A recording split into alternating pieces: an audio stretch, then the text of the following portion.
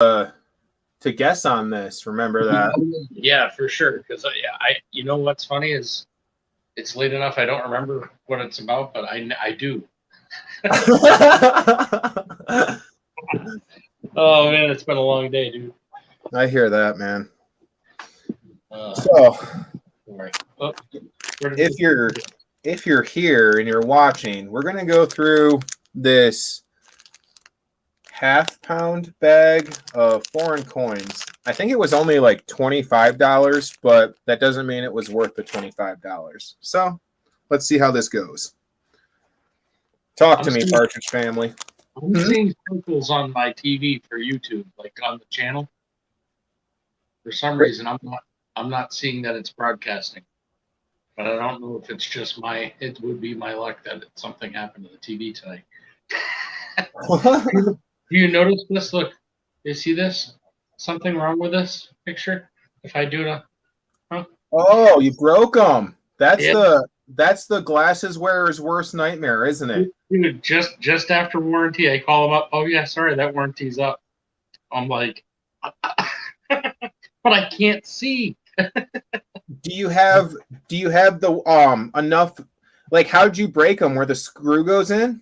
No, well, yes and no. It's where the screw goes in, except it wasn't the screw that came out. It's the piece that goes inside. So the earpiece on the inside of this. I mean, I could maybe glue it, but the amount that these things fall off my face, I'm just gonna get the prescription and then order a set or two that are cheap. Well, I've always hated these. If you have like time, what I used to do, if it's the same way that I think it's broken, what I used to do was take a bread tie and strip all the plastic off it, and then go ahead and slide it through where the screw would go. Oh no, the screw wrap it around. The screw's still there. It's after the screw when it comes into where the where that piece goes into the. It's a piece of metal that broke. It's the screw holder. Yeah, but on the side of the earpiece, not the thing. Isn't this funny? My TV is, or my thing is acting like I can't see chat if there is any. Just so you know. I don't. Okay, I don't think anybody's here, to be honest with you. But I do see that it's broadcasting. It is broadcasting? Yeah. Huh. It's weird. I wonder if I can still get to my. Hold on, just a second. Let me just see if I can get to my thing here. I don't know how many. Oh, my dog just. Whoa. Oh, crap. Why do my animals do that? Hey, Kay. Kay Titus just joined us. We're going to be looking at some foreign coins. Hopefully we can get some from Japan.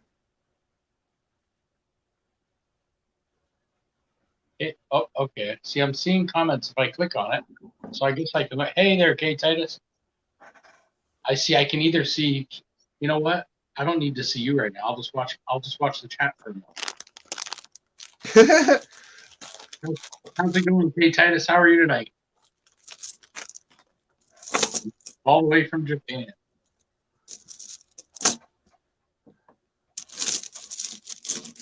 All right. I honestly had never bought one of these grab bags before, so. Where did you get it? I think it was just an eBay one, honestly. Okay. I've seen them on there. I've always wondered. So I'm really interested in seeing what you get. Yeah. Where did I win a grab? Living Room Canner. Have you ever seen his show? He's kind of a cool dude. He's kind of real. Everything is slow and kind of methodical. Does his thing, but he does all sorts of different stuff. But I think it was 2 days ago or something. I had won a spot from somebody, AU Family Prospecting. I think somebody gave away a spot to his thing, and I won a silver. I don't know, a silver grab bag of some type. It's not a big. I think it's just a small one, but it'll be interesting to see. You know what it is. Oh wow, Kate Titus, what do you do to? Do you just go to different countries, or is that for work? I think he lives there. That seems. I hope that's good for you, man. And it's funny that he's here because the first coin is from Hong Kong. Oh, nice. Yeah. We do coins from over 29 plus countries. Wow. He said, I've been to 87 countries already. Wow, man. Yeah, that's crazy. 1979 50-cent piece this is. And it looks like I'm not going to have good luck showing it, but we'll get a nice rollover after all this. You know, it's funny is on my laptop, I see the two of us sitting here, you know, and I have the chat on the right of it. But for some reason, my phone isn't showing me the chat no matter what I do unless I click into a separate page. It's so stupid. Is it You want to see how I was reading text all day before I figured out the genius thing of putting my glasses, hanging them inside my shirt? I took all the lenses up except for the one. With my phone reading all my text. I'm like, I'm realizing now I'm blind as a bat without my glasses. It sucks. I don't like it. I'm getting old, man. And my laptop, I was on it with a buddy last night. What's funny is we were going through foreign coins too. This guy has nothing to do with coins, nothing to do with anything really. He just does his own little thing, you know. And nothing on YouTube, nothing on. And so I asked him. I said, "Ask about an old coin." He says, "Oh, I've got a bunch of them." So he started pulling them out. He had like 1830s. What are those ones? Is it? God, I'm trying to remember now. Cap, whatever it was. He had a couple of those, like the dimes and the. I couldn't believe it. I was like, dude, whoa, baby. I'm like, you got to come live with us one of these nights because you've got some things that people would actually be like, wow, you know. And he had he had no clue what they were. And he just got them somehow. He's had them for years. Yeah, he's had them for years. I think he used to. I forget. God, I don't remember which job he was doing then. I mean, I know he's worked for auction places. He's done a lot of different things like me, you know, throughout his time, you know, and I think that might have been he got those in a clean out one time. Like basically, you know, to get rid of everything in this, but you know, and he was like, well, what about this thing? It doesn't matter, just take it all. And that I think he ended up with some points. If you see me clicking, I'm just clicking over to read the chat real quick. I can actually do it right from the phone. I do volunteer work with the. Oh, that's so cool. You know what? I just want to say that makes me like you even more, K-Titus, you know? What you do in general, you're just always helping people and shouting people out, pushing people's channels and stuff. But that really, to be a volunteer with the Red Cross, man, that's pretty crazy. That's a lot of work and hard dedication, and I just want to say thank you for your service for that. Yeah, seriously. Thank you, K-Titus. If you want to hit me up on Instagram, I'd have to. Oh, I have a pen. Hold on. I'm going to write it down in case. I just found this one penny. I'm not really sure where it would be from. It has Queen Elizabeth on it, and then it says reg.f.d, and it's 1998. That's hold on a second. That's all we do around here, Kathy. There's no editing if you go live. Hey, Kathy's Corner. How you doing? Hold on. Cats 409. I don't even have Instagram. Why am I writing it down? Yeah, you're writing it down to send to me later so we can buy some coins off K-Titus. Okay, you want me to? I was gonna say I'll write it down too because I don't even have Instagram. But okay, it's cats 4093. Cats 4093. I mean, legit, maybe where you are, but for me, I'm just getting off work. It's only 11:50. Come on. Or are you just saying because you don't want to guess this late at night? Hey, legit. I agree, Kathy. That and I don't know how to do it. Editing is a waste of time. I love the editing part. Like on my videos, I have probably almost as fun editing stuff because trust me, I gotta edit a lot. I spend more time crashing sometimes than actually getting it done. But I love the editing part almost as much as the prospecting. I think I just haven't put enough energy into actually trying to edit, in all honesty. And was like, this will work just fine. Write that down too, K-Titus. Email is Titanic Ken. And it can. So this is really cool. A Republic of Kenya coin. I feel like that might be the first one I have from that entire continent.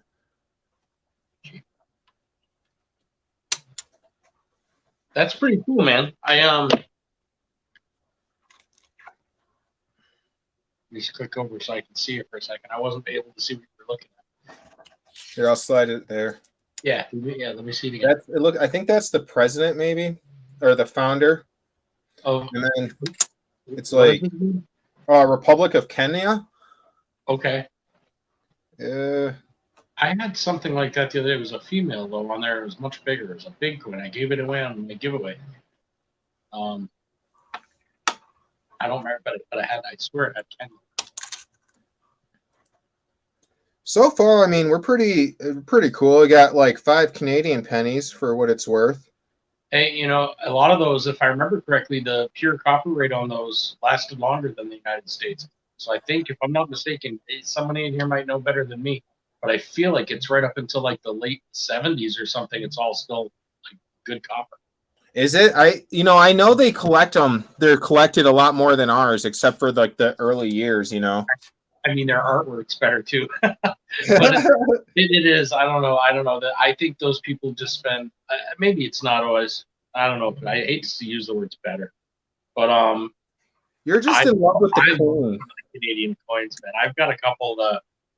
Stu Deasy gave me one that was a $50 from the 40s, 43, I think, and it is just gorgeous. I mean, it's it's used. It's been circulated, but it's just beautiful. The artwork on the back, I just love the crowns and there's something about that. I know everybody in the coin community flips. I can't stand the queen.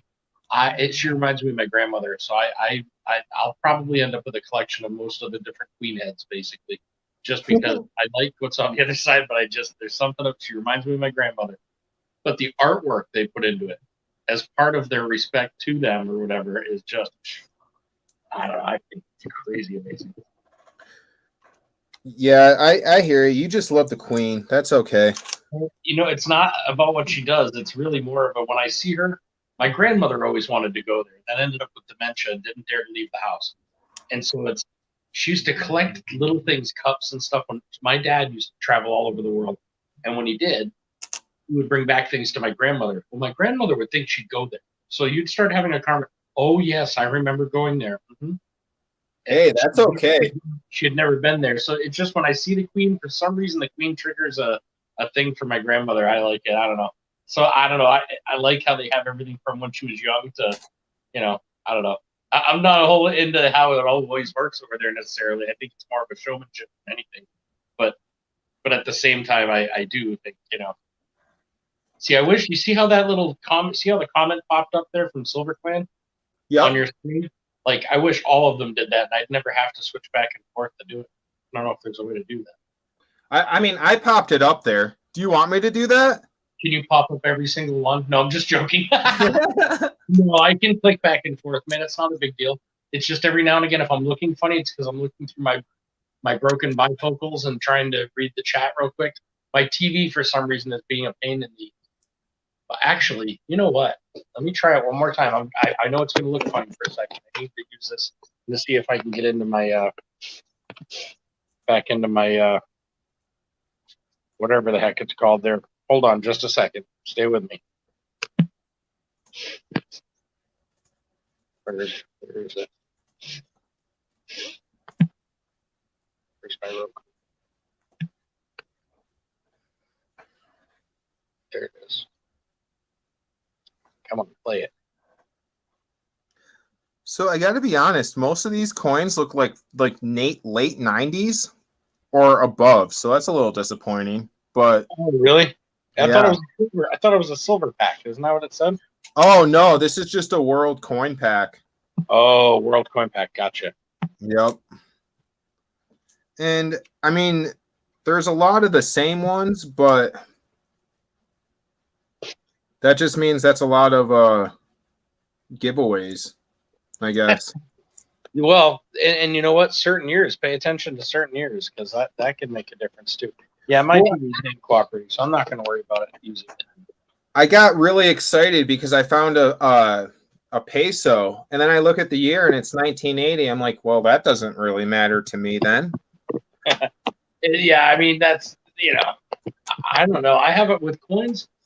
I'm loving the silver, but it's in it. But and I love the old ones, man. Man, I'm loving like Morgans and I want a cat bus bat. But I haven't been able to graduate into pennies, nickels. I'm having a hard time. Like, what I'm finding really kind of pretty actually is dimes for some reason. I've always loved the mercury dimes, but I found some recent dimes that have like a blue hue to them, and they're just gorgeous. They look like they came off the machine a second ago, and I found them just in change. Certain ones like that get me, but I almost have to be interested in a certain group of coins before I'll even think about looking at them. It's just too much for me to think about. Pennies. Hi, Silver Clan. Let's see who I'm probably missing people here. Sorry. Kathy's Corner. I haven't, Kathy's Corner. I usually go on there and hang out and stuff. Our time schedules have been different or something. One guest. Yeah, she's picking on us because no one's in our live. That's all right.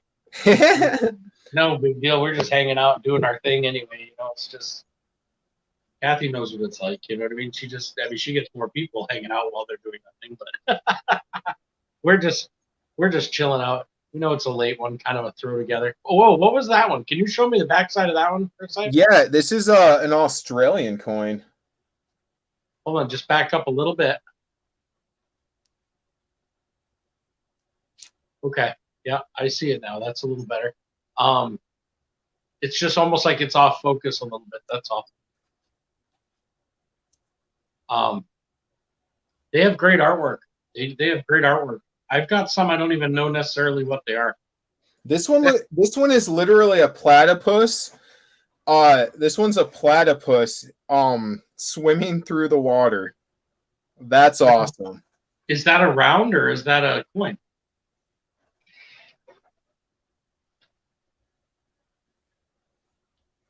You want an invite, Kathy? Is that what you're saying? You know what, right, Kathy? I don't even think you know what it is. It's because I was about to go on YouTube to do it. I don't even think I hit the. I can't. I'm on my phone, Kathy, on my laptop. I went to go use it today. I went to hit the button. It wouldn't let me put my password in, and I'm like, "What is going on?" It started acting weird. It was in a puddle of water. An entire glass of water had gone underneath it. I didn't see it, and it just been sitting in it half the day. So I am now on my phone sideways with a tripod and a TV. I was trying to, for some reason, though, the TV is just not restarting. I don't know what the deal is. That's usually never an issue. So that's the only reason I forgot the question. All right, one moment, Kathy. Oh yeah, Kathy's a great one to have on, sure. She's gonna join us. Kathy will get the room going. Give her a second. She'll get this place pumping. You know how to drop the link? Yeah, you know how to do that, right? Yeah. I don't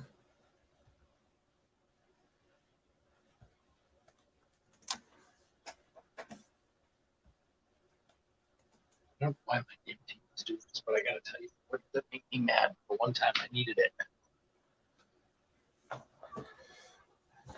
Yeah, dude, I think I'm gonna send you this Australian one, even though I've never seen it before. I think you're gonna appreciate it more than me, to be honest with you. Hey, I just put it in my wallet, man. Right on. I hear everybody say, "Hey, put it in the wallet," because they all hold people's coins and stuff until they ship them all out at once. Is that what it is? Okay. I feel like you and I do that anyway. Like I almost feel like we don't do it on purpose, but I feel like I'm picking up one thing, and next thing you know, there's like 4 other things that I forgot about that's in there, and next thing you know, you're sending me boxes and stuff. That's because you appreciate are considerate of me not spending so much on shipping. So I thank you for that. You know what's funny, man? I worked for a multimillionaire up north before I came down here, where I decided not to make. And and when I was up there, great guy, really good guy, had a really nice. He had an advertising firm out of Boston, Verizon was one of his customers. Let's put it that way. Oh wow. Yeah, and or whatever it was at the time, Verizon. I don't remember what it was. But hey, Kathy. how's it going? Good. How about you all doing? You're doing not bad, not bad. What have you been up to tonight? Just going around, just me, smoozing all around. No, I've been boxing up things, my old giveaways and that. Oh, So nice, yeah. nice, awesome. I saw you were live one night, and like I was at work, and I was gonna say hi, but I didn't know how to explain. Hey, I'm actually on the clock, so if I don't talk to anybody for like an hour and a half, I'm not trying to be rude. Don't worry about it. I have people who just like to listen to what I have to say or play my games or something, But no, that's fine. But it's nice to meet you, Nigel. Hey, nice to meet you too. So what is your main like hobby and stuff? Because when I was there, you were making a shirt for, I think, Great Scott. I made his and the box top. My channel is nothing but living on the corner, friends getting together, whatever happens. I get into art and that kind of stuff. Right now I'm making different kinds of tie-dye shirts and that. Yeah. Oh, okay. And next thing I'm gonna do is tie-dye hats. So my next project. You guys will get along really well because you guys get into a little of everything, a little coins, a little art, a little music. It's like, oh, Nigel, you want to get married? That's what I'm saying. I can bring pennies to the table. I don't have much else to offer, but I can bring pennies to the table. Oh, I'm full of silver. I don't know, man. I don't know. You might be just wanting me for my silver. Well, I mean, if you want big feet, I'm 6'6", so we can. If that's what you're going for, is just giants. I got you. Hey, I bring a table saw up here and a who saw or whatever those saws. It's in my bedroom. I mean, like that's the perfect place to have saws upstairs. Well, I'm like, you might be a little too rough for me, ma'am. I mean, I'm no vanilla ice cream, but if you're bringing saws in the bedroom, I don't know. You're young. You're young. I don't think you can keep up with this old woman. You're probably right. You're probably right, Kathy. Kathy, I don't know if you know this, Nigel, but Kathy, for her birthday, so what was it? It's hard to believe, but your 60th birthday, she stayed up 24 hours straight, other than taking a quick bathroom break and stuff. She was up on stream for 24 hours for her birthday. Everybody was coming on. She'd have 3-4 people on for a while, then nobody for about 10 minutes or whatever. Then all of a sudden, 6 people on, then 2. They were doing giveaways. They were doing, oh my gosh, it was so much fun. I came in and out, I think, 5 times that night. Wow. Yeah. I mean, the part that I really don't believe is 60th birthday. So congratulations on that, Kathy. You really got to congratulate me because I hit 1,500 as of yesterday. Oh, wow.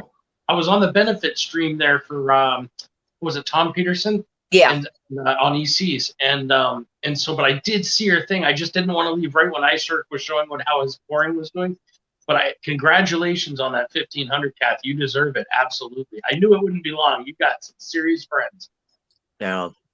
I have a different show. I don't have a business. I don't have, what everybody else, they're competing against each other. I don't have that. I have, hey, do you want to come over and party? Atmosphere. And who freaking doesn't want to party? Yeah. Yeah. You sound so young, Nigel. Now, how old are you?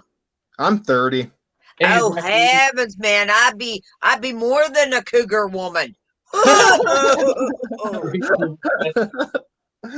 Yeah, I'm 30. Oh man, you're too young, sweetheart. Too young. Well, listen. Working parts. Well, okay, so I may be 30, but I don't know about the working parts. Hey, Zach, how's it going? When you're 90, he'll be the perfect age. Because I'll be short enough to be with normal sized people. 60, just hitting maturity and stuff, and you'll be like still going. Got a homemade bedroom toys. Well, yeah, Silver, Callahan.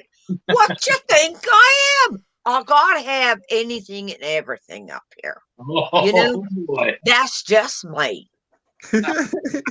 You never know who's going to stop on by. Hey, you want a little cutting? I got you. Well, like I got great records, saws, a queen size mattress. We could do it on the treadmill. I got a treadmill too. Yeah, I know how to do that. We can work that out. Hey, Kathy. Yes, babe. You ought to show him your wall. This wall? Yeah, you ought to show him your wall. I don't think he's ever seen the wall. Okay, let me change cameras. You're going to have to make me big as soon as I figure out which camera I need. Yeah, I got the right camera. And sometimes this knocks me out. Let me make sure the boobies are not showing everything.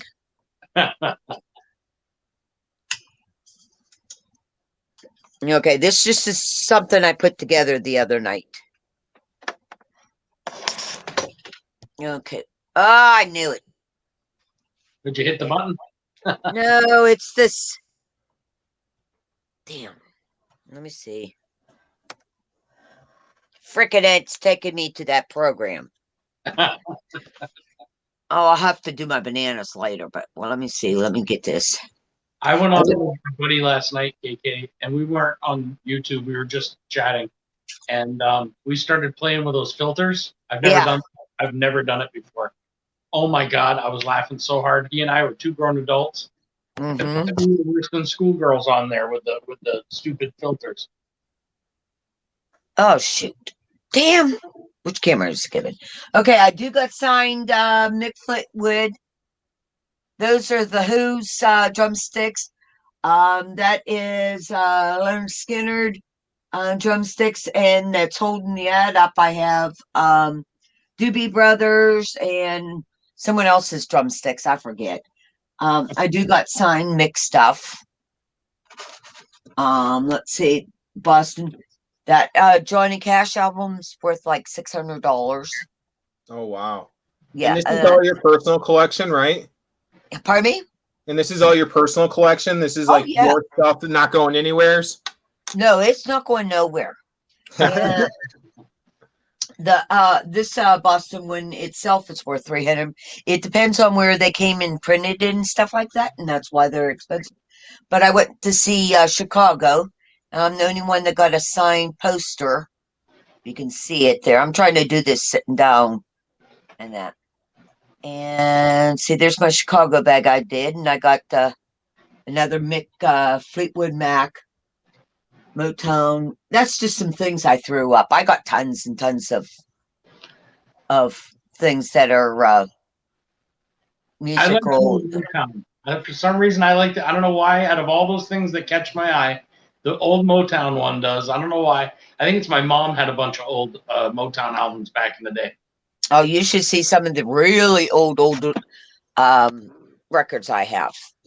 I got rid of two Foot Lockers of records when my mom, I had to move her into a smaller place, and she was like, "Jared, you got to get rid of them." And I was going to take them home, and I thought, I don't have the time to be going through these. And then I started seeing prices on records, and went, yeah. I literally handed a guy 2 Foot Lockers full of albums.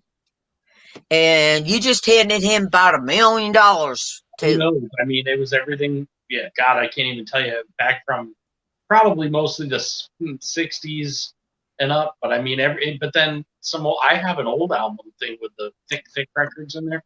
But the 78s. Yeah. Yeah, over there. Yeah, the ones that you had to have a special needle to play them because, and that the newer 33 needle couldn't. Silver Clan. I have I have Fleetwood Mac sticks back here. The Who, Leonard Skinner, Doobie Brothers, and I'm not sure who the last one is. I have more drumsticks and stuff like that. I have bands from all kinds of guitar picks that I get from them, and so yeah, I love my music very much. But I go to concerts all the time. I used to go to quite a few back in the day. I haven't been to one in a while. I just went to see the Who, so not the Who, Chicago. Sorry. Did we lose Nigel? Is he still in here? Hello. Oh yeah, I am. I thought I had my my coin scope right around here, but it looks like I don't. You know, I'm the only person that can lose literally everything. I was telling my mom the other day, I'm like, I have to go buy a hammer. She's like, why do you have to buy a hammer? I'm like, because I lost my hammer. She's like, who loses a hammer? How do you lose a hammer? Very easily. Yeah, well, that's I lay things down, and I'm like, I have gifts for people that are sitting here, and I know they're for someone, but I can't remember who they were for. Like, you know, the video. I had to do that on my 5-hour live. I had to rewatch the entire thing and write everything down and double check Megan's notes to make sure I knew everybody was getting what they were getting. The mistake I made with that live that I learned very quickly is I took on the responsibility of anybody else giving stuff away. So even though they were very good about it, I said, email me. So everybody who wants something emailed me. And I'm going, oh my God, I got to figure out how to connect these two. Whereas the best way to do it would be to put their email in chat and say, contact them.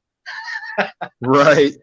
And I just didn't. It was my first one, and I didn't know what I was doing, and I don't know. And I'll give you another clue. Have your phone out, and you hit the chat. Everyone, you go in the chat and click, take a picture of it all the time. That way, when you take pictures of the chat and that, you'll get the information faster and that. And then you like hit pop out chat time. Did I teach you about that? Well, yes, but no, you taught me about you can pop out the window onto a different screen. That's okay. That's what I was trying to do tonight, Kathy, with my TV, but my laptop's done. And the TV, as soon as I clicked on this and I started talking to you guys, my TV started doing the circles. It was through Megan's account, and for some reason it just sat, they won't do anything. And now my remote, because my remote got killed the other day, I have to use my phone for my remote for the TV. I just gave up. I'm like, I'll just click back and forth and look at people's messages and then look at you. He has the timestamp on it. So when you're going to do any kind of things like that, you timestamp it and click it with your phone, and that way you keep all that information. And that way, when you go back to your pictures, you'll know exactly where it is, and because it's timestamped, plus it's the whole conversation in it. Sometimes what I've done, instead of trying to watch the whole video, I'll go and video so much of the chat itself, shut it down, talk to people, do whatever, and that. But I'll be honest with you, I don't see the chat that often because everybody writes in small letters. Yeah. And it's like they're together, and I mean, because I'm dyslexia, so you put an I and an L together, forget it. I can't tell you if it's an L or an I. And I'm like, let me get that I and see if that'll see it, I like when people use the big capitalized letters, because it makes what it are you yelling for? Because I can't see. Yeah, I just need to learn where the slow the chat thing is because I'm not fast enough at it from where I'm sitting. And besides, I don't like to wear the glasses. They make me look old. Hey, I don't want them yet. I'm going to ask an opinion, okay? Let me go grab these. Hold on a second. I got to grab something. I want to show you guys and see what your opinion is. Hold on. I'm just going to move you over for a second so I can go do that. Nigel, what kind of music do you like? I'm all over the place in all honesty. So like I was raised on like the 1980s stuff next to like opera, next to pretty much until I listened to anything except for screamo and country up until recently. Now I have a client who loves like new age country and I'm like I actually am enjoying some of these songs even with the one, Like, 2, 3, 4 beat, you know. like who? Uh, I really couldn't tell you the names of the people. There's this song that we jam out to about famous friends. He's like, I got some famous friends. Da da da da da. Yeah, in low places. That is uh God, Garth Brooks. So excuse me, Garth Is that Brooks. who it is? Yes. This is where Zach jumps out of the chat, but it's the truth. Here we go. Snoop Dogg. If I Who could would see anybody right now, it would be Snoop Dogg because he is such a whack job. And like honestly, he's just living his life, dude. And that's what I've decided to do. I'm like, you know what? I'm done trying. I'm just gonna be Snoop Lion, change my name a couple times, go back to Snoop Dogg, you know, throw some crazy stuff on the internet and see what happens. I got no more ambition to strive in one single thing anymore. True. True. It's a good one. It's a good one. I'd say if I had to see someone that's still alive right now, let me see.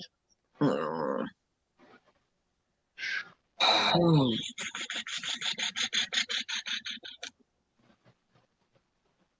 I've seen everybody. The only people, well, I got Leonard Skinner's stick because I purchased that. I would want to go see my Leonard Skinner. I would love to go see Leonard Skinner and It's just tough. jam, let them jam all their music all freaking night. So, I Well, have a tough one because it's tough for me when half the band members are gone. I have such a hard time with it. You know, like mm, I love them, but it's just like, man. okay, Leonard Skinner or the Eagles.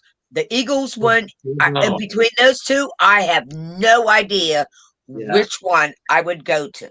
I really would. God, that'd be a tough one. But I'd have to say maybe one of them could open up for each other. Yeah. But you know, if I really had to go, I mean, if Phil Collins, I love Phil Collins. yeah, There's I would love yeah, to see Phil Collins. Yep. I um, I really regretted when I heard that Elton John, it was his last tour. I yeah, really thought to myself, if there's anybody who I would really, really want to not miss live, that would be Elton John. And I mean, I'm glad that he decided to stop beating himself up because he was up there, you know. yeah. But yeah, you know, just a little selfish, I guess. there's so many, man. Billy Joel, I love this. Gosh, you know, there's Mhm. so many I still love to go see, but unfortunately, like I've seen a few artists in the last, however many years here, and it was, I don't want to say a disappointment, but kind of, I mean, there's only so long you can continue to do what you do, and some of them are very lucky. I got to be honest, but I saw Barry Manilow. The guy still got it for being as old as he can. He can't move his face anymore because it's plastic, but he sounded really good. And it reminds me of my parents. So like Yeah. my fiance bought tickets for us to go see it. It was awesome. It was fun. I'm But going to see REO Speedwagon and Doobie Brothers see, there's no, and Doobie Brothers, and I got tickets to see Dirks Bentley. I already just went and seen Chicago. Um, Next year I get to go see because they canceled out. My brain just shut right down. I can't think. I was so mad that it was scheduled for the next year. I was like, who was that? God, my brain. are you talking about the one you were planning on going to and then they canceled recently? Yeah. Yeah, I remember you talking about it. It was I'm gonna sit here and look like I'm thinking about it. Santana and Um, in Earth, Wind, and Fire. I think my father saw Earth, Wind, and Fire not that long ago. It was a I've couple of seen years. Santana before and that, but Talking about a great guitarist. Man, he can make that baby talk yeah. for sure. You know, so I got to be honest. Of this grab bag, I'm not going to say that I would do it again, but there is a pretty big variety. I'm looking at a Turkish coin, an Australian coin, Yeah. like 3 different Asian countries. I'm assuming, you know, I can't really speak any Asian languages, so I'm just assuming. Right. I'll make a video of what I got in here, and there are a few repeats, but that's okay. I know I gotta get one of those cameras. There's been 2 different times I was talking to someone. One was on a live and one was on their live, and they said they had extra ones. So 2 different people. So I'll be interested if one gets sent or not. But I would love to be able to see coins and things up close like that, where you can dial it in to be just right and exact. Microscope. Yeah, the Microscope. when I see people with one of those and they just zoom in on that date work beautifully, I love that. There's nothing like it, you know. Well, guys. Hey, thanks for stopping by. No, I have to take the dog out. I'll be back. Do you know who that is, Nigel? I do not know. The newest maniac. He is a man. He is someone you want to talk to about these coins, man, because he knows everything about every coin everywhere in the world. He has got a great channel. Check him out because seriously, this guy is like a walking encyclopedia of knowledge. I mean, seriously, any place Santa during Christmas, you know, as like he lives it completely. So you got to check him out. Definitely. Oh, definitely. Then I just happened to see the chat and saw he was on there. Hey, new Miss Maniac, that's awesome. Yeah. So if you show him any of those coins that you weren't sure about, I'm telling you right now, he'll know it. I guarantee you, he'll know it right off the top of his head. Well, I'll definitely look into him for sure. Yeah, but I mean, like the coins you're holding right there. Yeah. Wasn't there a couple you had questions about? Oh, there's a good number for sure. Yeah. If you put that up on the camera, he'll be able to tell you. I guarantee you right now, he'll go, "Oh, that's a blah blah blah, and it's this." Oh, okay. He knows them, man. He knows he's really a good guy. Yep, knows not a lot of knowledge on that guy. He plays trivia games on, well, I'm sure in a few places, but the ones I've seen him on was the Coin UK World, I think it's called, and Coin World UK, that's what it is. And they do some cool like battleship games where they're actually playing battleship by doing the numbers and you can just participate and do it. And if you sink a ship, then it gets you into the next round, and then at that point you can actually win something. But it's trivia. Where that is that? He's amazing. What's that? Who does that? It's a channel called Coin World UK, I think but the newest Maniac has his own channel. That's the newest Maniac. But both of those guys are really knowledgeable. But they play these cool games. I'm telling you, you'd like it. It's a lot of Nigel's young, but I'll tell you right now, he knows a lot. Like you know more about certain things that I just don't retain it.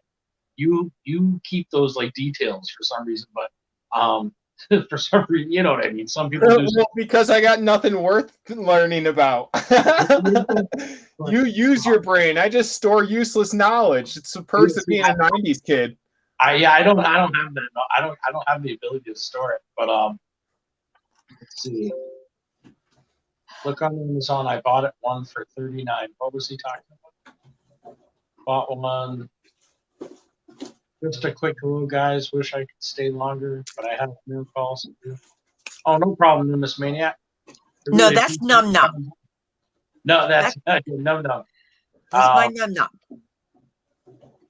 Let's see. Every Tuesday and Thursday, huh?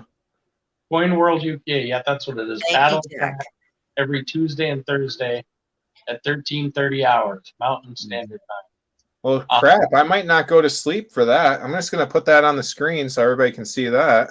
Yeah, it's actually you'll have a lot of fun, man, with that. It's really actually a lot of fun. I I would I just don't I can't think fast enough anymore. My brain just doesn't go that fast. If you want help with your world coins, I would recommend downloading Coinscope from the app. CoinScope app, the CoinScope app. It is a tool that every collector should have. Let me write that down. Coinscope app.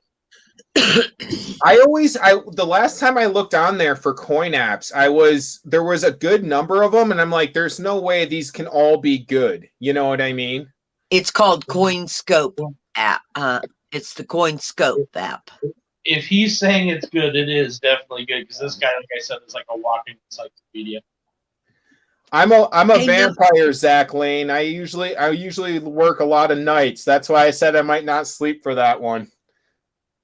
Num num. I hit 1,500, and I need your address so I can send you those good scissors. That's good to know, Zach Lane. I'm definitely gonna check that out. I'm gonna download that after we're done this because yeah, I'm always wondering about stuff. I have things sometimes I'll come across. I have no idea what it is. Some of them don't even feel right. Like they feel like little. I don't know. I have a couple of little coins that are about the size of a dime, but it's like made out of something that feels really light. Like I don't know how to explain it, but it's like a tin. Got cool wings on it, almost like a phoenix of some type. I'm not sure what it is, but there's a few different ones I run into that I just have no clue. So it'd be cool to be able to. You just take a picture of it or something, or you look at it and it tells you what it is. What, the CoinScope? 1 second. Yeah. I don't know if I still have it on my phone or not. You guys hold down the fort. I'm going to see if I can find my my coin or my microscope camera. If I can, I'll hook it up so I can get a better view of these for you. Sure, take your time. See.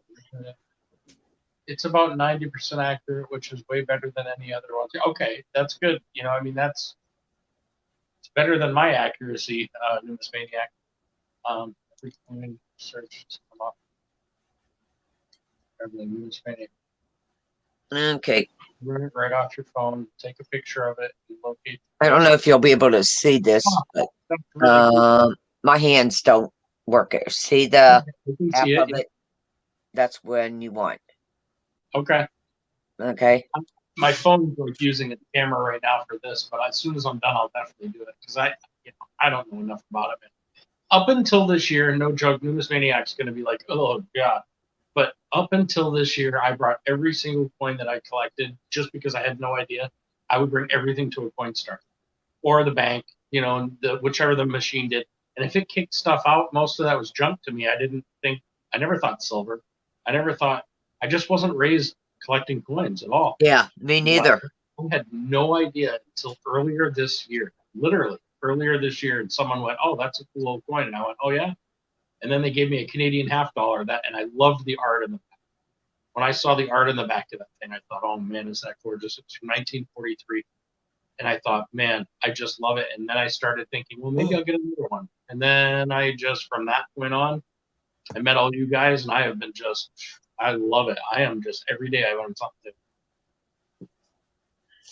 Well, Num, email me so I can get your address. I got good scissors for you. I'm seeing a gasp. Yeah, I'm sure. Yeah, I'm telling you, it was. You know what else will probably make you roll? When I was young, I save all my Mercury dimes and I don't have that many, but when I was young, I lived next to an arcade. I'm talking young. I should probably not have been home alone next to an arcade, but my mom had to work 2-3 jobs in order to make things work. And I guess at one point there was all these old coins. It was like almost like a briefcase full of coins. I still couldn't tell you what was in there. All I know is there was handfuls. I mean, I'm talking handfuls, baggies of Mercury diamonds. And Susan B's and something else. I forget what they were now. And I brought a couple of them over to the arcade and said, I'll just try to. It wouldn't work in the machine, but the guy says to me, "Oh, do you have more of those? You bring them in, and I'll give you a quarter for every one of those." And so he gave me. I literally, as this little kid, went over there and just spent one Mercury dime after another Mercury dime after another, all on games that I had just never experienced anything like that. And then as I got older, actually not that long ago, and I realized what I actually spent, and I didn't even realize it till then. My mom, Yep. my mom didn't even know what she had, and now I'm seeing it. So I've been putting together a baggie, like a little pouch, and I'm putting it together and I'm gonna fill it up with mercury dyes, give it to her for Christmas this year, Aw. just because I know it doesn't matter to her, but for me it does. Like when I realized what she probably could have had to hand down to somebody later, whatever, you know. But yeah, that was a tough one. I still have a hard time swallowing that. Yeah, I just realized that I got my client into quarter hunting for the newest release of the parks, and that's where my other camera is at his house. Well, I would have bought him off. If $5 per pound is fair to buy. Yep, I would have paid it. Yeah, see, I don't know enough about it. You're looking at he's charging $5 per pound. Okay, just in pennies alone, the copper weight in coins. The guy walked in with a jug of coins. Oh, and it looked like it would be about 30 pounds. Yeah. Yeah. I would have gave him that. I really would have offered that. Well, I honestly just paid like $25 for this half pound. So okay.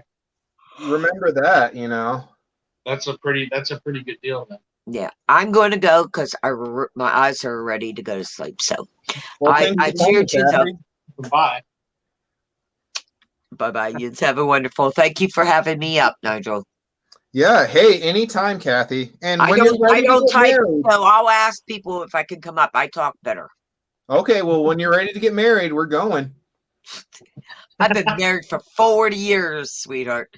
Well, tell your husband you got another one coming into the bedroom next to the saw. It's either that or it's a reflection off the hair. Yeah. No.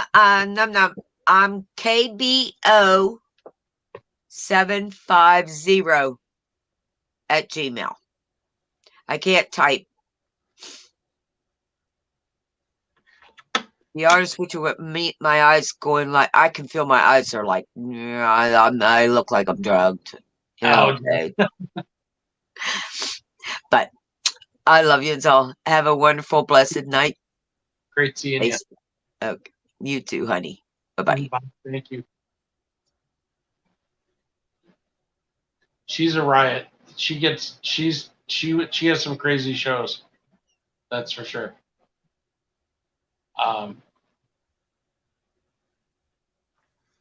I'm using this CoinScope app right now. Oh, okay. Oh, yeah. Okay, yeah. What's it saying? The one, this is kind of embarrassing, but the one that I did think wasn't an English pence, it says is a United Kingdom pence. So, well, thanks everybody.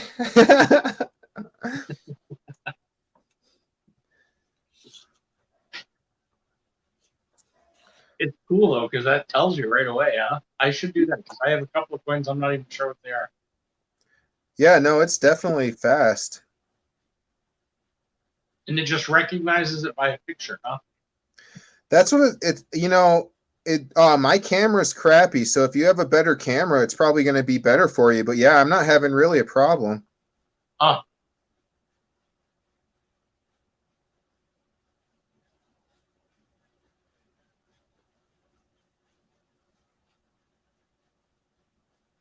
I was on no, I wasn't on. I was watching a thing earlier today. It was Everyday Opportunity, and I watch that show every now and again and stuff. But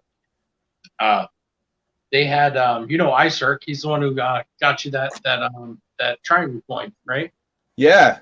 So he was doing his pours tonight, and it was all to benefit this guy who was trying to adopt his son, and so they were trying to basically put together some money so that he can get through all the legalities, all that part of it, and get it done properly and all that, and finish it.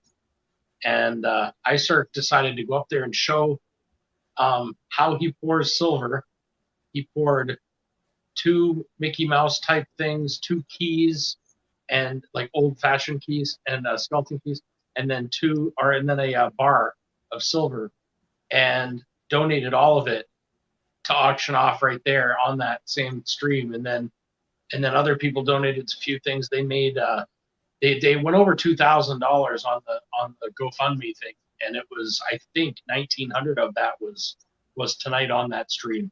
Wow. Yeah, man, it was really pretty amazing. I think they were trying to get up to, it's like, I don't know how it works, but from what I understand, the legalities of it, the paperwork and all that, it's quite pretty expensive. So they just wanted to, just to make your family whole, you know what I mean? They're gonna charge you like that. I know, and it's and the thing is I think he's been there. It's just a matter of, it's the finalization process of it, everything, and I don't know exactly what's all involved in that part of it, to be honest, but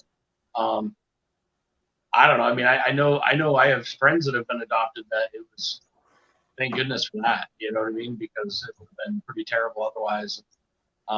There was just a lot of people that jumped in and hoped. I couldn't believe it. I could believe it, but people who were buying a silver bar and then turning it around and doing another silver, like as soon as they bought it, they turn around and resell it.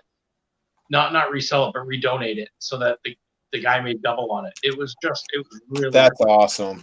Yeah, it was pretty cool. And the iSerp's great at pouring, man. I'll tell you what, that was so interesting to watch. He pushed me, watching him do that live that quickly. That so I thought, you know what, it's going to happen. It's going to happen. I got to do it. First guess is a good guess, Zach, but no, I do not have a single metal detector. So anybody who's in the chat right now and is interested in kind of getting their hands on a decent little prize, this little copper round, let me know what my next new big toy is. It is not a metal detector. Well, that's right. I'm not allowed to guess. You're not allowed to guess. You actually know, even though you don't remember. I'm like, I know this answer. And I got excited, and then I went, oh, wait, no, that's right. Yeah. So let me tell you about, while they think hard on what it could be, let me tell you about something I've been planning on. I'm gonna sign up for the PGCS a membership there, which is that grading company. Yeah. And I decided that I'm gonna start buying tubes of First Strike straight the mitt tubes, sending them all in to be graded, and then trying to actually invest in silver that way versus, just buying it and then so it would be slabbed, and then that way it always stayed worth that money, basically. Well, if you look right now, like let's say you were to look up a 21 Golden Eagle first series, it's gonna be like $34, $40. But it's also hold on. You mean Silver Eagle? Yeah, sorry. But after that, it's also going to be, and that's cool and all. But after you grade it, you can, and if it's like an MS-70 or something, if you were to look that up right now, it's like almost double right away. Right.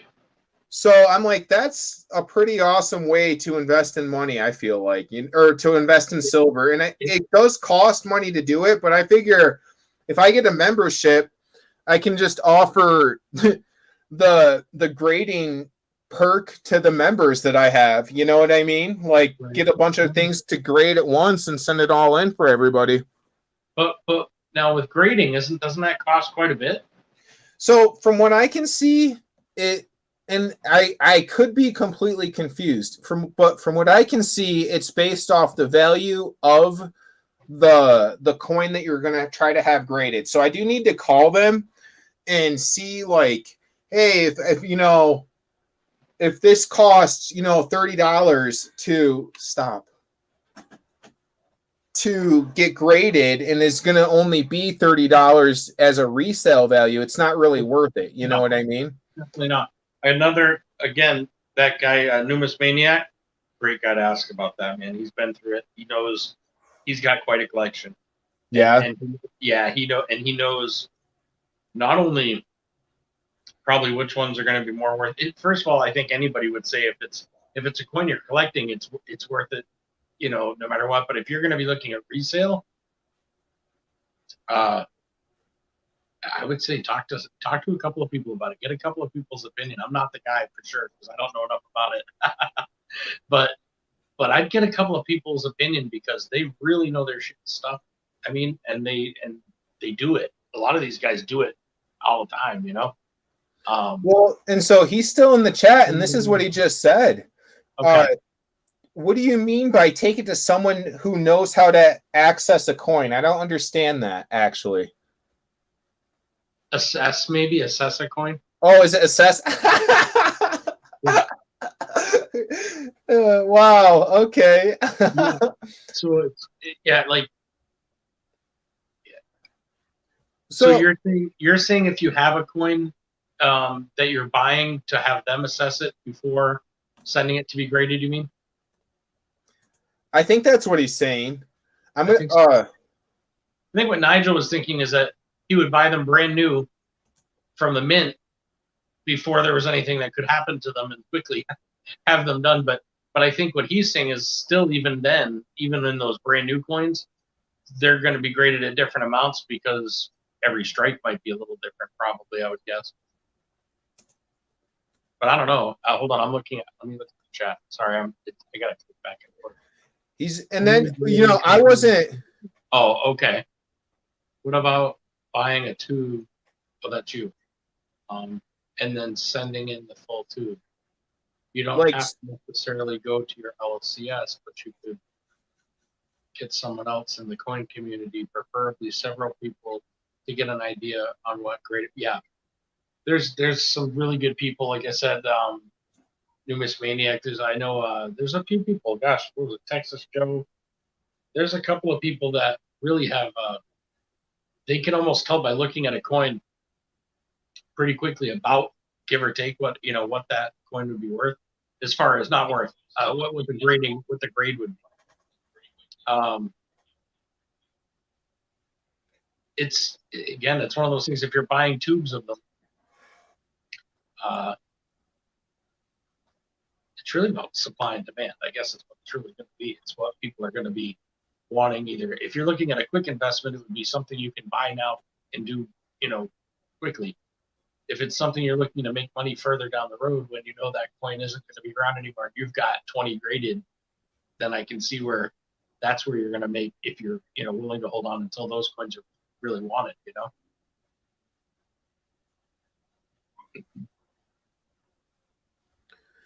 Again, depends on the vintage and the grade.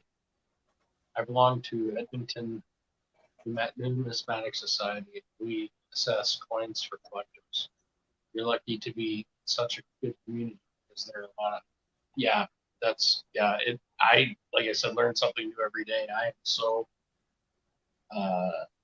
ignorant when it comes to coins, honestly. I just. Well, I'm actually really happy that you found this channel, because I was about to just go and buy a tube of Silver Eagles and be like, "Yep, about to triple my money today." Hell yeah. You can. I'm sure there's ways of doing that quickly, but I don't know about triple. Right. Are you talking about the new version 2 of the? Is that what you're talking about?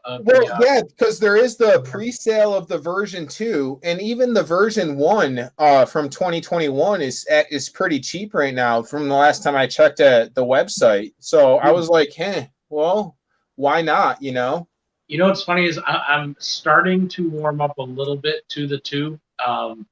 The first one, I guess I wasn't even a big fan of. Isn't it funny? I wasn't even a big fan of ASEs yet.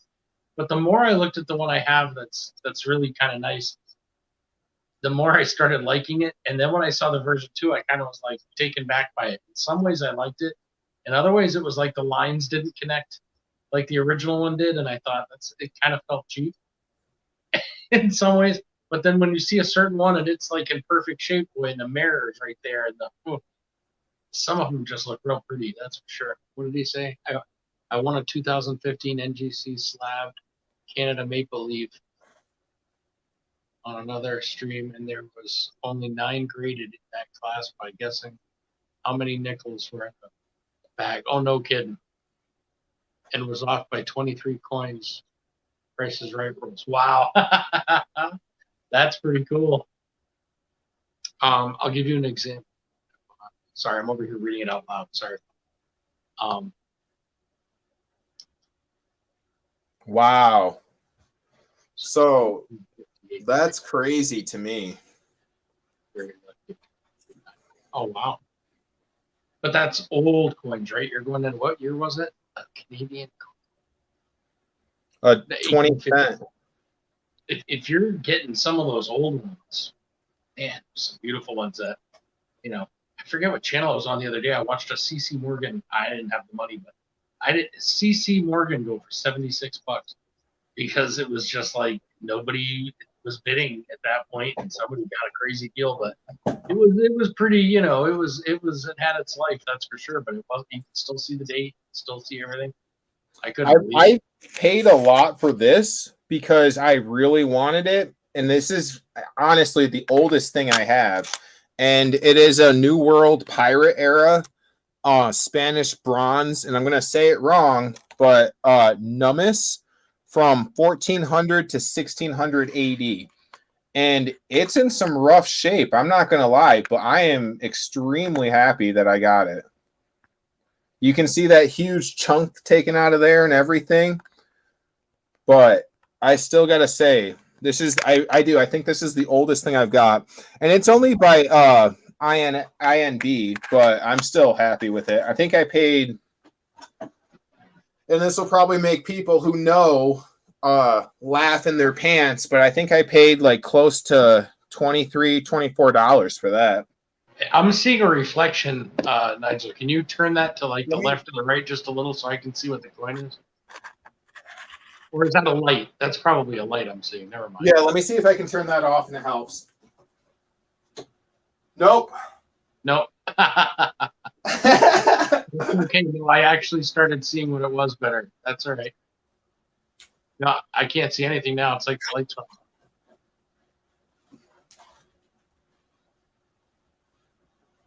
Yeah, that's not going to work. No, that's cool, man. It was fine before. I just, there you go. Now I got a good view there for a second. Can you flip that light so it's aiming at the coin? That's a ceiling light. Oh, that's what that is? Okay. Gotcha. Do you know what that is, Numismaniac? Hold on, I might have missed it. That's a really good point. When you collect coins, the value of those coins is based on the demand. If you want a coin bad enough, you're going to right. Well, and that's where I'm at with this coin. Is I saw this and I was like, I want this. You know, I don't. But you know, I also can see the value in like trying to flip them because other people, and that's what I say is like, even if I don't want a bunch of stuff that's in this grab bag, somebody's going to, you know, even if they are trying to get their kids involved or really whatever. Did you read his last message there? Military themed coins from the mints. Yeah, he does. Because and he like what he's saying is he's paying the extra premium on those because he loves the artwork on it. So to people who are interested in something, it's not necessarily just the numismaniac the numismatic value of it. I'm saying it wrong, but anyway, it's not just sometimes it's the artwork in it. You know, there's coins that I have or rounds that I have that you know to me are worth more than what they actually are, but it's because I love what's on them. Like your Trump round that you bought off me. Oh yeah, exactly. You know. I mean, again, I'm just going to throw that out there because there seems to be a few more people. If you want to win this copper 1 ounce round, pay attention to the ticker down below and let me know.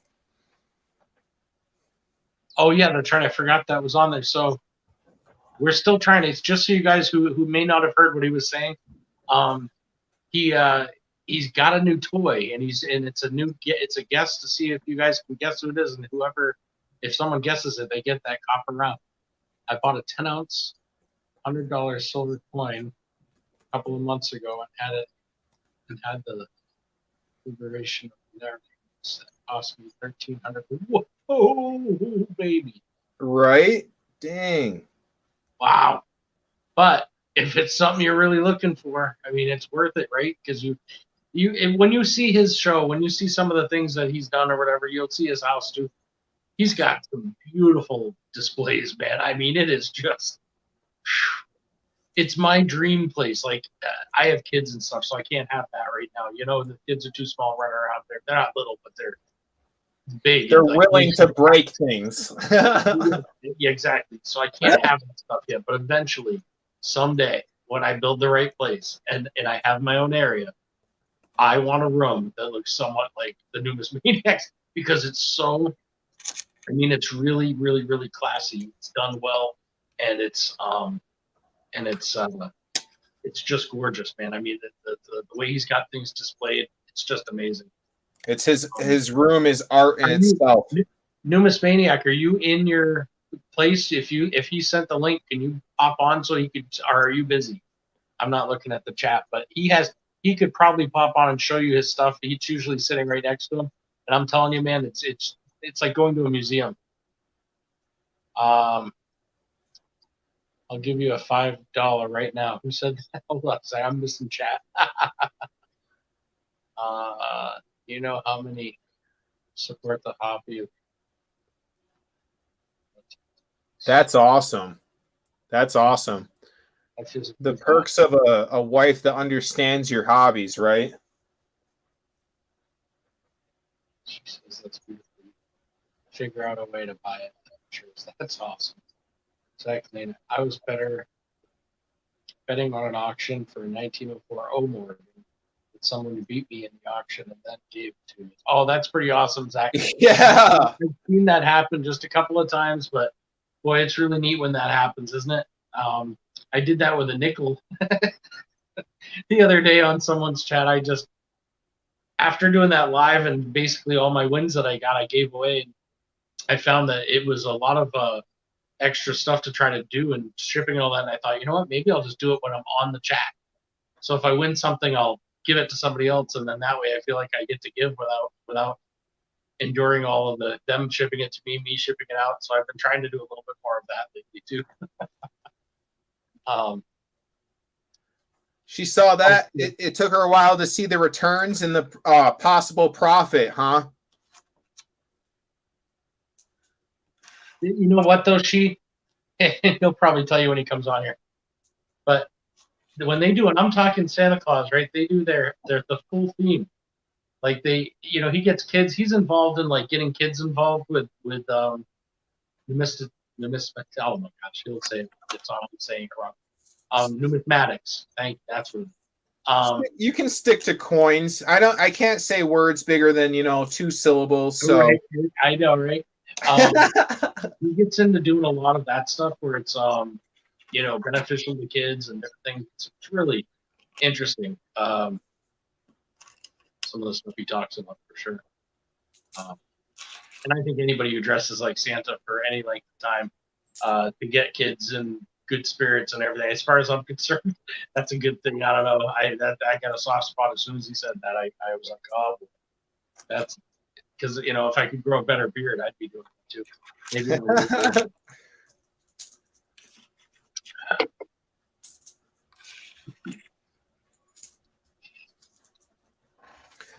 Yeah, dude, I'm definitely going to send you this because it has the queen on one side and then a swimming platypus on the other, and I think that's awesome. I was thinking, I feel like I've seen one of those somewhere. I feel like it's called the platypus something, and it's.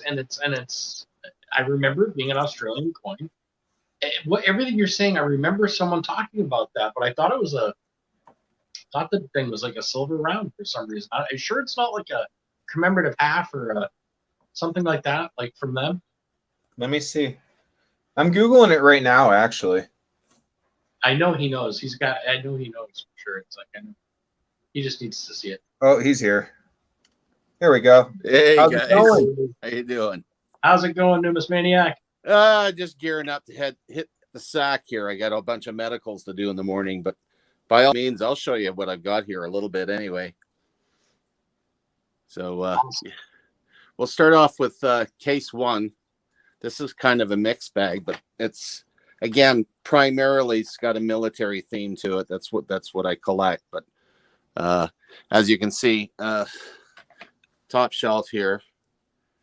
I had two relatives that perished in the USS Arizona in Pearl Harbor, so I got a little memorial for them.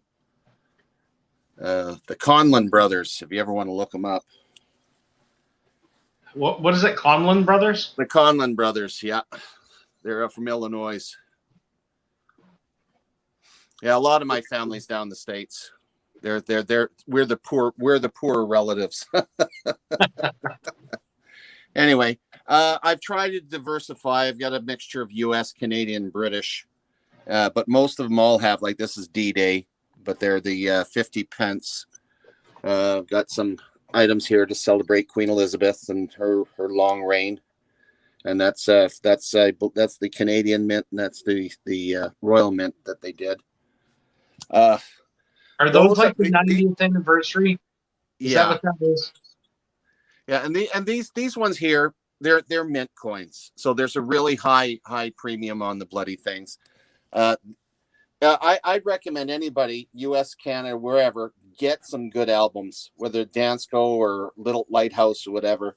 The Canadian ones, I've got the Lighthouse Vista that covers all from the pennies right up to the toonies. Oh wow. They did a beautiful job. This is Lighthouse that did this. This is for the presidential. I know a lot of you guys don't collect the presidential ones, but I kind of like them, and especially since they came in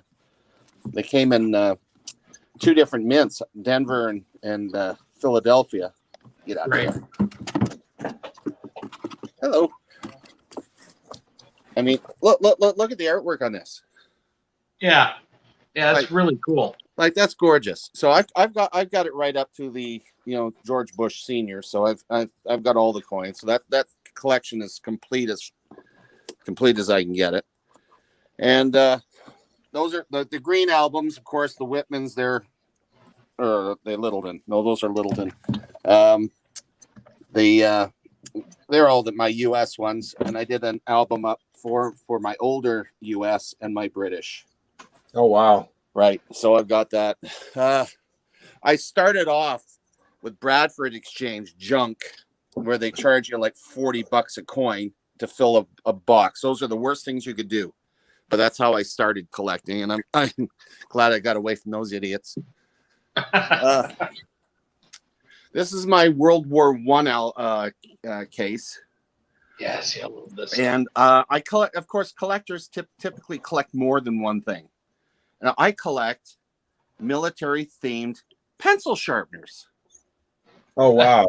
So I've got cannons. All these little cannons are in there, and they anchor my coin collection, and that's what you call it. That's exonumia. It's related to coins. Okay. And it could be bronzes or statues or flags.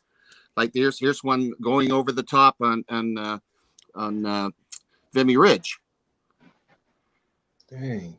So you do that. That album down there, I've used it as a floor for it, but that's actually my world coins, but it wouldn't stand up, so I've used it as a base.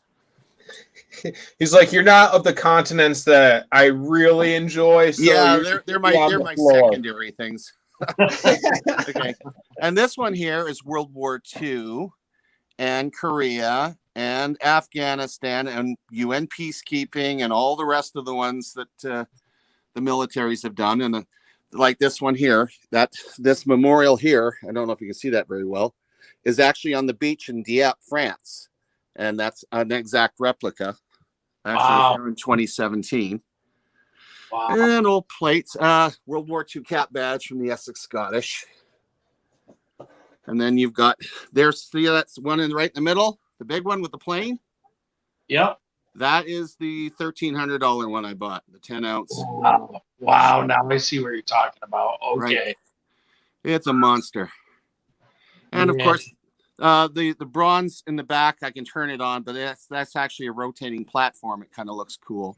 Oh, awesome. And I built the models through Operation Vet Build with the Legion. And it's a program we have here where they buy you the models, and it helps anybody that has OSIs, PTSD, that sort of thing. And you build your models, and I bronzed them all. So, wow. and those are all, I only put stuff in there that I have driven. I've driven all those vehicles that are there. That's cool. Right. And then, of course, there's the bronze of the 3 soldiers from 3 different periods, World War I and II, Boer War, and a modern soldier. And then my regimental cap badges are in there, and pins off my uniforms from various units that I belonged to years and years ago. So everything is tied in, and it goes with all the rest. Wow. Right. Just wow, man. Of course, metal detecting is a big thing for me. I collect pins and do little memorials. My best friend who died while he was in the service. Now, I've been keeping vigil with him since 1976. Oh, wow. His daughter will get that after I pass away. And I do little displays all over the place for different regiments and stuff. I like the sugar boxes. That's nice. Yeah, there's me somewhere in there, in the front actually. That's my pride and joy. Those soldiers bought me this as a gift. Wow. Because I taught the course and we got along so well. I was only supposed to get the plaque, and they presented me with the picture, which was really cool. That was the combat leaders course. And, I know I've said it before, but thank you for your service. No problem. Yeah, It's my thank honor you, to sir. serve. And that's what I looked like when I could see my feet. Yeah, that's just a right. Yeah. Now, I was first Special Service Force out of Petawawa with 3RCR. And because of my association with First Special Service Force, the First Special Service Force Association out of Helena, Montana, the Black, they're called the Black Devils or the Devil's Brigade, allowed me to become an associate member.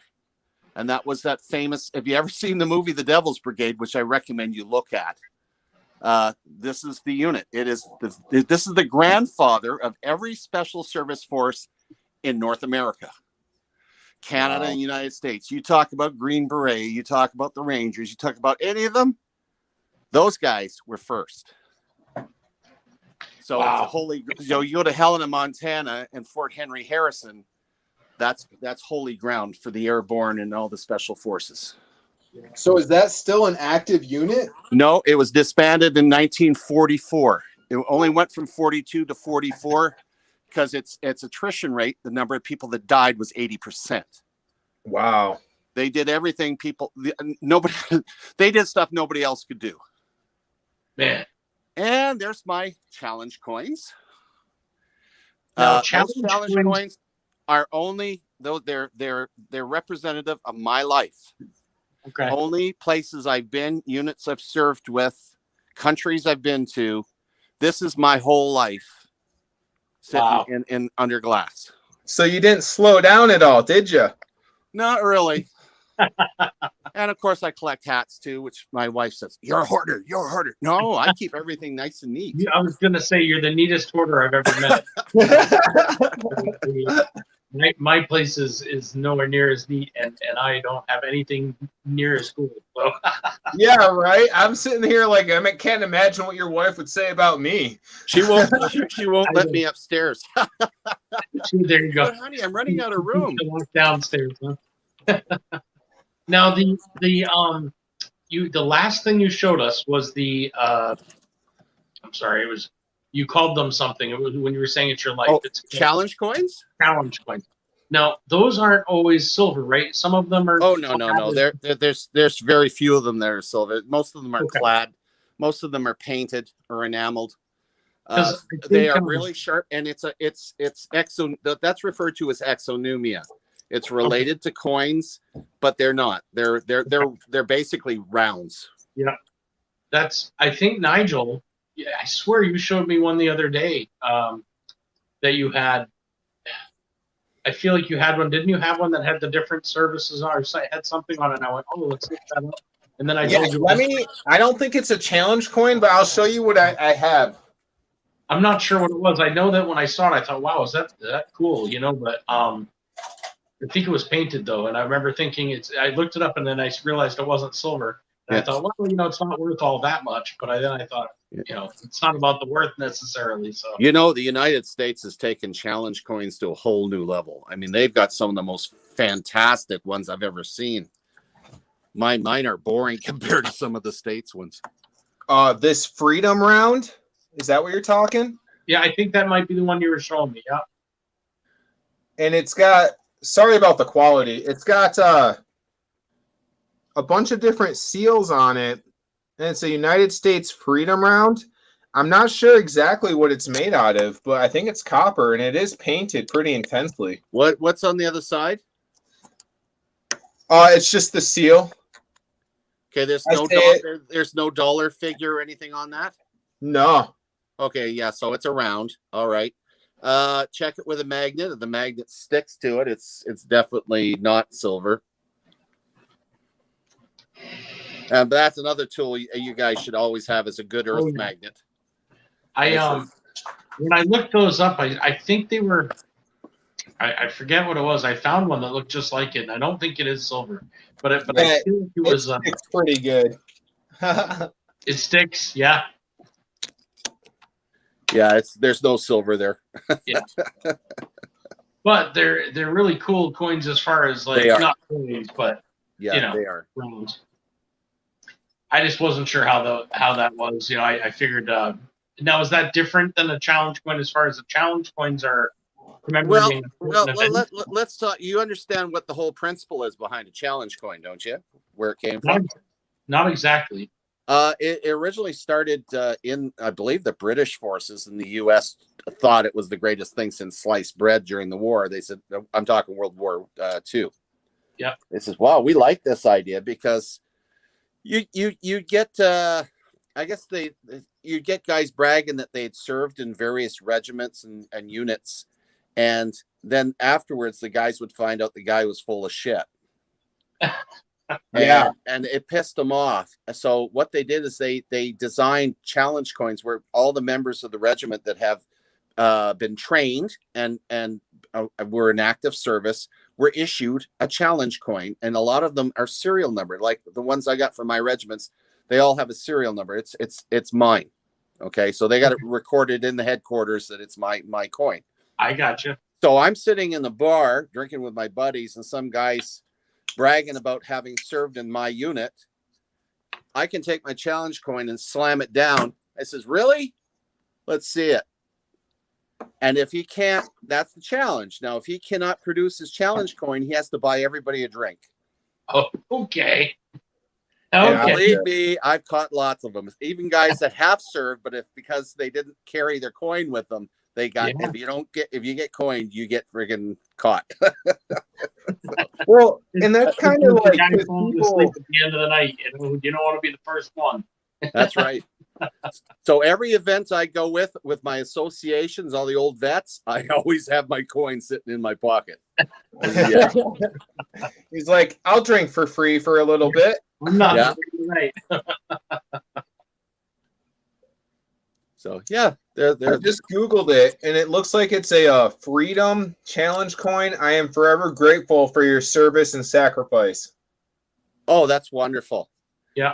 Yeah, there are a lot of them that are produced as in appreciation. They're presented. I'll show you. I actually designed one myself, and I give it to anyone that served in the Canadian infantry. I've actually given it to some of the U.S. guys too. And this is one I actually designed myself. See if you get that there. Oh, wow. Pull it up. Okay. Let's see if you can see that. It's in English and French. It says, once an infantier. Okay. Une fois un fantasien. And always a brother. That's awesome. Right? He had to put it in French as well because they have dual languages up there. Exactly. So what I've done with this particular one, because it doesn't belong to a regiment particular, I can go to any infantry regiment, whether it's the PPCLI or the Royal 22nd or the RCRs or the Calgary Highlanders or Essex and Kent Scottish, whatever. Yeah. And if I see a gentleman who I would like to present this coin to, I can actually put it in my palm of my hand, and when I go to shake his hand, I leave the coin in his hand. That's Thank you. cool. It's great to have you as a brother. Man, that's awesome. And that's where they, you'll see stuff like that. So yeah, it is very cool. That's pretty amazing. Yeah. Anyway, guys, I really do have to get to some sleep. Well, But you hey, know what? it was great meeting you, man. That's It awesome. is. And thanks for all the information. I'll definitely be stopping by your games and stuff because that just sounds awesome. Oh, that's great. That's great. And my channel that I have, I actually have two of them. The Numismaniac is an education channel that's for teaching about Canadian coinage, the history, not the details. We got a lot of people on that will teach you all of the details. Oh gosh, I just lost his name now. Oh, he's going to shoot me. Anyway, yeah, we have people that good ones. Jason Nagel, he's Sandman Coins and Collectibles, teaches about U.S. coinage. Amazing guy. Sure. And he's a vet, and he's also an ex-scouter like I did 30 years as a scout leader. So, we get along really well. And he teaches like you wouldn't believe on his channel. So mine's history. You want to learn about what went on during 1881 when this coin was produced? I'll tell you. That's what I do. That's awesome. Right. The other channel I have is called After Service Adventures Canada, and that's for veterans trying to relive their glory days. I've got a trailer up there if you ever want to watch it. When that starts up in the fall here, it's going to be about older guys trying to relive their glory days by trying to get back in shape and do some of the stuff that we used to be able to do, like jumping out of aircraft, going mountaineering, whitewater rafting, running down a rifle range, getting down and see if you can get back up. I can see the guy with the friggin' walkers doing it. Anyway, so we're going to have a lot of fun doing this. It was After Service. Awesome. After Service Adventures Canada. Okay, Adventures Canada. I can't wait to check. I'll definitely sub that one too. I can't wait to see that. I love the history end of it. I saw you doing one the other night that was, I think somebody had asked about a coin and you went into full detail of why that coin became that coin, when it became that coin, and what caused those actions to happen in order to create everything. And I was like, it's like watching PBS for me. Like I'm glad you find that. That's good. I was sucked in the whole time. I love that stuff. Yeah, it's fascinating, and when you actually understand that, there's a numismatic value to those coins and the history behind them. My wife won't allow me to pick up change at the grocery store anymore because I'm checking every. Megan's doing that now too. Every time she comes home, she's like, "Hon, what about this one?" And I'm like, "Oh, this is so good." I mean, like, she's not into the auction, she's not into doing all that, but she'll come home with certain coins and think for a second, "Oh boy, that's shinier than normal," or "Look, hon, this one has luster." She came home the other day saying that, and I was like, "Oh, I love her." Now, yeah. Wait till you get to the point where you start doing your spreadsheets and you're listing your grades and your approximate values and what you have, and then you have an idea of exactly how much your collection's worth, which everyone, as you progress, you should do that, especially for insurance purposes. Yeah. I mean, in the States, you actually have companies that will insure your collections. Here, we have a cap of about $10,000. They won't go any higher. Oh, really? Buggers, yeah. But you have to take photographs of your collection. You have to list everything on your spreadsheets. Good night, Lightning. So yeah, that's I don't have much of a collection yet, but I'm starting to work on it slowly but surely. It comes along. I mean, it's to be frank with you, I I didn't start really collecting until 2017. I'm Oh, only in really? my fourth year doing this. Yes. Wow. But I mean, I retired, right?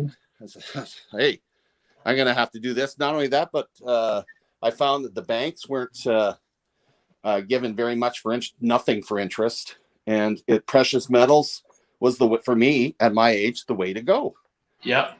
Yeah. So Finding it interesting, if nothing else, it's interesting. And I figured that anything that I get is not going to be worth less than what I got it for, most likely. yeah.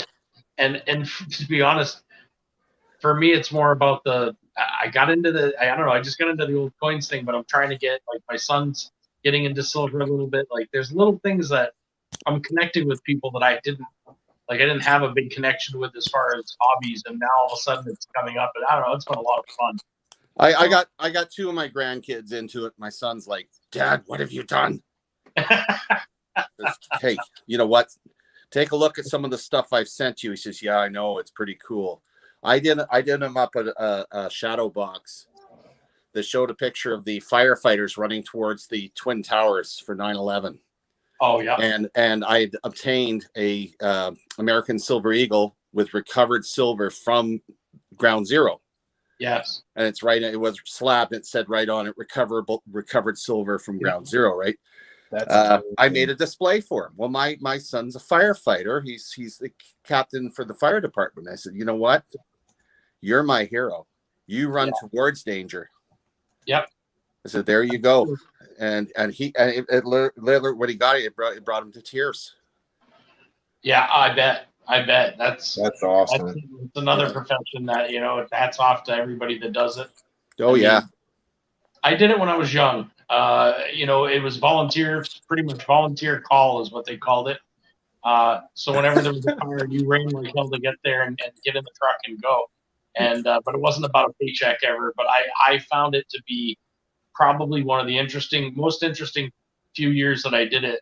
And I moved and it just wasn't available to me. But it's available, but I was busy and didn't do that anymore. But man, was it I admire the heck out of people who do that. I do too. Yeah. So anyway, gentlemen, it was a pleasure chatting with you. I'm going to get some sleep. Hey, thanks for coming by. Hey, before you go, give us a couple guesses on what I'm about to spend too much money on. Help out Zach. Eliminate a couple things. Okay. It's got nothing to do with coins, I'll tell you. Well, it depends. Spending. I think I'm the wrong person to give financial advice, especially when it comes to certain things. I mean, yesterday I spent hours wrapping Christmas presents. Yesterday. I must have had 40 of them I had to wrap up because my wife buys right after Christmas. She starts buying for the next year. Mm-hmm. That's the best way to do it. Yeah, she just comes out of the blue and goes, "It's a wrapping day." This guy takes Christmas to a whole new level, Nigel. I'm telling you right now. Oh yeah. In this house, my wife is Mrs. Griswold. This house is absolutely insane at Christmas. We have like 3-4 Christmas trees. We even worked for. Here I am. I'm trying to go to sleep, and I'm on a tangent again. We even went and worked for the Festival of Trees, so we could learn how to do Christmas trees properly. Oh wow! Right? I didn't know there was a proper way. There is, and it's a lot of work. All right, and we had. Every year, I'm farmed out to the local daycare and the churches and whatnot to do Santa Claus for the community. I've even walked around. Last year, I did a walk around in our cul-de-sac as Santa with a couple of the volunteer wives in the community who found out what all the kids were looking for Christmas. Everybody gave their presents in a couple days beforehand, so they were in the sack. I was given the information on who the kids were, what they were, whether they were naughty or nice. And I knew all kinds of stuff about them that they were shocked, and they brought them out to the step, and my elves ran the presents up to the door. And I would shout at the kids, and I knew all their names because, of course, I was fed the information right there. And and they're like, "How did you know that?" I can see you. Oh, that's just creepy. They're like, we didn't think Santa really could do that. Now I'm done. Let me be good. Oh yeah. And of course, I got questions like, "How can you be here? Where's your sleigh? All this stuff." I says, "Really? Can you see something that moves millions of miles an hour? I can go that fast." I said, "Why don't you do it now?" "Because I'm here with you." Right? Don't challenge me. I'm just trying to give you a present. Get out of here. And of course, in previous years, I didn't have the real beard, so they're hauling and pulling. "You're not really Santa." Now they can't do that. By the time Christmas comes along, I'll have my full beard back. I shave it off right after Christmas to give myself a little bit of air, and then I grow it back in about 4 months, and then do it all over again. That's awesome. Yep. So all around good guy right there, man. Well, it's fun. Hey, I'm retired. Yeah, I find something to amuse myself. So. All right, guys. Have a good night. Take it easy. Day, man. Thank you. Bye-bye. Yeah. So Zach, when you had to start your collection over again, that made me think. The first thing that I actually started collecting was Pokemon cards when I was a kid, right? And I did that up until my mom got mad at me and was like, "You know what? You're done with this. I'm not spending any more money on this, and neither are you." And I don't know what I actually did, but as a punishment, she threw away my entire collection. And so then later on again in like high school, I was making my own money. I'm like, "You know what? I got money. I don't care. I'm going to spend it on what I want." And I spent it on Pokemon cards again. Then by the time I was out of high school, I had thrown that collection away. And it was right before, it became a huge, huge thing.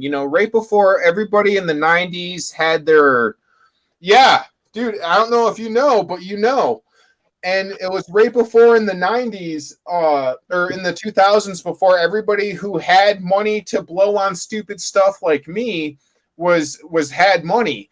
And so now I have my third Pokemon card collection. And I said to my mom, and it's at my mom's house, because when I moved out to Colorado, I'm like, this is something that I don't need with me right now. I don't need it. And the other day, like a few months ago, she's like, "Hey, what am I doing with these Pokemon cards?" I'm like, "Well, if you really want to do something, go ahead and Google 1, 2, or 3 of those Pokemon cards. And you let me know what you're doing after you see the price of some of those cards." Because I do have, it's not even like, they make a lot of the same ones over and over again, but a lot of people don't realize the first ones that they sent out, they just keep racking up in value because kids just do what I did and throw them away and everything. So she was looking up, she calls me back a couple late days after. She's like, "You do realize you have thousands of dollars in just a few cards?" I'm like, "Yup. Imagine what I'd have if you didn't punish me by throwing away my first collection, because it was way better than that." And so it's like, people don't realize, I get where he was saying with the coins, it's not what the value is, because I still, my neighbor, he found his old collection, and I'm like, "Listen, man, I can't pay you what it's worth, but I'll drop a lot of money on your cards right now." And I'm just going to be honest, it's not even close to what it's worth. And he's like, "Nah, I want to go get them graded, and then we'll talk." I'm like, "No, we won't. No, we won't talk after you get them graded. You have really nice cards in really good condition, and yep, we won't." That's funny. What types of coins? If you want to hop on, Zach, feel free to join us, man. Coins for one. Hold on a second. What's it say? 2 sets of albums of coins. One for me and one for my elder niece. That's pretty awesome. Congratulations on becoming an uncle. Yeah, right? For sure.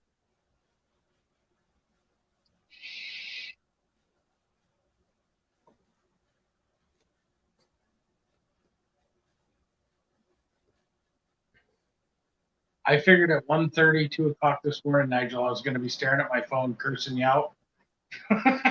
No, dude, I slammed so much caffeinated beverages, but it was just a rough night. And ask your wife, ask Megan, be like, so what does he mean when he says he works primarily in dementia and in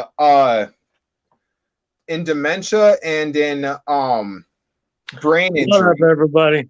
Hey, How's it going? How's it going? I'm doing all right. Just Is got that- off of work about an hour ago. Nice. But the sun's up. Where are you? Actually, I'm currently homeless, working, and my job knows what's going on. They are currently letting me stay in the parking lot, Right even on. though we have a gate that closes. I work for a PVC company, and we do specialized fittings for like sewer, agricultural stuff like that. So I'm in the little silo that we have. What you're seeing is the light. It's over Oh, that way. Oh, okay. Okay. I'm like, it's awfully bright for you just getting off work, man. Like, are you like me and a vampire? I know I am. I am. I stay up all night long and I barely get to sleep. But I'm working on all coins. Oh, yeah. Yeah. Now I did coin collecting, like I said, from a young age. My grandparents got me started young. And with that, all my stuff got thrown away when my grandparents passed away. yeah. Oh, man. And I was like, Sorry well, about that. okay, start over. The 19040 was, I went up to $45. Homeboy went to 50 and I said, I'm out. And he's like, oh, well, give it to him. I'm like, really? Isn't that amazing when that happens? I mean, Oh, That's it is. So that 2015 Canadian Maple Leaf. I don't know if you guys know who Handy Andy is. He's just one of the catching up channel. on the Andy stuff.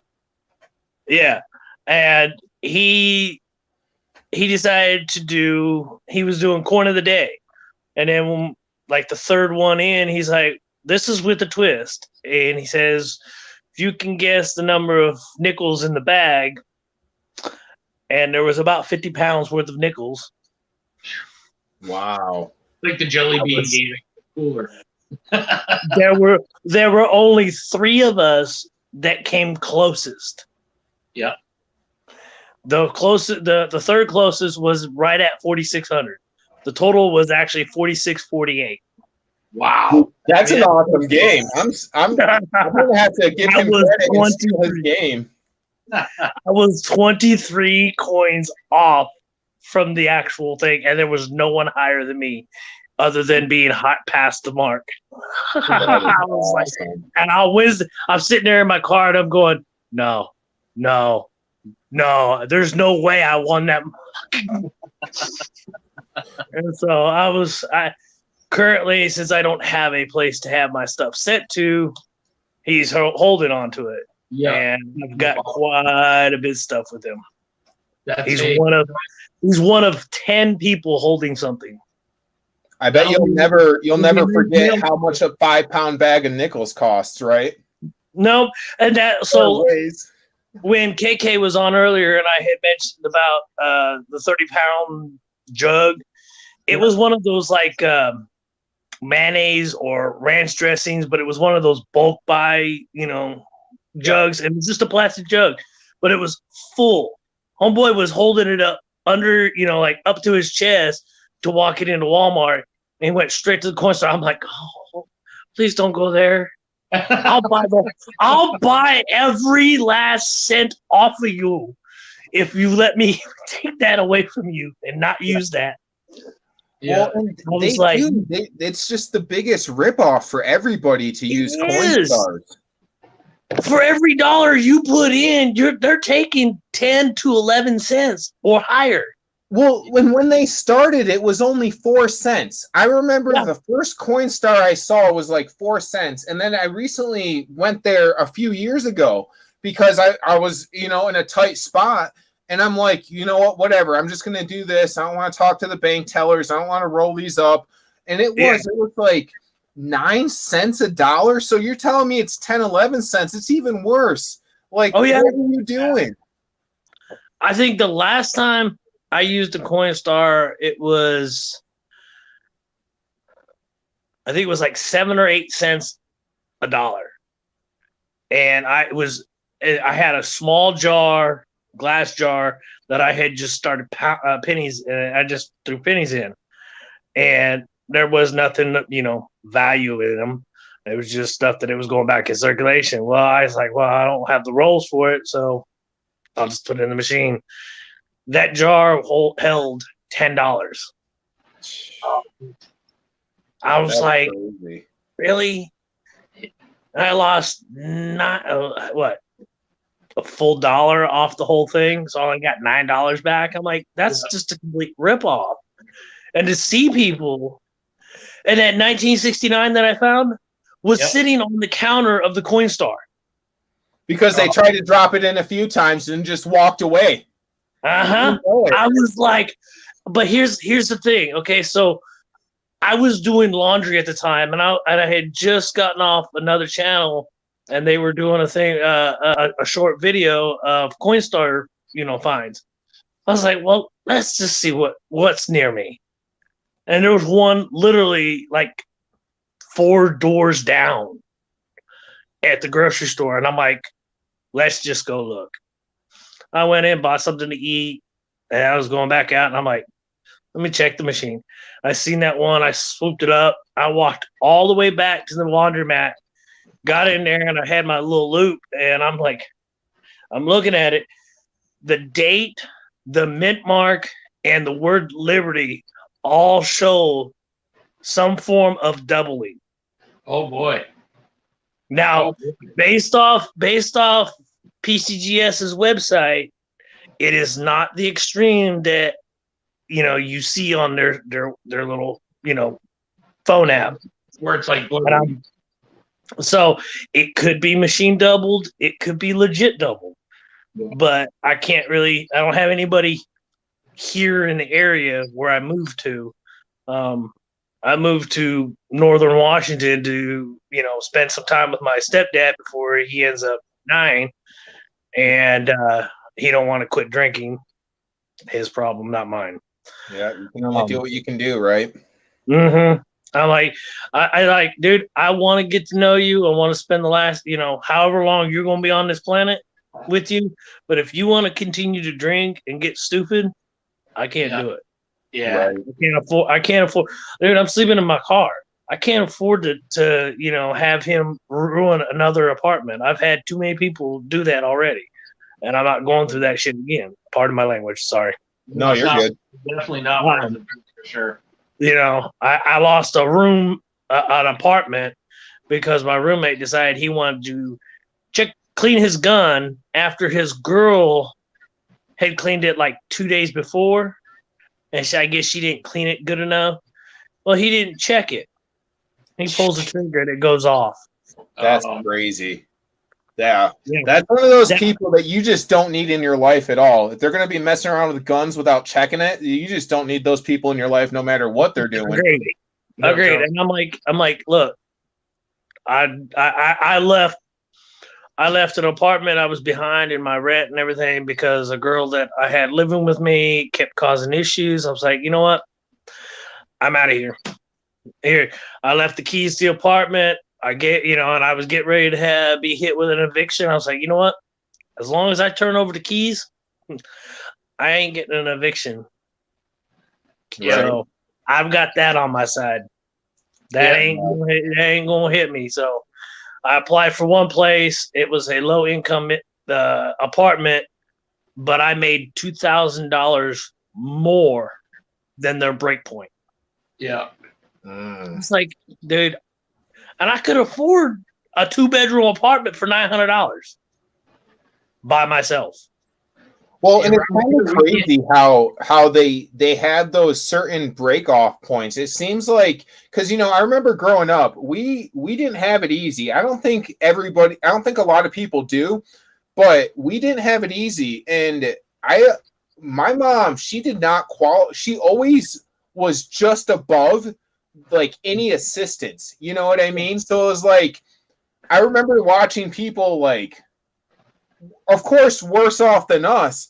But then you'd go into their house and they'd have full cupboards of food. They'd have like multiple TVs and Oh yeah. computers. And this is in the early 2000s, So it's Dude, like, I grew. I'm born '80 and grew up in the '80s, but was raised by my grandparents. So I was raised from like the 50s, '60s, '70s time period. You know, Yeah. when families were families, and you did things. Nowadays, it's ridiculous how much people get away and don't do nothing. yeah. I'm I'm struggling just to be able to get into a place, and I moved here back in 1st of April, and that first week I was here, I got a job. Right. I started. I was like, I gotta get a job right away. The people that I was living with before they kicked me out, I was the only person working. I get that, dude. And that was like when I first moved out here, I was scared. I had someone who was willing to put me up, and I'm like, okay, I'll take the leap because I gotta do something for me. And I had a job in a brand new field. And that's, I'll give some people credit because some states are way more employable. There's more jobs than other states, But I got a job in the field I ended up getting licenses in, and the field that really pays the bills now in a week and a half.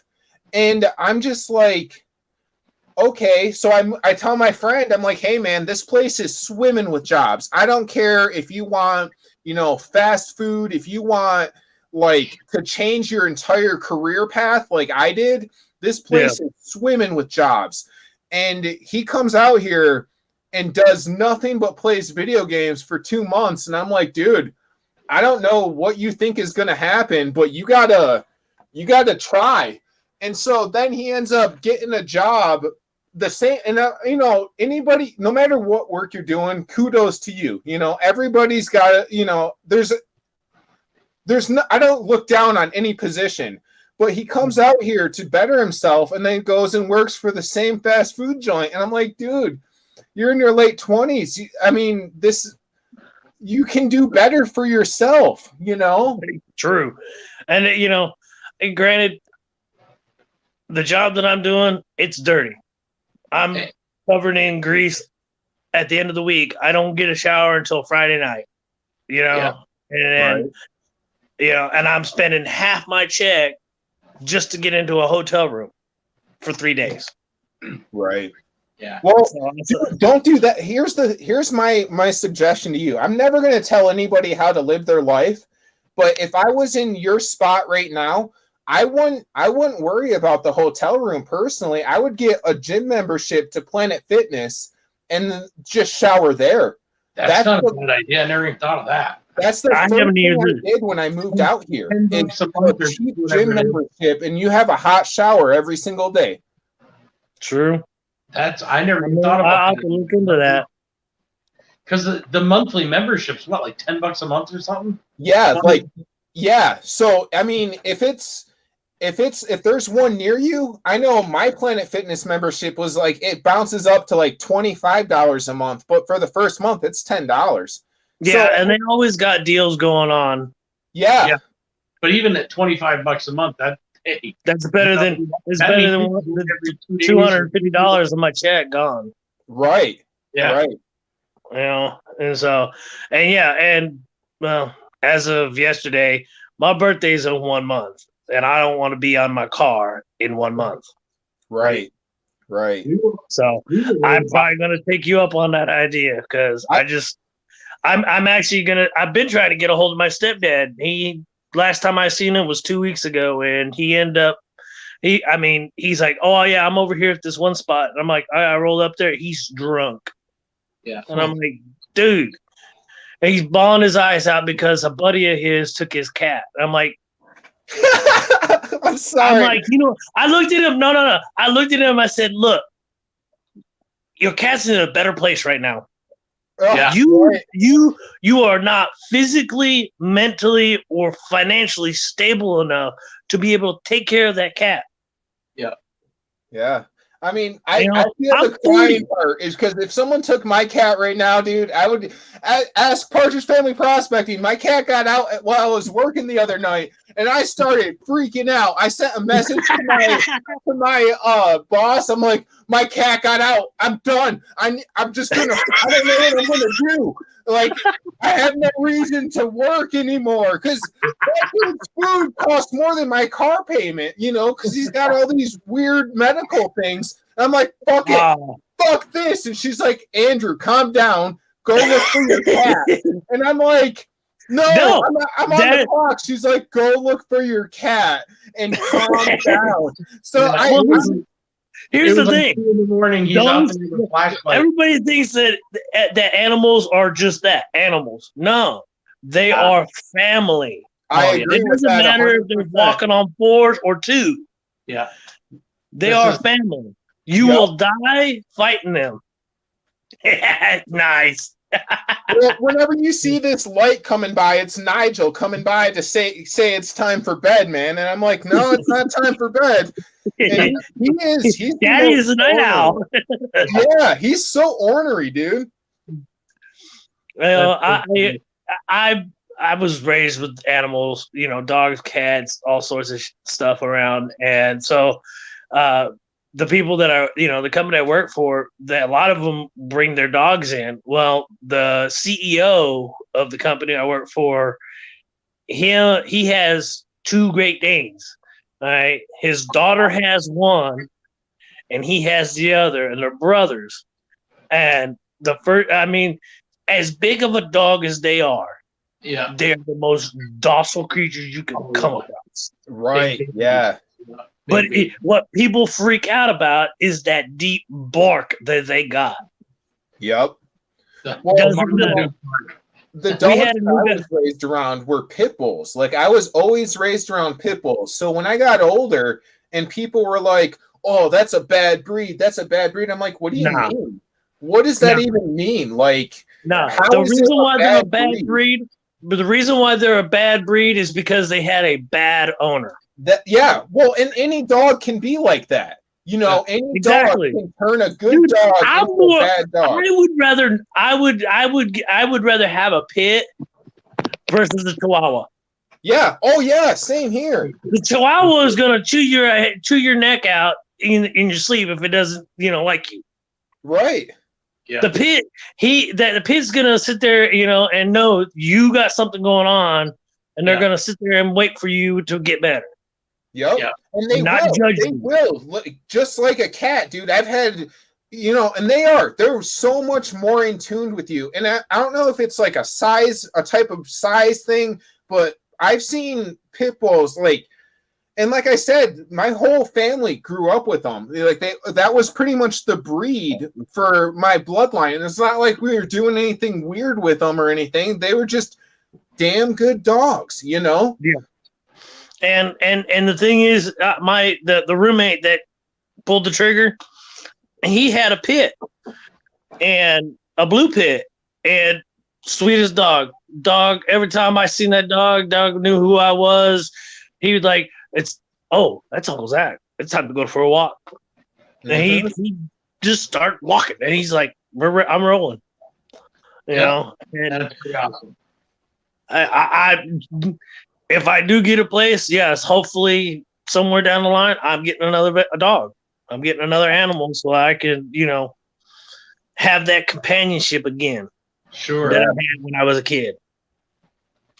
My aunt sent me a text tonight saying that one of the animals that we had passed away, and they, I guess, cremated her and put her with our grandmother. and my grandfather, and I'm going, thanks. I've been carrying a dog's ashes for the last 3 years. Well, Because my family did not want to put the dog where it was supposed to go yeah. because they had issue. Because when grandma passed away back in 2018, I got a lot of flack from it. Being the eldest grandchild, and I'm the eldest grandchild on both sides. So being the eldest, I didn't get to do, I didn't get away with half the stuff that most of the others did, and when my grandmother, passed away, I was like, it's middle of winter. All right. And I was back east in Kentucky and Indiana, and, I'm not from there. I'm born in California. And I didn't, I was out fish out of water, but they moved back there and they, decided to stay there. And I'm like, all right, that's your choice. You guys to do what you want. I remember every move. I remember everything that happened. My grandfather died in that house. My grandmother died in that house. All their critters died in that house, that we had when we were back there. But, at least 3 dogs and 2 cats are in the mausoleum with my grandparents. And it should be a 4th dog. Oh, But wow. she's been in storage units for the last, I'd say, year and a half of the last 3. Well, who knows? Maybe you'll end up with a house at some point, or you can always. Well, that's see what I'm can- hoping for. And if my stepdad don't screw me like he keeps telling me he's gonna do, I'm gonna benefit from his life insurance policy. Right. Well, there you go. I mean, And trust me, I already told him. Look, I said, dude, when you do croak, that money that you got, you said you give me 100% of, that's going to buying land, and I'm building a house. yeah, I would too. I'm not making any more, man. This is technically the last move that I'm probably gonna do in my life, unless a job, is willing to physically move me to another area. Sure. I'm not gonna do it. Yeah. I don't have friends here. I don't have family here. It is me, myself, and I. If I fail, it's on me. Right.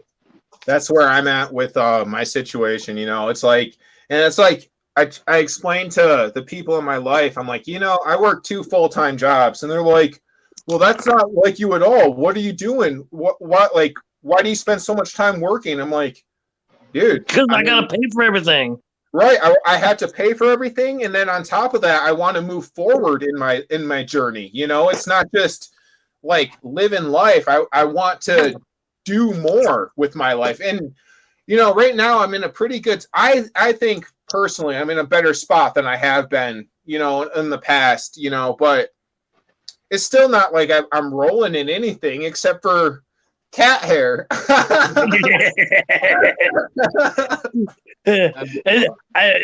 Like with Handy Andy, he always says the cat foot hair is free of charge. I'm like, bring on the cat hair. It doesn't bother me. I just want a small place right now so that I can chill and kill. What up, Donna? Hey, Donna. I can't write in the chat, Donna, but if you can hear me, hello.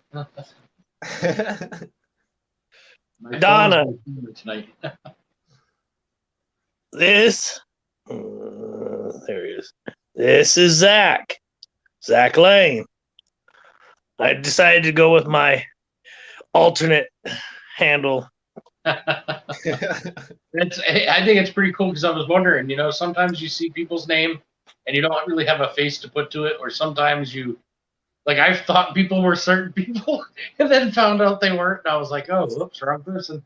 But it's cool to actually see, put a face. This is actually the first time I've jumped on a stream with anybody. Oh wow! Right on.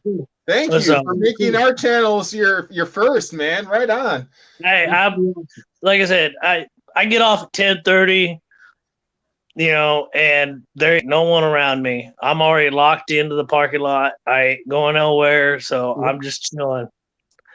Well, we tend to go on late. Like I know for me, when I do lives, I don't usually start till anywhere 8 or 9 and thereafter, and then we end up going late. And then he and I, every time we go on, which tends to be late, so we don't get as many people, but it's nice and relaxed, and see, that's the thing for me is like my family and the few people that I contact, that I've talked to and whatnot. They're like, why do you do all this? I said, because it's something that I enjoy, one, and two, it's something that I can benefit in later in life.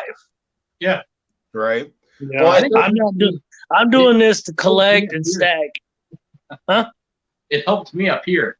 Like I got injured a few years ago, and so for me, the circle of people I was hanging with got smaller and smaller and smaller, and I wasn't working 12, 16-hour shifts anymore, so I wasn't being the social butterfly that I normally was, and because I was trucking and stuff, and then all of a sudden it was, I was going through some issues with that, and everything kind of going wrong, and then I started meeting people on here, and it was like, God, it was just so neat, and you found out that it became family with people and stuff. You still found camaraderie with people in some way, and it was just, I don't know, man, I really enjoy it.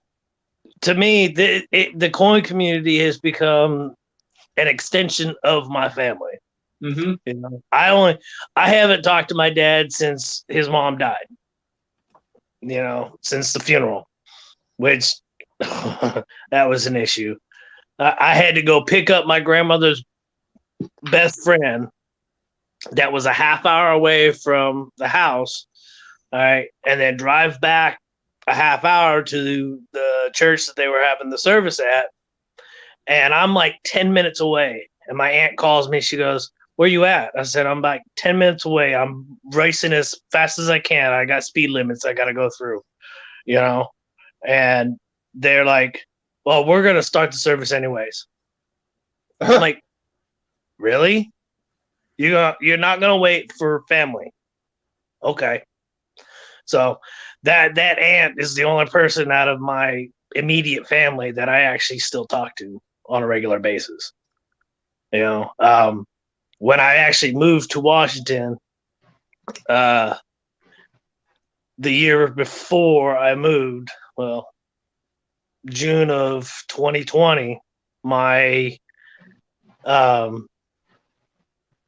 half brother contacted me via Messenger, Facebook Messenger, and I didn't know because when I seen the name, I knew the name right away, but I was like, I associated that name to a dead person, and I was 12 when he was born, and I hadn't seen him in 25 years. Wow. So when I moved, I swung by where him and his fiance are living at, and got to see him for the first time in 25 years. Wow. And he had told me that him and his fiance were expecting, and I was like, oh. Well, they first said they were expecting the first week of September. I was like, come on, second. Come on, second. Now it's looking like the end of August, but I'm like, I'm still praying for that second mark. He's like, why you want her to be born on your birthday? So I said, because she's gonna be one spoiled niece. Do you do any prospecting at all, Zach? No. The last time I did any kind of like panning, was at Knott's Berry Farm. Okay. And I was like 9, 10 years old. Washington State's got some serious gold. Oh, I know. I've had to take care of storage units and live. My car is beat to hell. Yeah. And people are utterly shocked that I drove 2,400 plus miles with my beat up car. And I towed a 4x8 U-Haul trailer with it. Oh, geez. Just It's barely a made it, huh? 2011 Dodge Avenger. Oh, okay. Yeah, wow. So, and it still runs. She's hurt, but she still runs. She still gets me to It'll him. probably go forever. It's just a matter of how much Uh, clunking it'll do along the way. I'll put it this way: I will never get rid of that car. My buddy Because loved it. my grandmother actually paid off my car 6 months before she died. Hey, David wow. Carlisle. She took out a mortgage Hey, on David. the house and paid off her car. She had a 2016, 2017 Kia Soul. That was a $20,000 hit, and mine was just under 8,000. And she kept asking me. She's like, "Did you make your payment?" I'm like, "Yeah, last week." I dismissed it. It's just grandma being grandma. And she goes the next week. She goes, "Did you make your payment?" I go, "Yeah, 2 weeks ago." So I let it go again. She asked the third time. I said, "Hold on a second." Clicked on my phone. I went over and I got on my Chase app, and I was like, "It's zero." "Oh, they must have made a mistake." Mm-hmm. Sure, Grandma. Thank you. But I kind of disagree on that part. She, well, and the thing is that I technically, as of the beginning of this year, I was still 2 more years out at $300 a month. Oh, wow. So, yeah. It's like my truck. I pay like, gosh, I think it's right around $350 a month for my truck, and I've been paying and paying and paying and paying and paying and paying. I think I'm on like the 4th friggin' year, and I look and I'm still at like 10,000 something bucks, and I'm like, the truck is worth maybe the same as what I owe, but not $1 more. So if I go to do trade in it, by the time I can do trade in, I'm going to be lucky to have anything to trade in at all. True. But like you said, you keep paying and paying, and it doesn't seem like it's getting anywhere. The only reason why I kept seeing my payments getting faster and faster is because I lumped off $300 every month. My payment was actually only like 203 some change. Oh, okay. Oh, wow. You were interest. Yeah, so whatever was left was going towards the interest. I walked in one day and they're like, "Oh, it's like only 187." I was like, "No, that's not right. I pay 300 a month. It's that time of the month, and I need to put 300 down." And I said, "Well, it's like 200 and something." And she goes, "Yeah, it's 203, but since you've been paying on the interest, it dropped the payment." I'm like, "No, I want to continue doing that." My fiance, do not stop me from paying $300 because I'm going to spend that other money. My fiance's brother bought a Dodge truck, brand new, and his payment was like, I think it was around $500, something like that a month, and he paid $600 a month every single month for like 2 years. Walked back in there, they gave him so much friggin' money for that truck that he ended up paying less of a payment for the brand new truck, and did the same thing. And now he pays like 200 and something bucks a month for a brand new truck every time because he's always so far ahead on the actual, what he trades back in. David, I don't have chat, but because I'm using my phone for my thing, but I just wanted to say hey real quick. Yeah, I can't see chat either, so.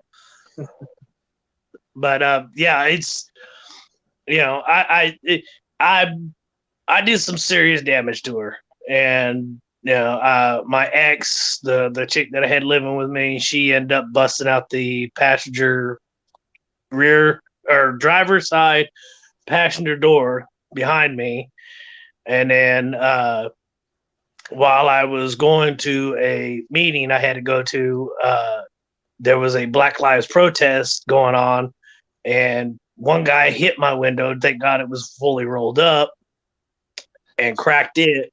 And then another guy had come up and tried to kick it in. And so now I have a shattered window on my driver door. The hood flew up a couple of times, and I've got a crack all the way across the front windshield. Oh. Yeah, she's hurt. Tell you She's what, hurt. And I want to do her justice, but I don't have the money right now. Yeah, we tend to pull in a lot of bad luckers in here sometimes, huh, Nigel? I feel like that's what I'm a magnet for, I honestly. know, but hey, you know what? It works though, because sometimes it's not about the. It's because no one will ever, you, me, everybody else who deals with this constantly, are not gonna have our lives aren't gonna change instantly. That's for sure. But at the same time, it's cool to be able to know that you're not the only one that this crap happens to all the time. Right. Yeah. It's across the board. Well, and I got a theory on that, and people don't realize it, and that this is the nicest people are the ones that go through the hardest times. Yeah, I agree.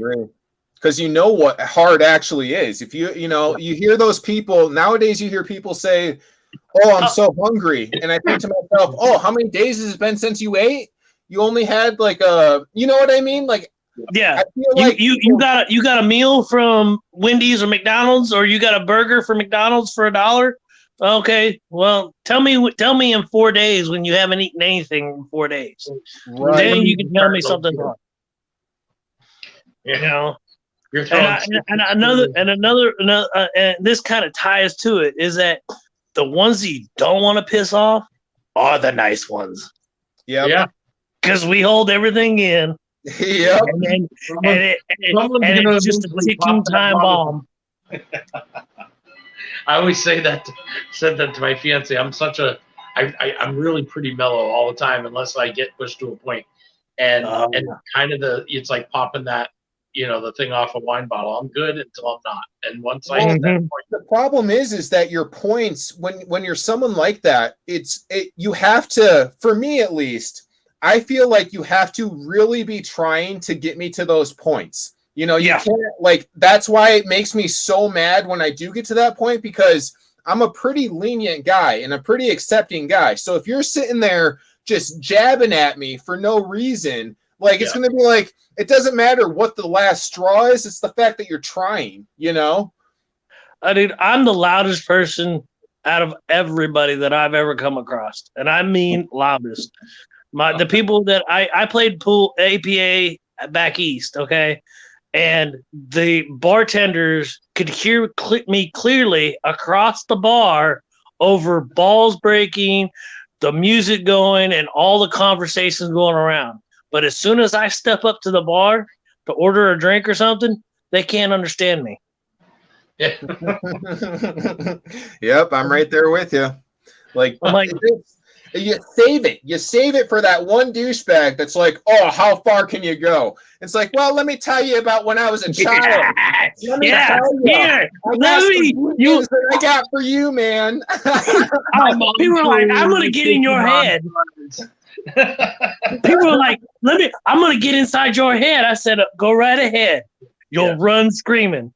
You ever see a Dolly painting? It'd be like, you ever see a Dolly painting? And you'd be like, no, I haven't. But, well, get in my head. You'll see a few of them all combined together. And Donna, it is not a metal tester, but I do have. I have guessed that, Donna. Now you got it wrong. You said tester, and you said detector. Oh yeah, I did. So we've got two pretty good guesses out of the way, and that's a really good guess, actually. The metal tester and the detector, to be completely honest. Like, both of those are good guesses. I'm just like, all right. That's one thing I want to do. I think you need to give a hint or something, because like a toy or a tool or a toy of some type can be anything. Anything. Dude, I'm sitting here. When I've seen that scrolling across the bottom before I jumped on, I'm sitting there going, a new toy. My next new toy. Okay. 3 people, 3 guesses per person. Hint after every 7 people in chat. I'm like, okay. And then I'm like, I already have 2. What the? I'm like, dude, there's many things you can have 2 of that you're getting something new of. That's it. And I'm like, your whole channel is so diversified. What are you actually doing? Like, this isn't fair. But And it's also sucks because all the people who are new and who are probably in here right now, they don't realize what my channel was initially made for and what I was really trying to do. Jeremy knows, like, oh yeah, okay, I watched him go from this to this to this, and now he's like drawing in glue. I don't really know how to deal with that.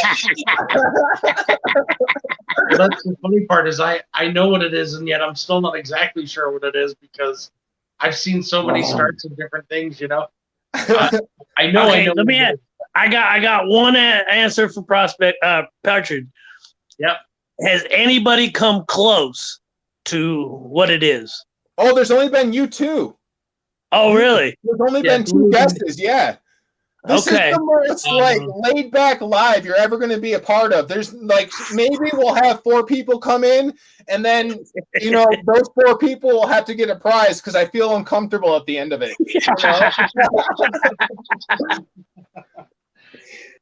Get a booby prize. But yeah, I don't know. I'll put down it is for gold prospecting, but I can't really think of a hint that's even closer to that. And honestly, most of the prospectors don't prospect like this. So I know Partridge Family does prospecting, and I've seen a few of their videos and been on a couple of live chats with them. And I know my Silver Squad. That's one of the channels I follow, and I've followed since before I can't move back. Move to where I'm at. They've recently started doing like ROIs, return on investment, of all these different prospecting places.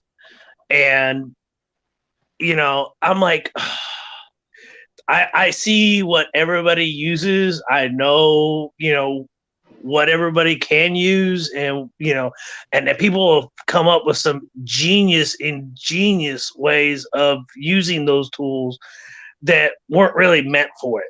You know what I mean? Right. And so I'm torn right now. Well, I'm torn between two things right now. I am torn between 2 things right now, just off that second hint. Give somebody else a guess. Let's say, here's the thing, is like there's 4 people here. You run down your 2 guesses, and somebody else runs down their 2 guesses. You save your guess, your third guess, and you're like, okay, it's not those other things. That's what we've been doing, because 2 of the 4 are you and me. I make 3 of 4. I make 3 of 4. Yeah, I'm so like, I'm kind of here.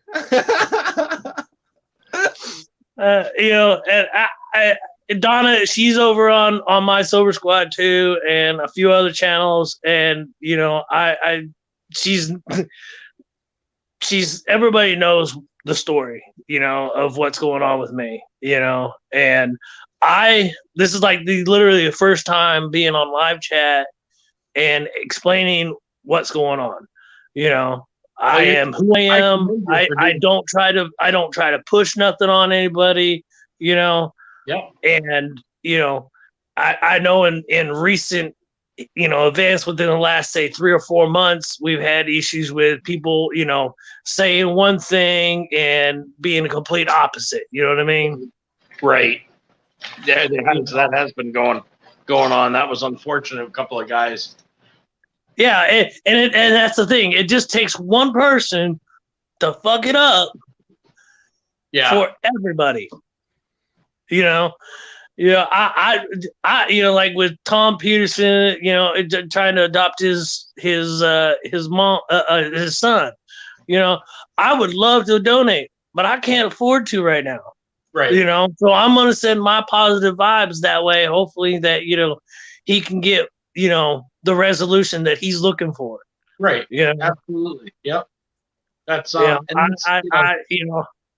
support comes in many ways. It's not always about money. True. But in America, in the last, say, 25 years, we've gotten pretty, selfless when it comes to money. Yeah. Back east, there was a guy who was on the news who was blasted in the news because he was panhandling and saying that he was like disabled and all this stuff. He's driving a brand new fucking Mercedes. And I'm like, dude, these people are pulling $70,000 a year panhandling. And I'm struggling to get enough money to get into an apartment. Right. And all the places that are here in my area that I'm at, there's nothing. What 1-bedroom or studio apartments are there are already taken, and not everything else is at least 2 bedrooms and up. Yeah. And I'm like, I need to find the cheapest one so I can get in. But I'm spending all that money, and I'm like, I can't afford to keep doing it. Right.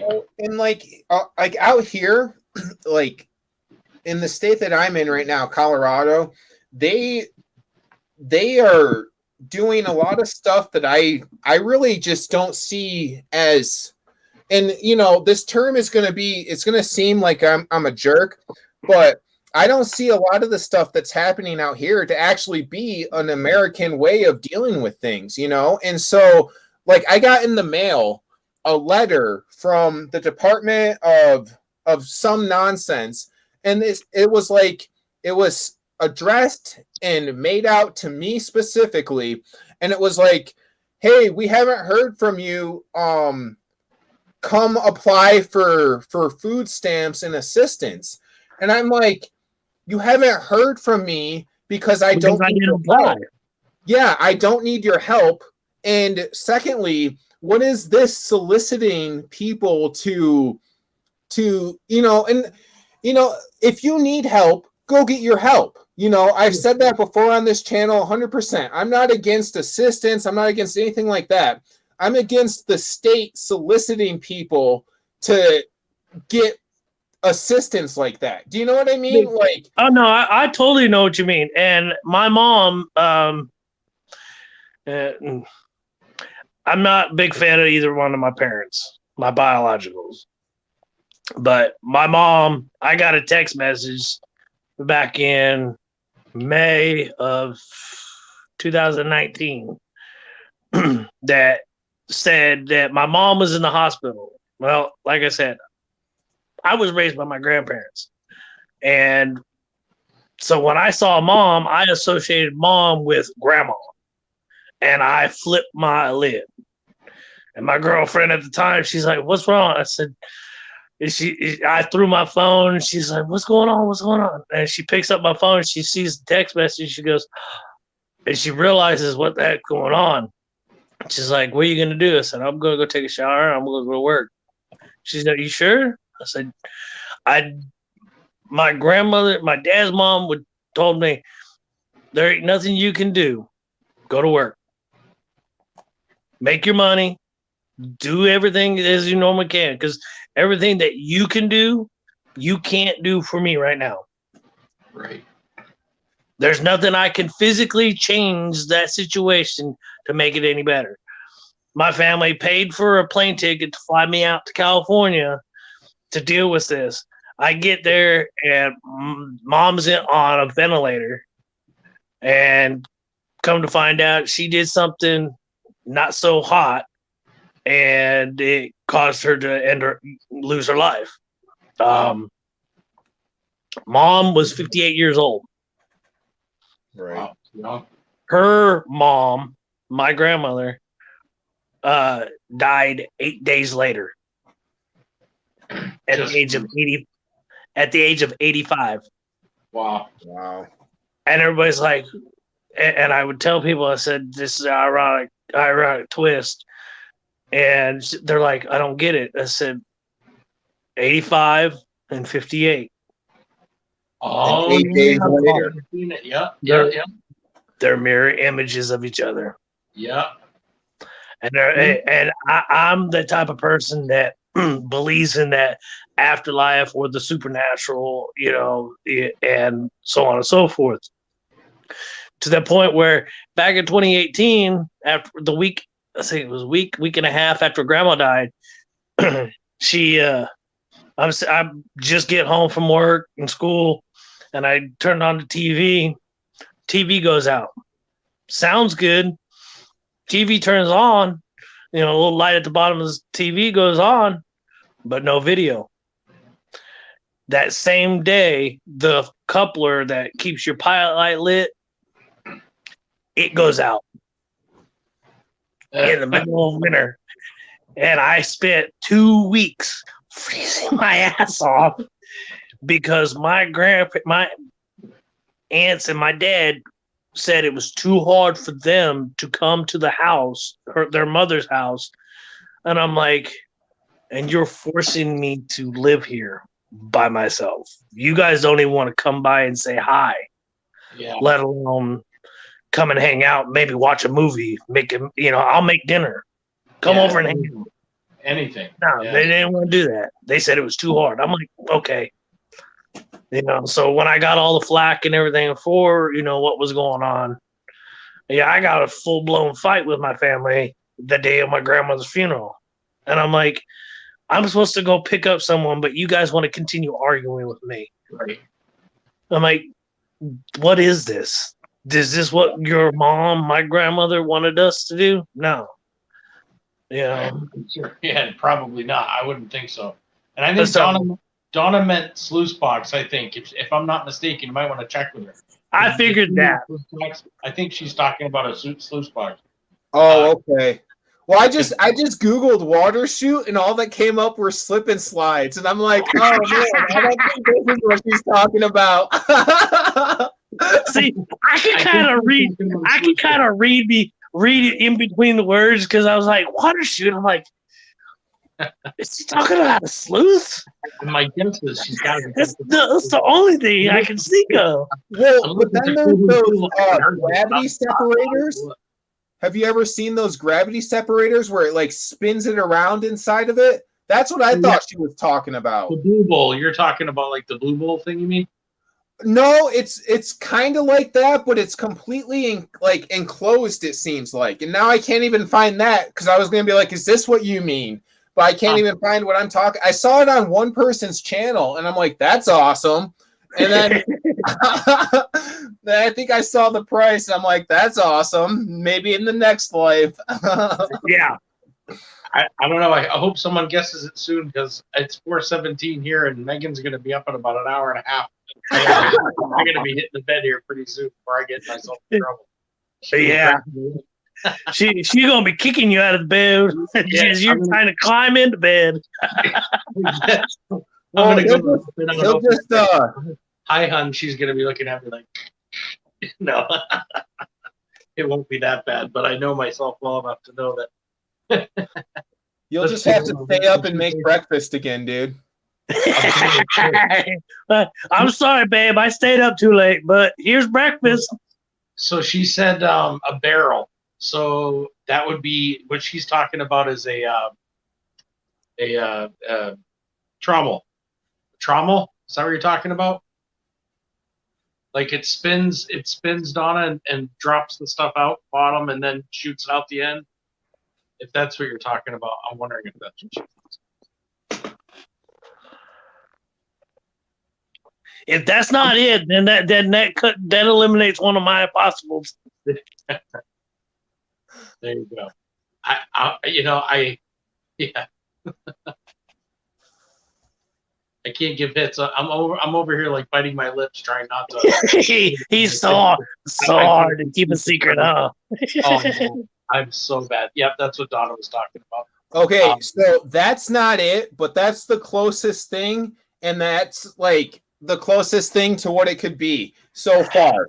So that's not it, but if nobody guesses, then it's yours, Donna. This ounce of copper is yours. So if nobody actually guesses it, that's the closest thing so far, Donna. So you got one last guess. You better throw something out there. Oh man! So if it's not the sluice or the barrel, You know what? You missed out this. Here, let me put that up there. Donna was trying so hard, so I put a bunch of knots out there, and that's not even a hint. Not a pin, not a sluice, not a high banker. So yeah. Jeremy, you are disappointing me. I got to be honest. Like, You thought I was gonna blurt it out by now? well, no, I just can't believe you can't think of it. Yeah, Donna, this cop around. She's like, there was a prize. I wouldn't have guessed so fast. Donna, that's the reason why I only guessed one.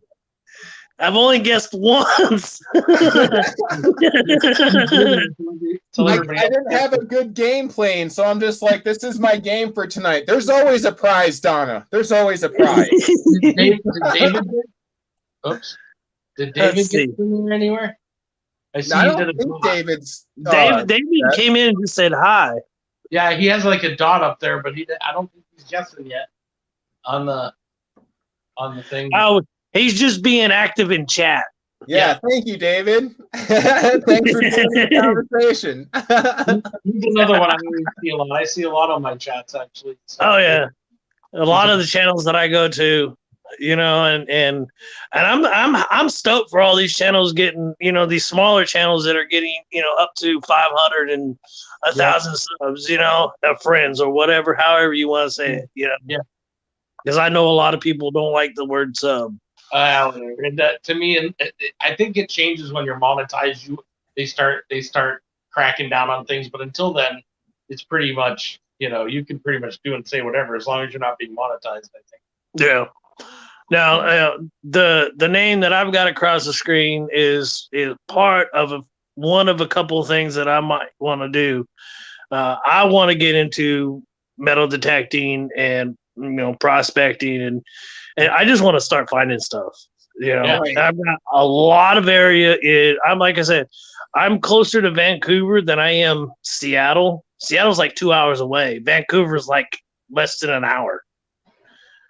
From where I'm at. Even so you want to do hard rock mining? Because you could do that up there pretty easy, huh? Dude, if I can find a piece of land that's tapped into, that's up against the mountains, trust me, you don't think I'm gonna be tapping into it? I'm gonna be like a dwarf. I'm gonna start chiseling through. That's a whole different. The mines of Moria are gonna happen. That's something I've never even tried. I mean, I'm getting gold from like rivers and things like that, but I've never actually tried to, like, you know. I wanted to win your that bag of pay dirt that you had on your channel.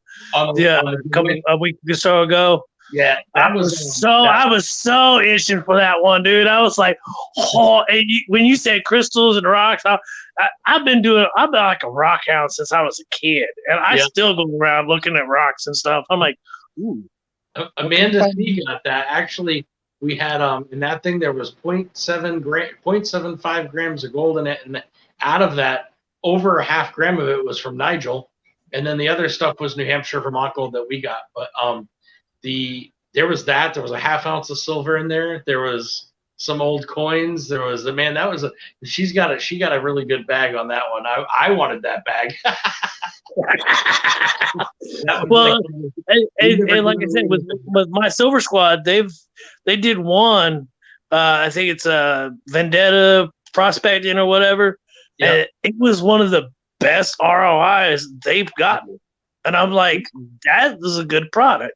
Yeah, because they actually came out with almost like, I think it was like 1.7 grams of gold.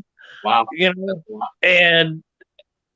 and for their return on investment, it was close to 100, if not over 100%. Wow. Return.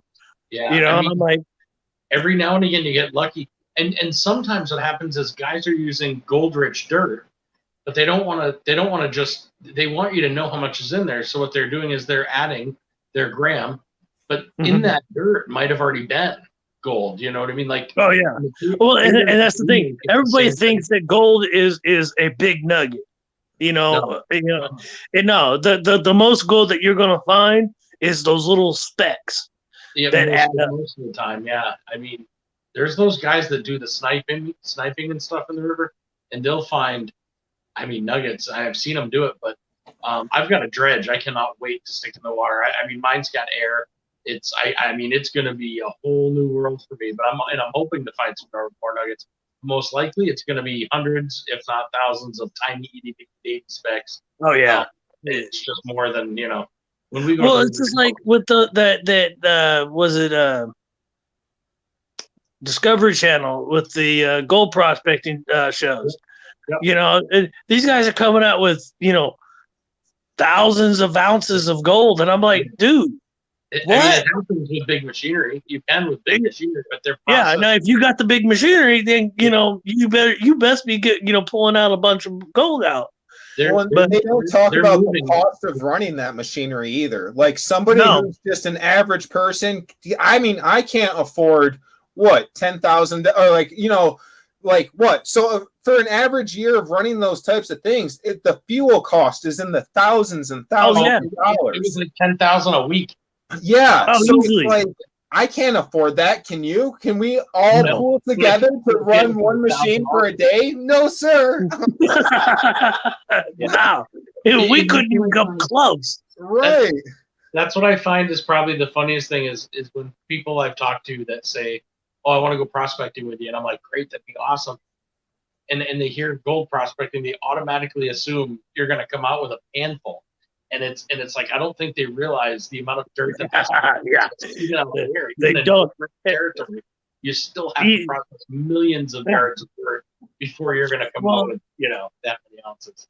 Yeah, like I said earlier in the chat, when I said that I did prospecting when I was a kid, that was at Knott's Berry Farm, so it was a controlled environment, and you may get maybe less than a gram, just a few flakes inside the bottom of your little jar. Yeah, I went to a former mine up here, and we paid for the tour. Me and my ex, we paid for the tour. We got to do hard rock mining, which was actually really cool. But you think about what you're doing, and we were just going for the like infused stuff, which was cool. It was a cool thing. But even walking through that mine, you saw how little there is in the real world, So, and then we go to their panning station, and there was this guy who, I don't know what he was doing, but this dude is talking about how he's going to pull out a huge flake that's going to pay for his ticket. And I just looked at him and I'm like, okay, bro. Okay. And I'm over here keep going. Yeah, I'm going at it, and I'm not even dumping out the black sands. I'm panning really fast, going really heavy, not even, he's like, what are you doing? I'm like, I'm going to smelt this when I get home. This isn't, I'm not really expecting there to be gold in there, but I'm going to have some fun with what I do, And so I have something I'm really looking forward to smelting when I get the time. But I'll be lucky if there's a flake and all that smelted material, and I'm just like, what are you confused about? If it was like that, why would we be working real jobs? If you could just go to a tour and get your thing paid for, they'd be out of business, Oh, yeah. Yeah. I seen a thing on, this is, God, almost 15, 16 years ago. It was on the E! Channel. And they had done a little story on a place over in Asia somewhere that the ground in like this little cave thing is just littered with gemstones. And I'm looking at this and I'm going, how is this possible? How are these people not picking up everything that they can and shoving it in their pockets? Yeah. Because there was like rubies, sapphires, emeralds. I mean, everything. And I'm like, probably, it could have been stuff like, it was there, but it could have been such a low grade that it wouldn't be worth it. And if in those like gem heavy places, they, the cost to ship that stuff out to a place where it's more valuable is going to be way more than the actual the cost. I used to watch these like auctions. I think they were out of China, to be completely honest with you, but they would have these huge like spheres and pillars of obsidian and stuff. and they were getting rid of it for essentially the cost of the shipping.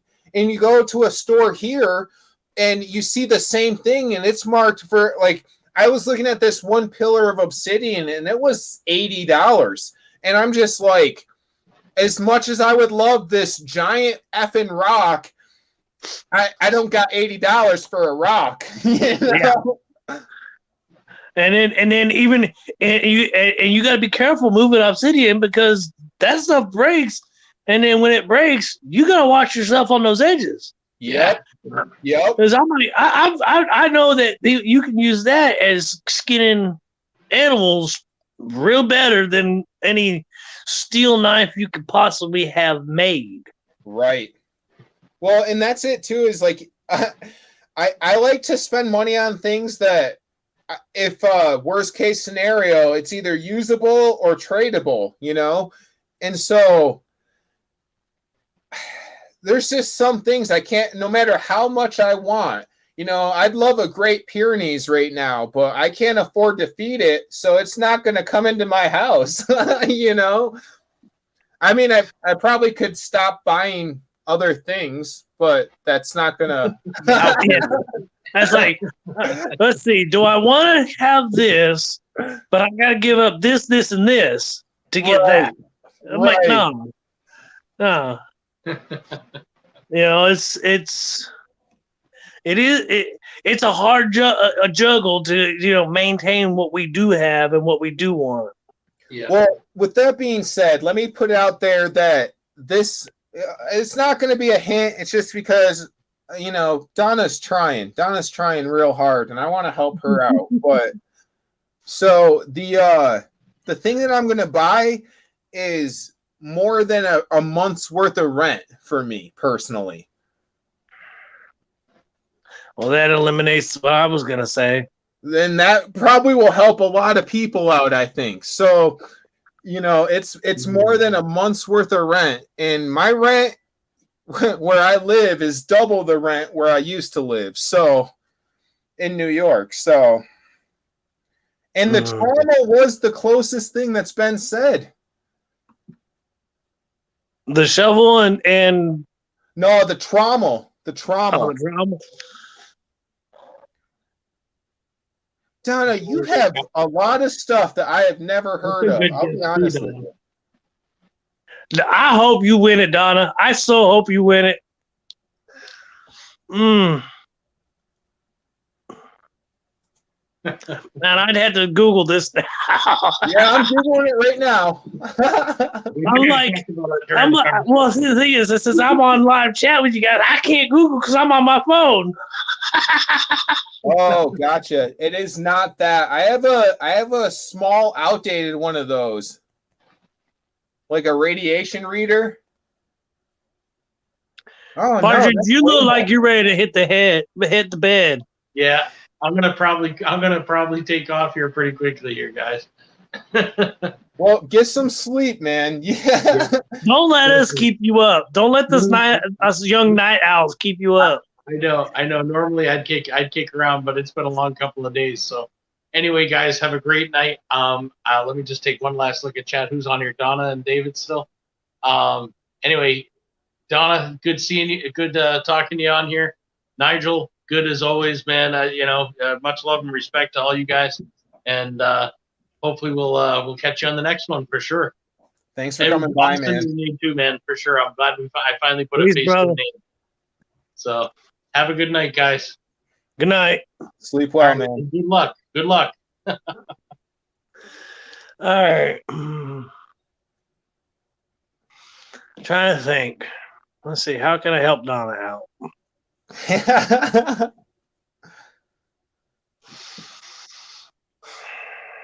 Because I still technically have two guesses. You do. Double his rent. He's more than a New York, and that's a lot of money. Because were you upstate New York or actually New York, New York? Upstate New York, not New York City. So where people are raised with respect and accessibility. Just gonna throw that out there. Where people actually had a brain. Yeah, it's one of those things. But there, where I'm from, I tell you, it's a situation, you know, like it's pretty much the South right now because New York City has destroyed the politics of the entire state, and the I just where I'm politics, from, period. yeah, well, true to that, but you know, there's just no work where I'm from. You know, I was happy to get a job in a retail store, and I kept that for almost a decade until I moved out here, you know. So it's like Mhm. it's a rough spot. Well, and it's like where I was at back east. You know, yes, I lived in Louisville for a little over a year. You know, my grandparents they lived in southern Indiana, and if you aren't in factory, machining or running a machine or whatever, you were doing like fast food or something worse. You know, I went through many a jobs. Yeah, yeah. Well, and that's it And too, is like my first ever like making money, not from like doing stuff for family and stuff, like dairy farms and stuff. It was in a factory. And it yeah, like I remember thinking like it was some youth program thing. I'm thinking I'm 16 years old working in a factory. There's something wrong with this. You know what I mean? Like there's and uh, again, you know, I don't hold any work higher or lower than any other work, you know. no, But and that's the thing that most Americans can't get behind is that, and with all the stuff with that Trump did, and I'm not trying to get into politics, but what Trump was trying to do with putting a wall across Mexico and everything, I'm like, dude, really? I don't see your pasty white ass getting into fucking the fields picking strawberries or cotton. You know what I mean? well, and that's Slaving. something that people don't understand is that the people who do that job, the people who come across the border to work, they're not coming across the border and living. They're coming No. across the border to work for a week for the same amount they would make back home in a month, and it sustains them there. You know, like Mhm. the what we're dealing with right now is truly frightening for anybody who understands like how our country is held up. You know what I mean? Like our country does have very close to like I'm not going to say slave labor, but we have immigration or immigrant working programs that are Well, you go to like anywhere in Texas, southern Texas, anything next to the Rio Grande or the coast, anything along the southern United States. Okay, 90% of the people that are working in the restaurants, kitchens, and I'm not talking fast food. I'm talking like regular restaurant. Where you go and sit down. You order, and it is people that are coming from Mexico or Guatemala or Costa Rica or wherever, you know, to make that money that we, like you said, they're making in 1 week here that's worth maybe a month or two there, you know, and they're not spending it on themselves. They're sending that money back to their families. right. They're supporting their family while being away from their family. And I'm like, you're gonna beat up people that are trying to make a better life, and that's the whole process, the whole concept that America was technically founded on. We got Right. away from Britain because we didn't want to do what Britain wanted to do. Well, and And so I just Googled it. The Mexican minimum wage is federally $7.10 a day. $7.10 a day. So and I and that's stupid. yeah. You know, And they, and they wonder why they got 15 people in a 3-bedroom house. right. And it's not, I'm from a place where honestly, like the vast majority of immigrants have nothing to do with South America or Mexico or anything. Most of them that I grew up around were Eastern Europeans and a lot of like certain parts of Asia. So Yeah.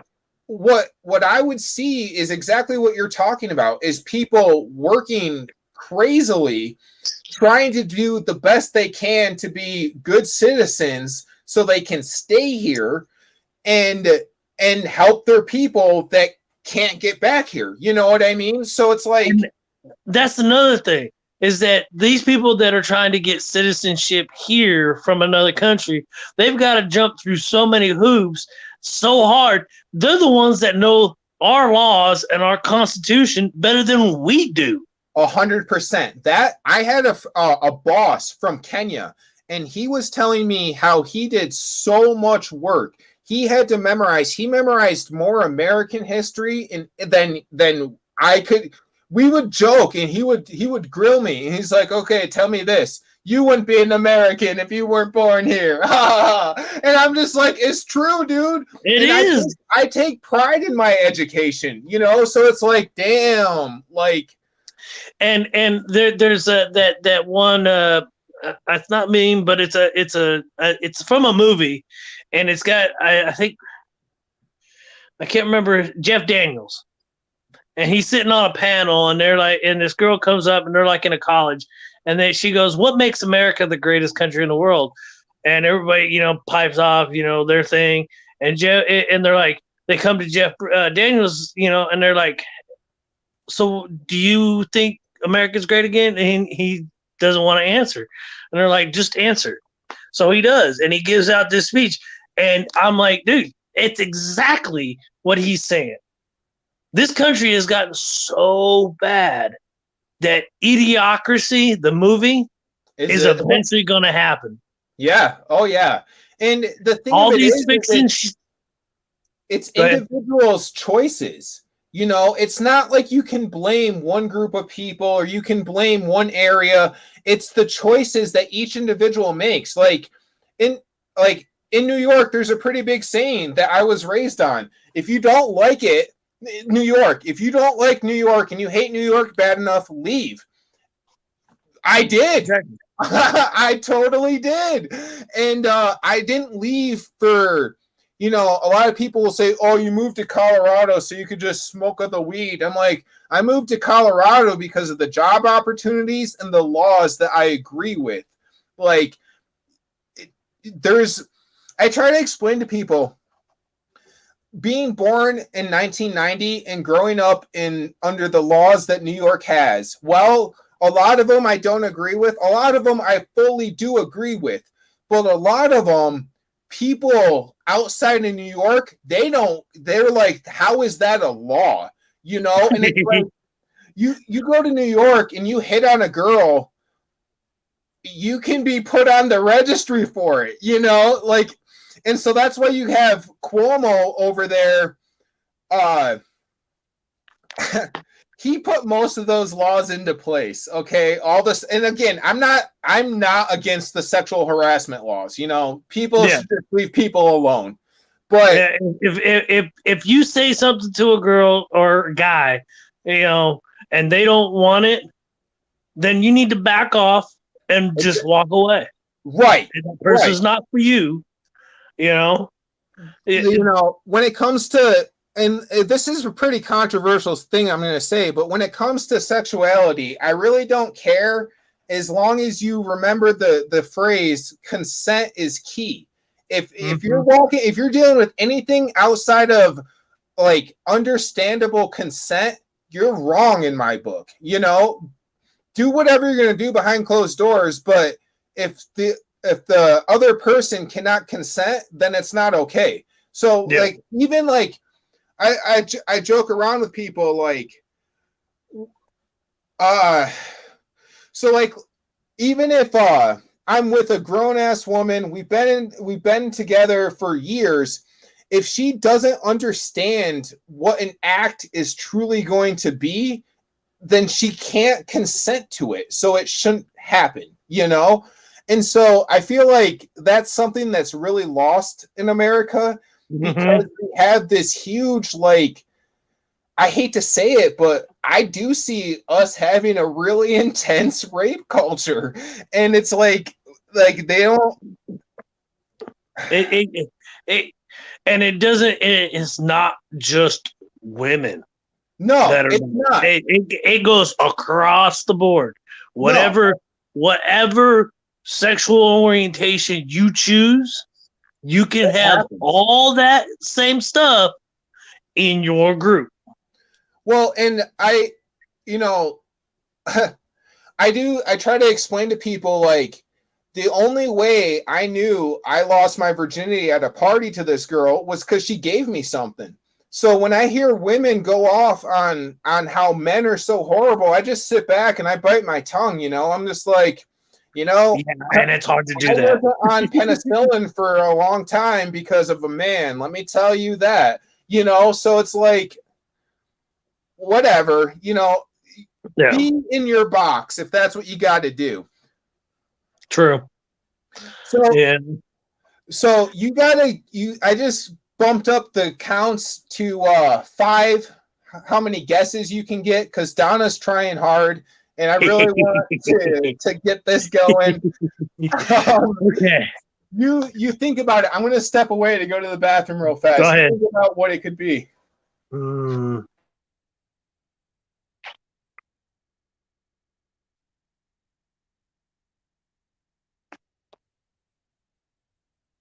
Ooh, I can't see chat. That's cool.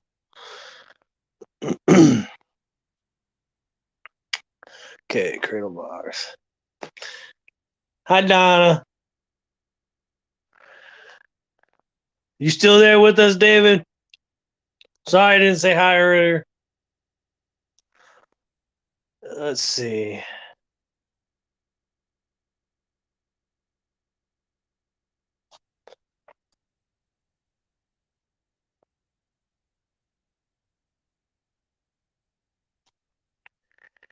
Let's see what you got.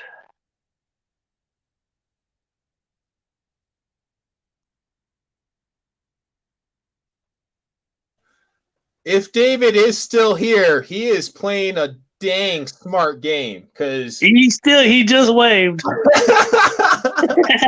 I just clicked on the chat button right here and I'm like, oh, I can see chat. I can still see myself. I'm like, oh, this is good.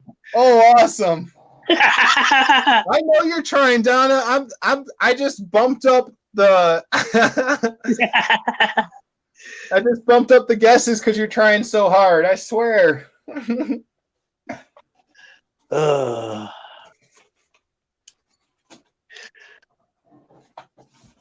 You're welcome, Donna. Let's see. It's not that. It's not that. Okay.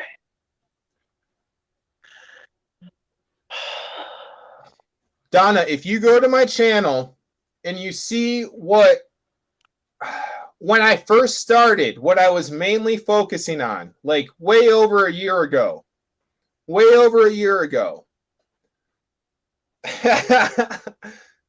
that's the I'm trying for you, Donna. I don't know you, but I'm already feeling bad. Donna's good people.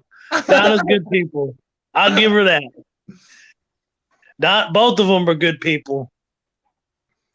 I don't know. David's playing a good game. He's just like, I'll sit here and listen to this nonsense until I have a solid guess. pretty much. He doesn't really talk much in chat when I've seen him in chat. I'll say, like my thing is I'll automatically go hello everyone, and then whoever channel I'm on, and David is one of the first ones to say hi and whatnot. But I'm Donna gets into Donna will get chatting with everybody. There's a few more people in here, so hopefully someone guesses. So Donna or anybody really, but I mean Donna's put the most effort into guessing, so that's why I say her name. Oh yeah. Like let's see. I'm trying to think.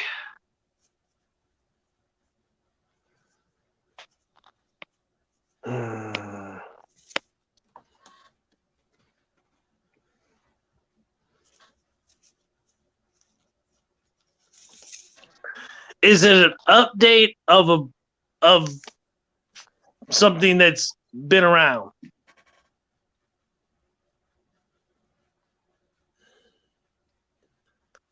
He stepped away. Let me think about how to answer that question. Yeah, because how you answer that one is going to give it away. Well, let me say that it is a more mechanical version of the two that I have. So you've got non-mechanical versions of this.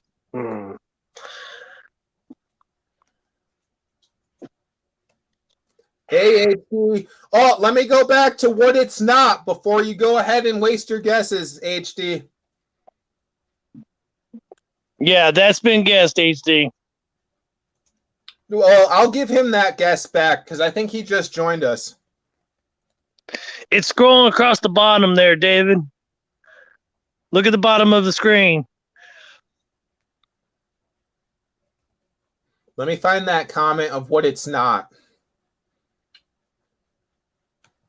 It's not, well, it's not a pan. It's not a sluice. It's not a high banker, a rock trommel, a pick or a shovel. It is. And she also guessed Geiger. She said Geiger counter. Yeah, it's not a Geiger counter either. All right, I'm going to step away for a second. I'll be back. All right. I'll pull up some coins or something. Yeah, so it's not a lot, but it is for prospecting. HD Shovel Ed, you've been around for a while, so like it is something that I was focusing on a lot when I first started this channel. It's for that.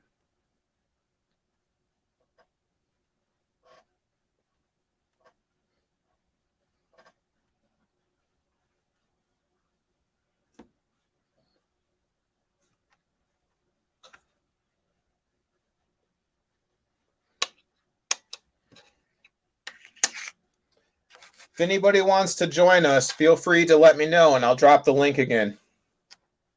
We are just ranting away. So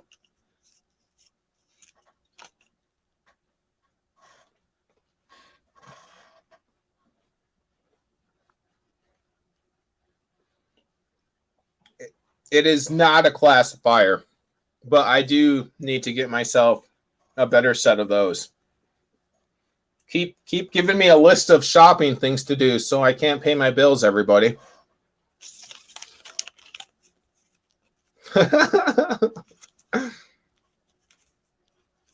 So HD Shovelette, I don't think you were here, but it's another clue is it's more than a month's worth of rent for me personally.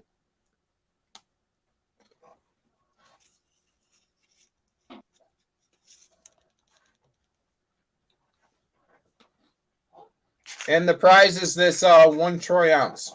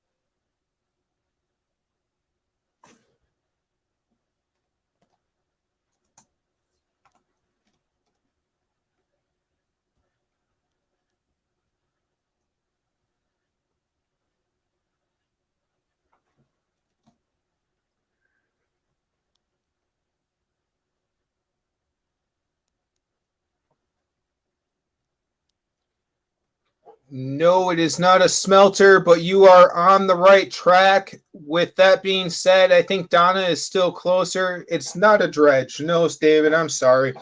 I think Donna's still closer with the trommel, but smelter is the final stage of what this will be used for. And yeah, HD, you are on a right track. So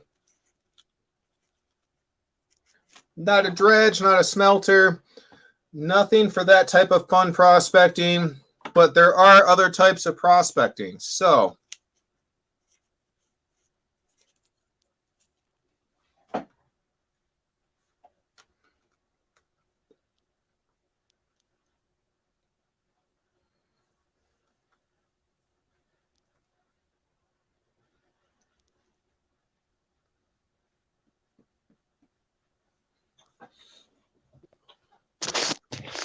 All right, I'm back. So HD Shovel Ed guessed a smelter. David guessed a dredge. There we go, David. You did get it. It is a motor-powered rock crusher. Wow. Yep. Congrats, David. David, you're going to have to send me your information so I can send you this copper round.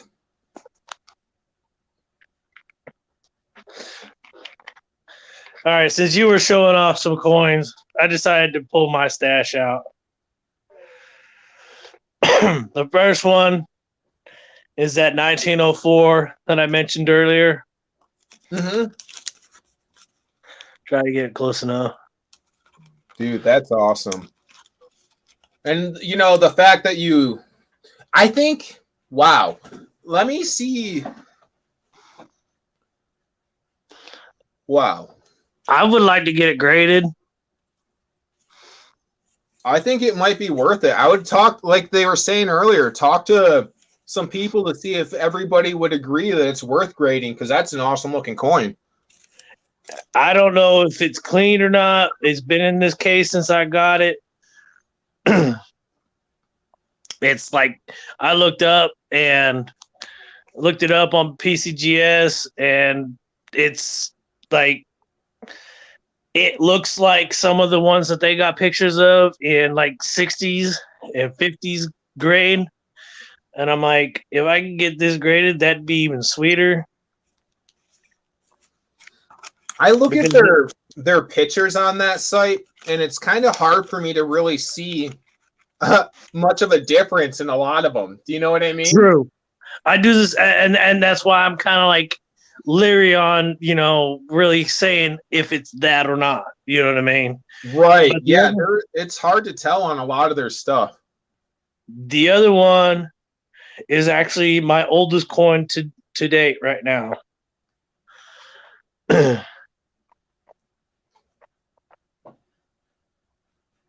Try to get it in focus.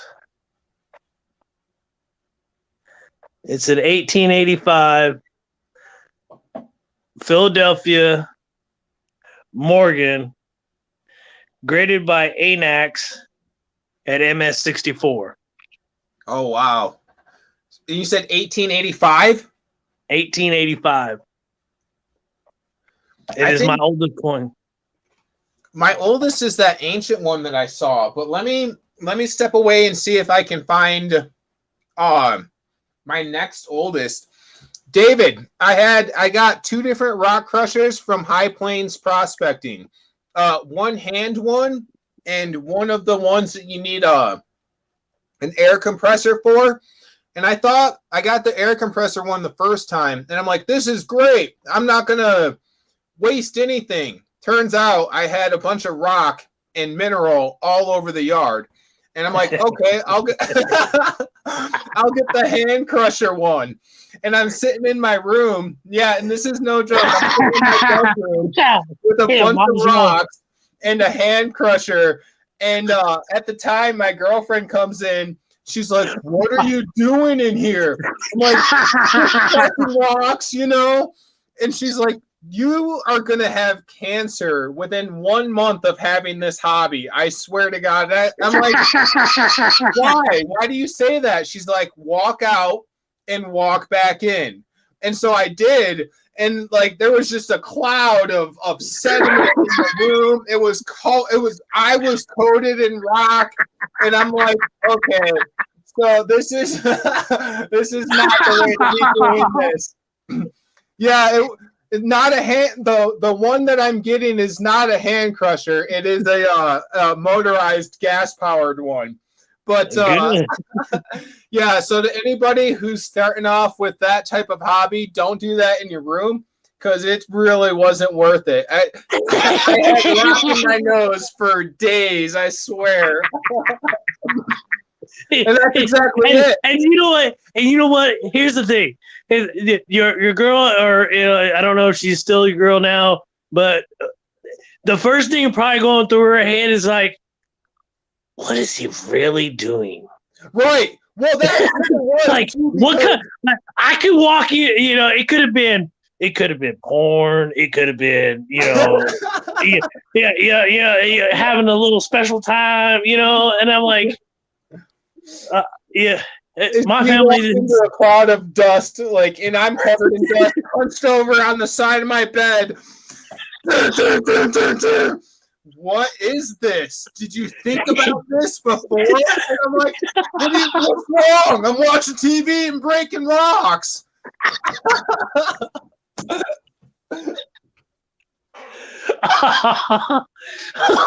I'm multitasking. Yeah. I was bad in high school. I was bad.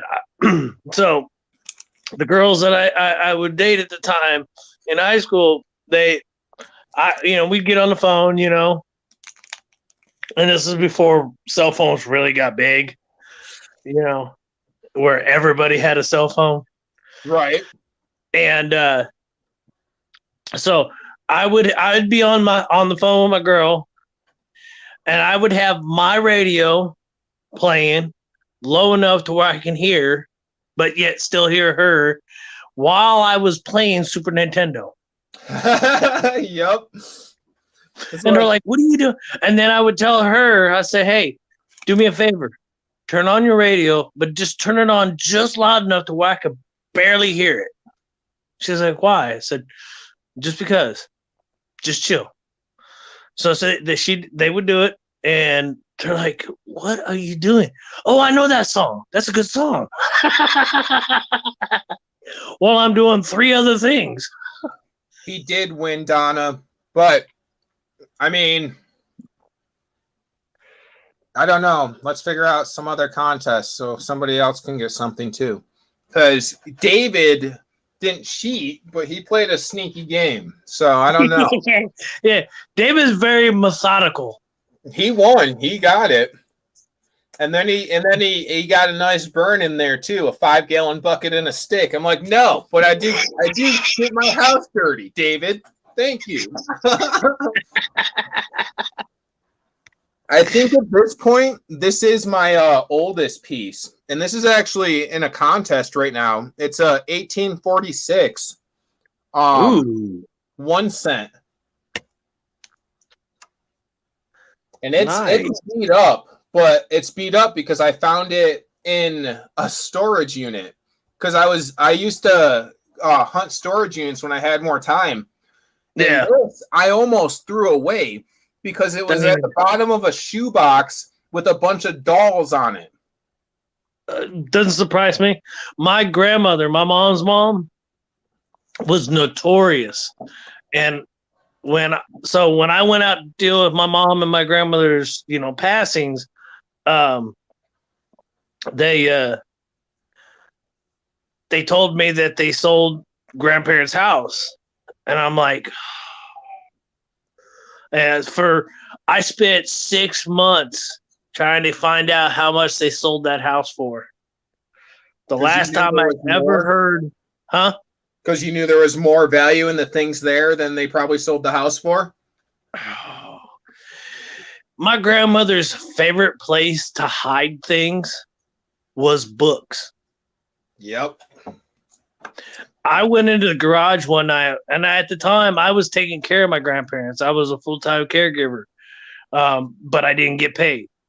I did it 24 hours a day, 7 days a week, 365 days a year. All right. That's honorable, man. I did it for I did it for 3 years solid.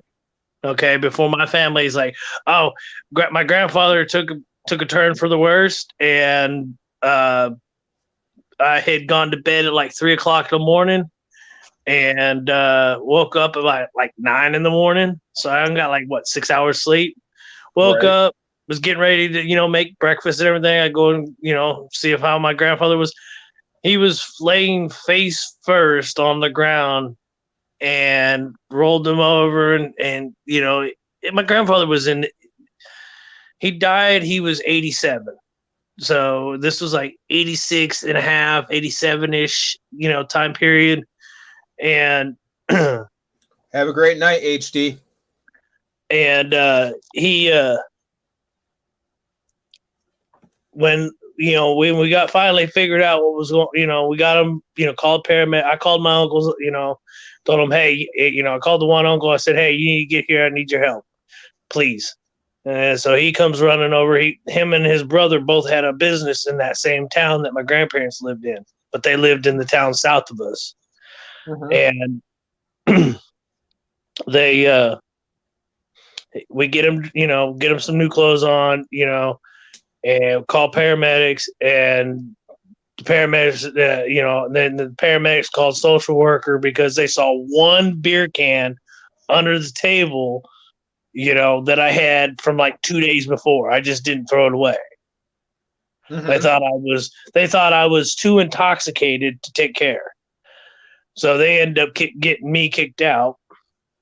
And I, just before that, I had gone to the garage and I knew there was some books in there. So I was just looking through the books. I get in one book, and it was a book from when I was a kid.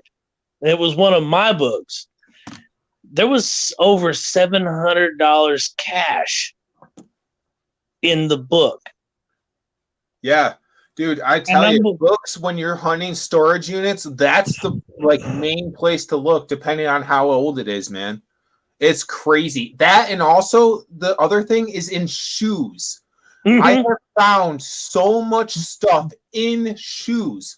And I'm just like, I know people, when they do this, they're just throwing these shoes away without looking at them. I found $50 rolled up in a shoe once, and I bought this storage unit for $150. I got one for you. I'll just put it this way. So I said that one book contains over $700. My grandmother had books from way back when she was going to college. Oh, wow. Back in the 50s and 60s and 70s.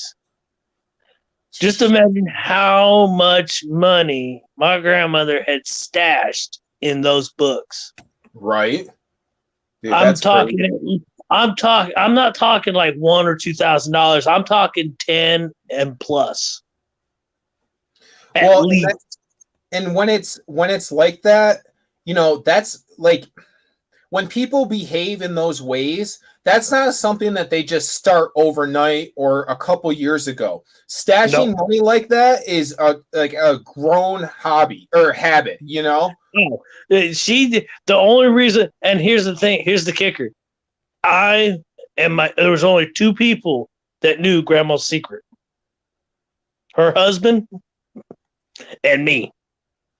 So you knew it was there. Yeah. Oh, I was pissed when I found out that they sold that house. And here's the kicker. So, like I said, I spent 6 months trying to figure out how much the house sold for, because when I got kicked out, it was just before, just after that, I was staying at a buddy's house, and I ended up moving back east to where my dad's side of the family was living. And I that when I left California back in 2011, the house was appraised at $375,000. Wow, really? Now I'm going to say this very clearly. my grandparents' house from the front door to the water to the Pacific Ocean was a 15-minute walk, north or south. Damn. So perfect location for any type of person, really. A 3-bedroom, 1.5 bath that I was gonna, if I would have taken over on the house, that would have been a 2-bath, 3-bedroom house with a 2-car garage attached 2-car garage. Right. Well, And listen, beach community. Here's where I look at it. You can't. I mean, you can. You totally can, but live tomorrow, man. Don't live yesterday. No, I trust me. It stews in the back of my head. Trust me. And so, and let's see, what was it? It was like late September, early October of that year that I finally got an answer on how much the house sold for. You're gonna shit a brick, dude. I'm guessing based off what you're saying, I'm guessing 100,000. No, more. It was appraised at $375,000 back in 2010. They sold it in 2019 for $985,000. Damn, dude. That's crazy. Almost, no, I think it was like 870. No, it was 875. Still, for over $750,000. That was prime real estate, dude. Right. Prime in Southern California. I would have done anything and everything just to make sure I had that house. Right. I grew up in that house. My grandparents owned that house for over 50 years. Well, and that's the thing that I think, I always feel bad when I hear certain things because it's like, okay, well, I'm trying to get a prize wheel up so we can give. No, Donna, don't leave just yet. I'm trying to give away another copper round.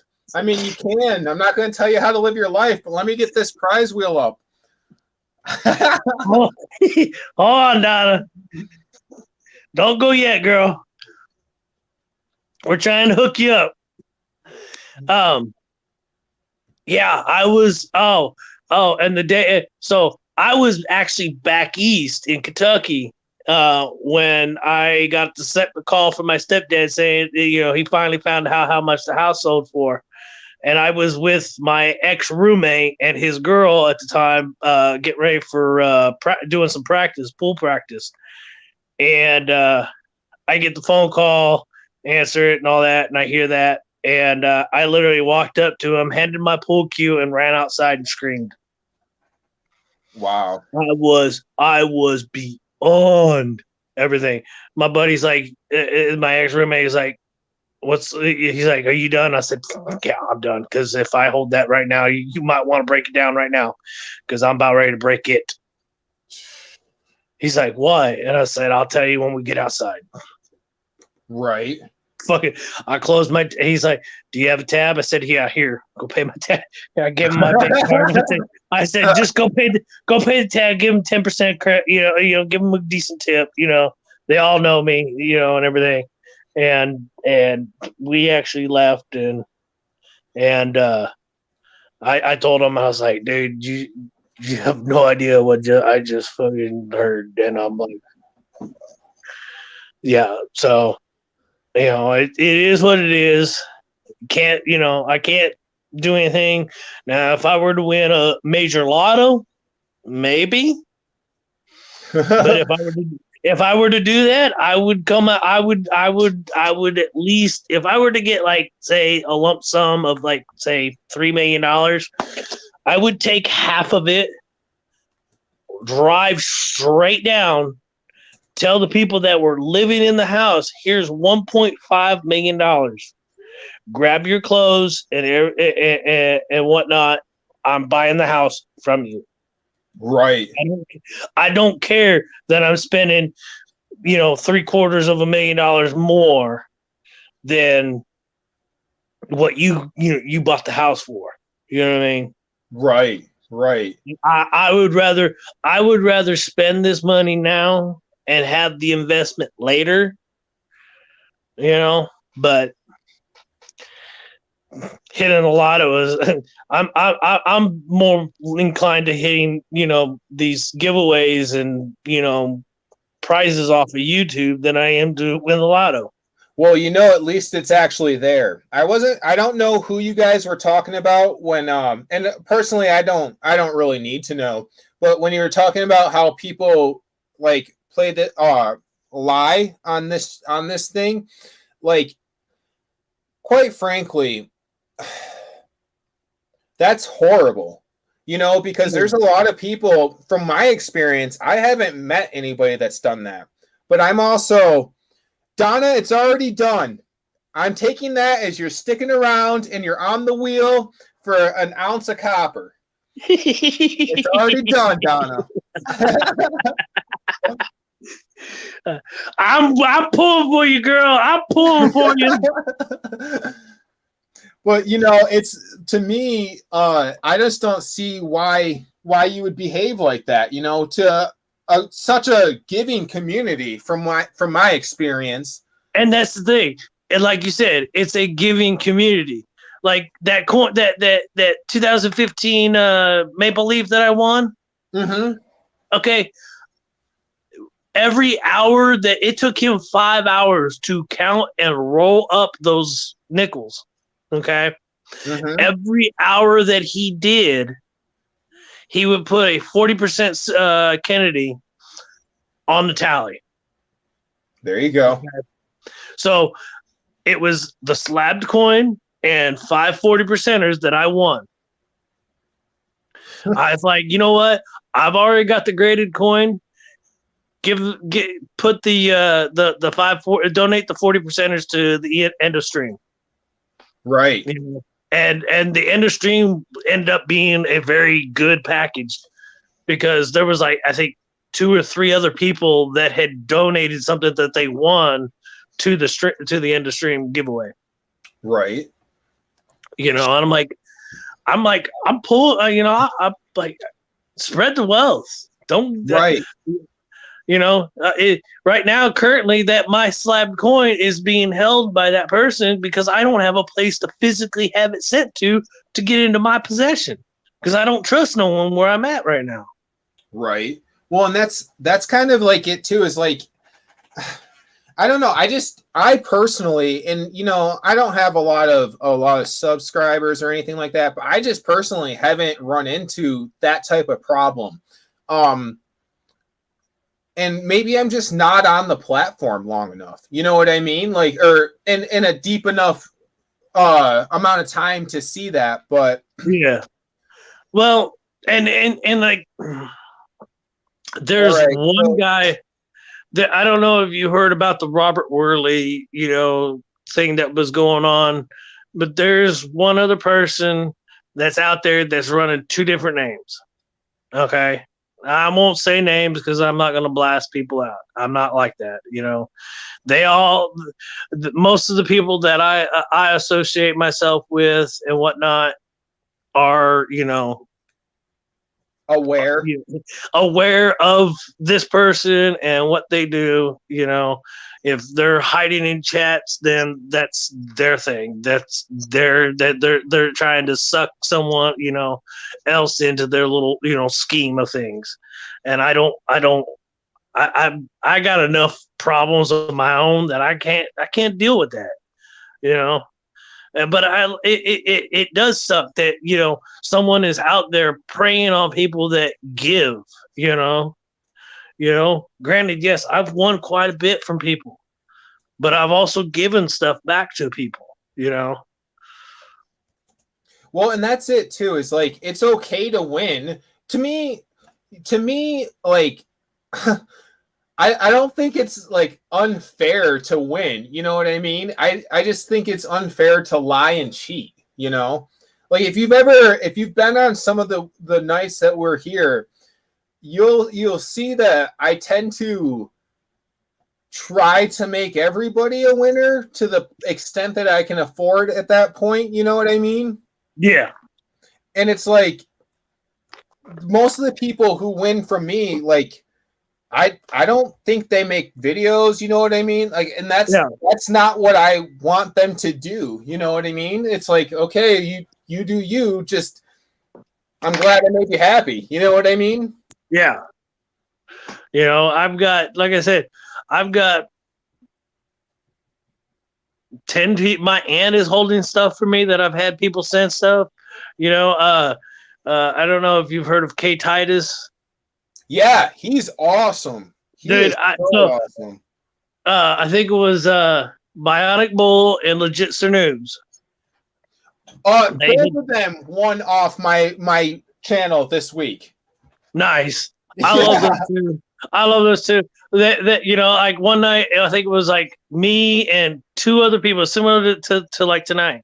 I had seen them on live, and I jumped into chat, you know, started talking and whatnot, and the ended up just being me and one other person, and then the person that I was saying about, that person jumped in at the last second, right as you know we're getting ready to do a wheel like we're doing now, and you know I was like I really don't care, you know, if you win, great, if not, oh well, you know what I mean, right? And so they like, hey, you know, since you were in here chatting with us and you know communicating and talking with us, and I think it was one time that this was after I had seen them on a stream one night and they were playing Minecraft, and you know I was like, hey, you know, I like, you know, your little setup and and I know that they play with Michael Kittle, Kittle Got Game and whatnot, and I was like, you know, well, try this, you know, see if that works. And, you know, and I knew that the Minecraft is, you know, doing the new Caves and Cliffs, you know, update. Right. And I'm like, so how far have you guys gotten there? Can you go past 0? And they're like, no, we can't go yet. And then to come find out that, you know, that's not going to happen until 1.18 for Bedrock. And I'm like, great. Well, I was all ecstatic to go past 0. Well, and that's like the last gold giveaway I did, that like I always feel bad because when new people come around, they don't realize that like that's a customer appreciation thing. You know what I mean? So like you spend $15 at my store, you're on the chance to win, you know, a half gram of gold. But that last time, darn Partridge Family Prospecting comes on and he's like, hey, I want to buy a copper round, donate it. And I'm like, you know, Jeremy, you can't give away more on my live than I'm going to give away. And so somebody pops in and, you know, they're a cool person. They pop in and they're like, hey, I'd love to hang out, but I'm on the road. I'm like, that's okay. I'll put you on the wheel anyways. They end up winning. And I'm like, well, that's uncomfortable. So let's go ahead and do this again. and you're like, man, that last person I threw in ends up taking it all. Well, we ended up. So I'm looking at what needs to be shipped out right now on my other table, and I see just from that giveaway, a gram of gold. 8 ounces of copper and 3 ounces of silver. And I'm just like, listen, I'm not mad about this. I just want to figure out a cheaper way to ship. Yeah, pretty much. Well, you know, like Handy Andy's channel, Handy Andy 736, he, you know, he'll do what and this is genius. Okay, genius is what he's doing. He does. He'll tape them to gift cards, or you know, get well cards, or you know, novelty cards, and mail them out like you would, like you're getting sent, you know, a gift card, you know, or a birthday card or whatever, and just to kind of screw over The post office. Well, I was doing that. I had a penny giveaway where we were, me and Partridge Family Prospecting were going through a roll of pennies, and I mailed a good number of them out in just envelopes. Every single one came back, and the person's like, "Yeah, they stole my envelope. They stole it out of the envelope." I'm like, "Oh my god, I'm so sorry. Let me send this to you again." Let me spin this wheel because Donna wanted to hop out a little bit ago. So let's make sure when she's here. Gonna switch it up there. And we're gonna do the last man standing just to let it go a little bit longer.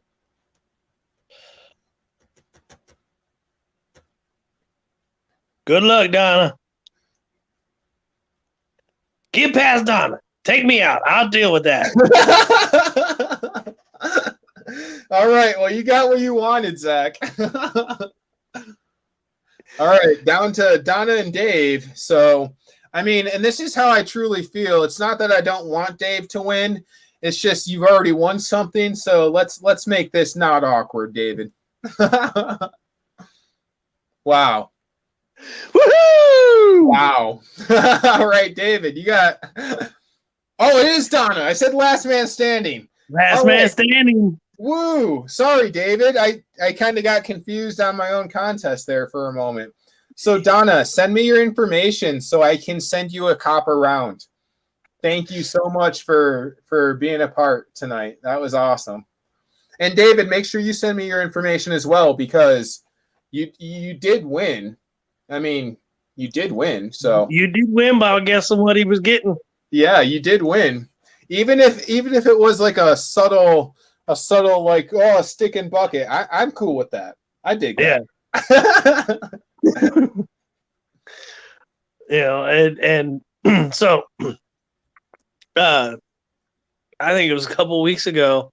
They were doing a nickel hunt and Bionic and legit, and I had watched the stream, and they were showing, she was showing her shells and everything, and she had shown a angel shell, and I'm like, okay, I'll buy 2, just put it in my bag that you guys got, because I got like I think a Merc dime or a Rosie dime. I just got something small, and she's like 2.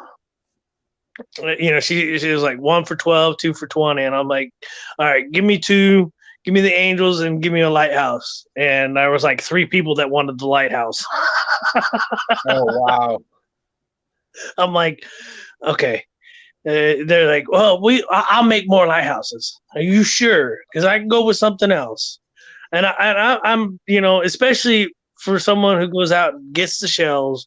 I used to, that's one thing I enjoyed doing was get off of work, when I was living in Southern California, living with my grandparents, I'd get off of work and I'd go straight to the beach.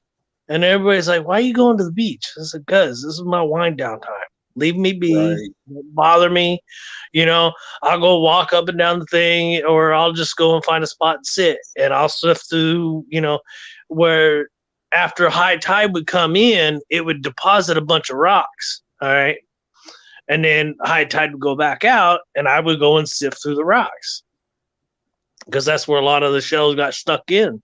One of the best finds I ever found was a vertebrate bone of some marine animal. And I mean, this thing was huge. Okay. It was like 2.5 feet wide across. All right. About 1.5 feet tall if you were to stand it up. And on our vertebrates, on our spine, we have these 2 little knobs that come off the back. That's towards the outside of our body. These knobs were more like straight spikes. Wow. Okay. The size of my hand. Okay. You see my hand. That's what the spike was? Bigger than my hand. Okay. Damn. And the where our our spinal column goes through our vertebrae, the hole was like that big. Wow.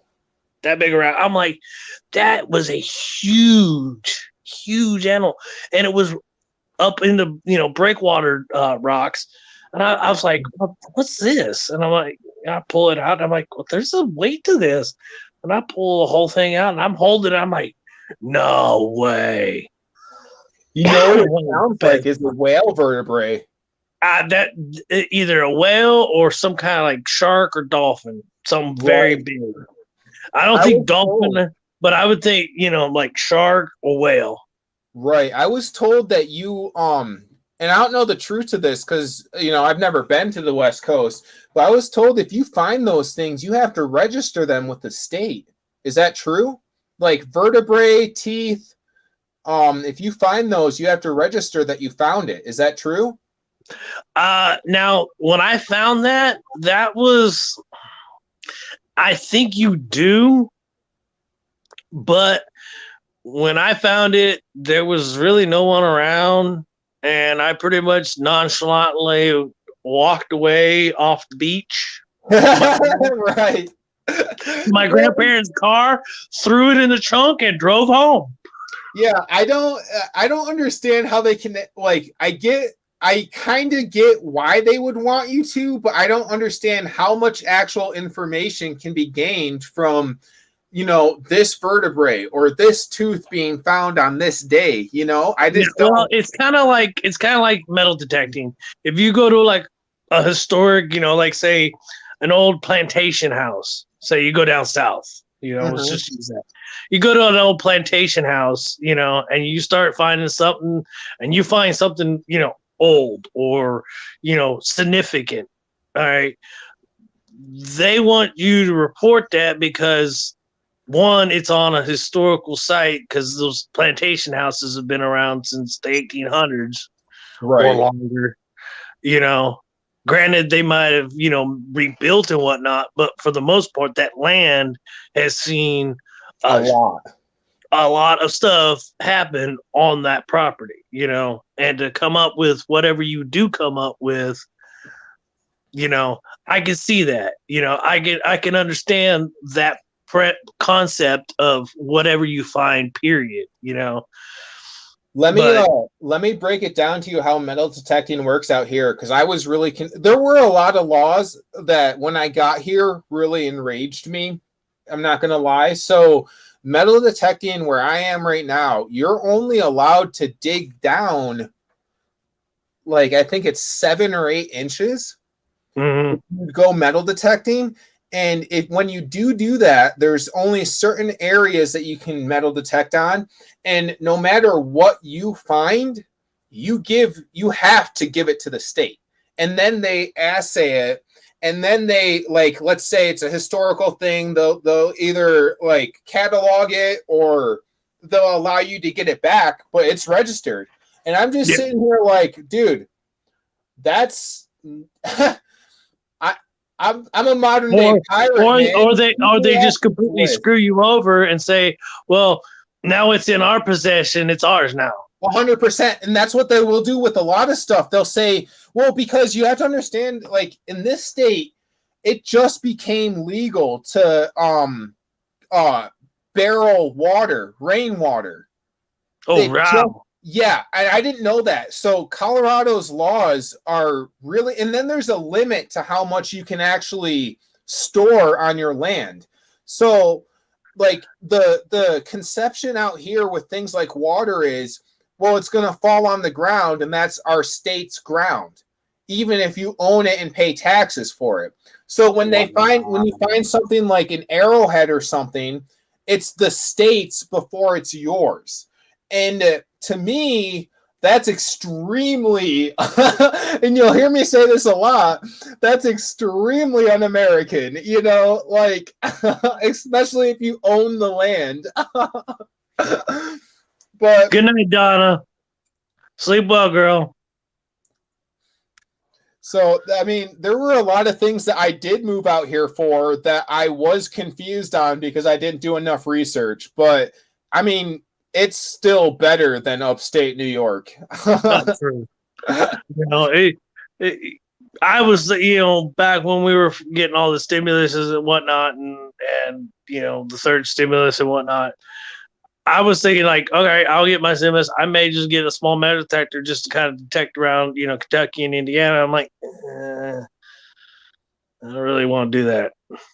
I don't want to. There's too many gun-toting, ignorant fools out there that, that's all they preach about. Oh, I got my Second Amendment right.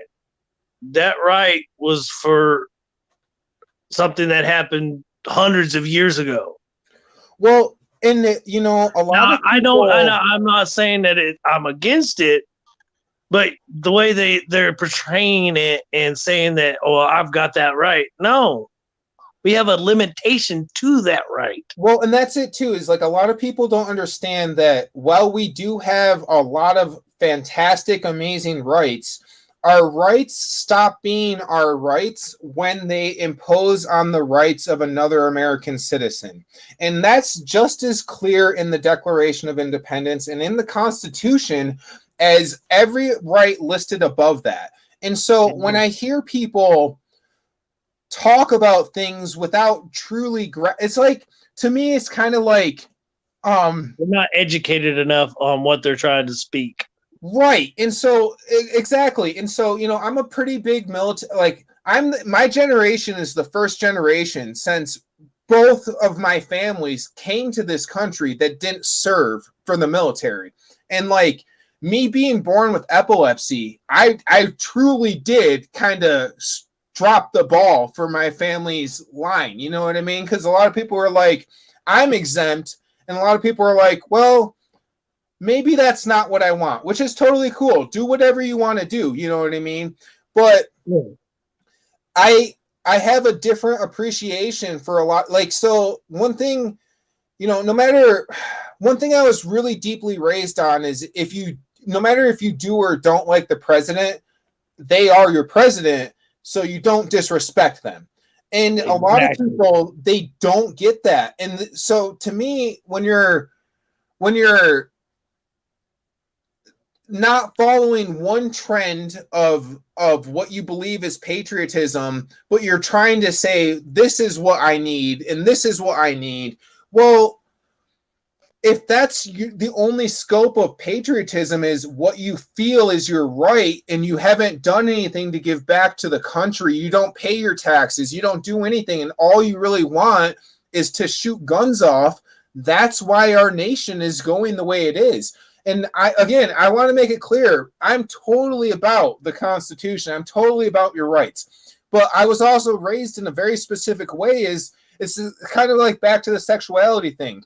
You have the right to do whatever you want to do behind closed doors. Don't impose your life on me. And it's not one way or the other. I don't go around to people being like, hey, I'm straight. What of it? What's up? I don't care. Most things I genuinely don't care about. But when it comes to people being like, it's my right to have an AK-47 with no actual training, no military training, and I'm gonna tell them that I'm gonna use it to hunt deer in a place where there's no deer. What's wrong with you? What are you actually doing? And the same with like the whole Hunter Biden thing with his whole gun scandal. And I'm not getting political, but it just blows my mind that he was allowed to lie on a federal form, obtain that weapon, and then he, while on drugs, did whatever he did. And it's like, dude, there needs to be equal punishment for all people, no matter what your parents did or anything like that, or who they are. Agreed. Agreed. Well, it's just like with me. Okay, I have in the past enjoyed smoking. Okay, now granted, I can't afford to do it right now, but if I could, I'm what I'm considered a high functioning pothead. Right. Okay, I used to get, when I would, in my 20s, hanging out with my buddies and whatnot, we'd go out, we'd smoke before we'd leave the house, and then go do something, Yep. And they're like, "Oh, you can't operate a machine." I'm like, "Dude, you got drunks killing people, killing innocent innocent sober people, Right. okay, and they're doing is getting a little whiplash, or they're walking away from it. You know what I mean? Yet someone who can handle their thing, you're gonna screw them over because they were under the influence of something. I'm Right. like, I would rather smoke that than take prescribed drugs, Well, because and like, prescribed drugs are just adding more shit to it. yeah. And like I fully hear where you're coming from. And just to not to like put my own stuff out there, but like I'm right now the most sober I've been since the age of 13.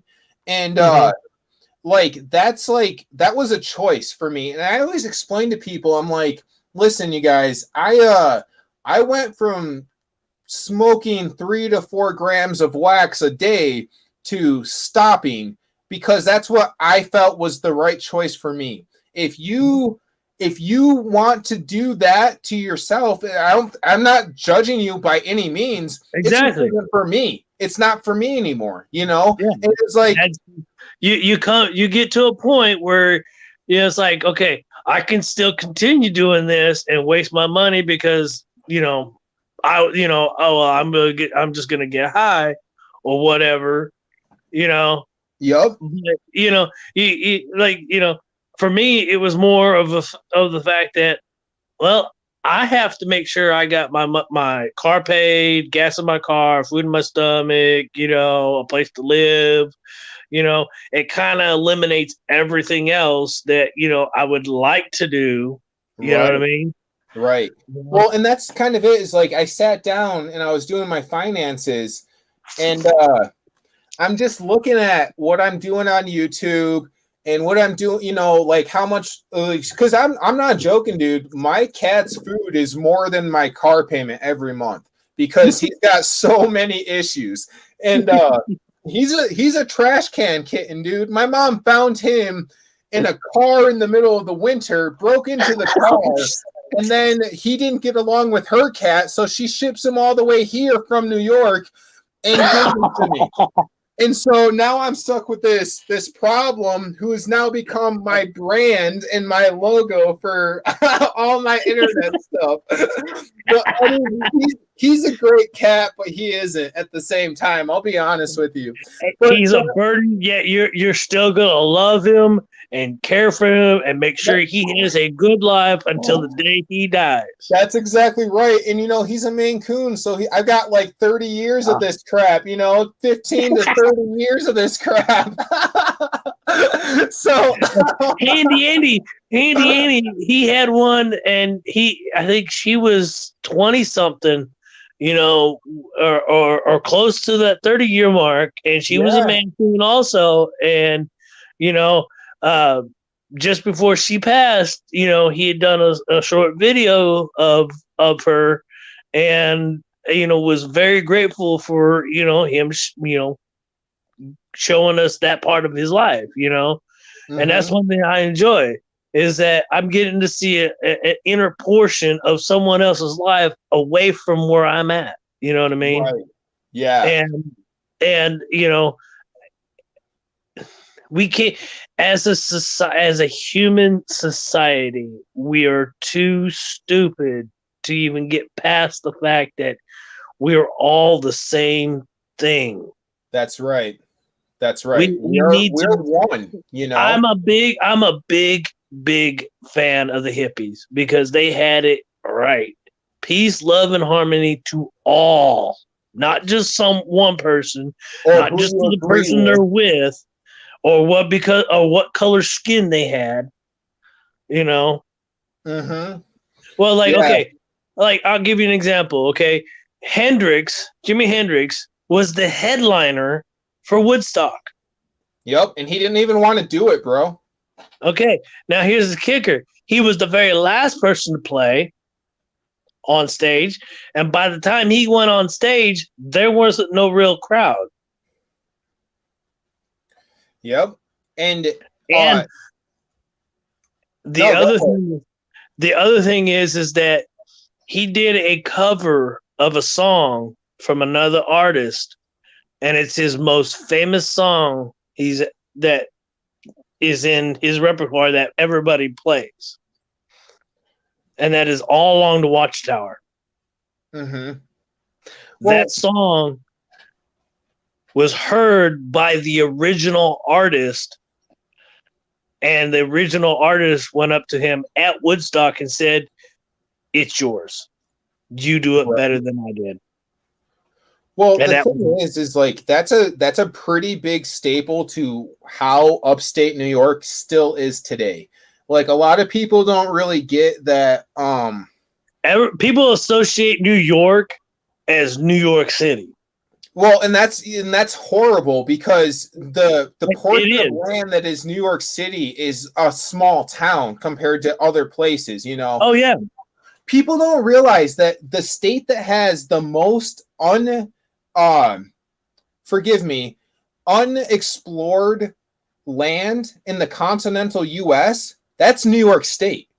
Like there's more unexplored land there than any other state in the continental US because there's the Adirondacks, there's all the huge lakes and all that stuff, and people don't realize that when you leave New York City, people are there. They're just trying to survive, man. They don't got time to hike the mountains and go skiing like they do out in Colorado. Is that you go from suburban, big city living, and as soon as you get outside of those city limits, you pretty much are in the country. Yeah. Unmarked, uncharted, technically, if you could call it that. Uncharted country. Well, I remember going to get my weed and during droughts, excuse the language, I would go and get my weed in droughts from Amish countries. Like fully, like there'd be a couple non-Amish people. They'd be there for the specific reasons that they were there, and we'd go up there, get our stuff for the next couple weeks. And while we're there, we'd be racing lawnmowers, milking cows to help lower our costs. Like, and I'm not joking, man. It's like you. I listen to people talk, and they're like, "You're from New York," and I'm like, "Yeah, I am, but not the New York you know of, man. I'm telling you, not the supposed New York, an unknown New York." Right? Now, where my dad had lived back in Indiana, the house that he had that he was renting out was on a 5-acre land. Okay, I'm sorry, I'm not laughing at you. I'm sorry. That's all good. And I'm sitting there, and there's Amish people. So when I first moved back there, back in 2011, I was sitting there and I'm going, I'll get with my dad, and we're coming back from town, and I knew he's like, there's some Amish people that live in the area. I'm like, all right. We come across this one house, and they got a sign on their property that says cornhole games for sale. And I looked at my dad and I said, what kind of sick, twisted shit are they playing back here? Because I didn't think that was an actual legit game. Oh yeah, dude. Oh yeah. I associated cornhole with your butt. I'm like, because like I said, my grandparents raised me, so they were raised. My dad's dad was 20 years older than grandma when he had the kids with her. Mm-hmm. He had already had other wives and other kids. All right, this is back in the late 50s, early 60s. All right, mm-hmm. And I'm sitting there going, I knew, and both my grandparents, sets of grandparents are from the Midwest. Okay, Kansas and Nebraska. So I know for a fact that they used to use corncob pipes to wipe their ass. That's where the phrase cornhole actually was. Did you? That's where the meaning cornhole came from. So I'm like, what kind of sick, twisted shit are they playing? I should have snapped a picture of that and sent it into Maxim magazine. I would have won the grand prize right then and there. Have you ever played that game though? I have. After I found out what kind of sick, twisted shit they were doing, I was like, I'm like, oh, okay now. And then, it was when I got, apartment with my roommate, and I was like, well, in the bars we would hit, several of them had cornhole, boards out. And so we, get a couple of beers and start playing. Yeah. I think about like growing up as a kid. Again, we were, for a while, we had a pretty decent life. You know what I mean? Things change throughout life. And so I do remember watching, because, I didn't know the game before I knew the butt term, like you're saying. And so the first time someone came up to me, I was maybe 6 or 7. And where I'm from, if you've been to upstate New York, everybody's on something or they're working 80 hours a week, and they're on exhaustion. And so this big old drunk guy comes up to me. He's like, he's got a Keystone in his hand. He's like, "How you doing?" And I just sit there and I look at him. He's like, "Cornhole." And that was how he said it to me. And like with a slight question at the end, but not enough for me to realize. So I look at him and I stand up and I walk over to my mom and I'm like, "Mom, I think there's stranger danger happening." Because, that's what we were doing right back then. And she's like, "What are you talking about?" And I'm like, "Mom, this strange man came up to me with a beer in his hand and says cornhole." And she goes, she's like, "What man is talking to you, Andrew?" And I point at him and she's like, that's so-and-so. I don't know what you actually heard, but there's no way he said cornhole to you. And he must have been watching from a distance, because I look over, I'm like, "Mom, I swear to you, he said cornhole with a beer in his hand."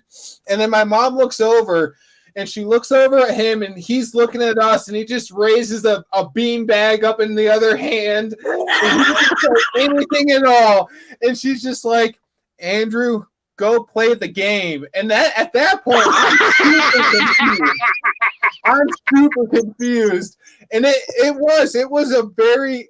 I'm a very confused person as it is, my dude. I gotta let you know. So as a kid, I was really sheltered. We were really, Dude, I'm technically last year Gen X. Okay, damn near borderline Gen Z.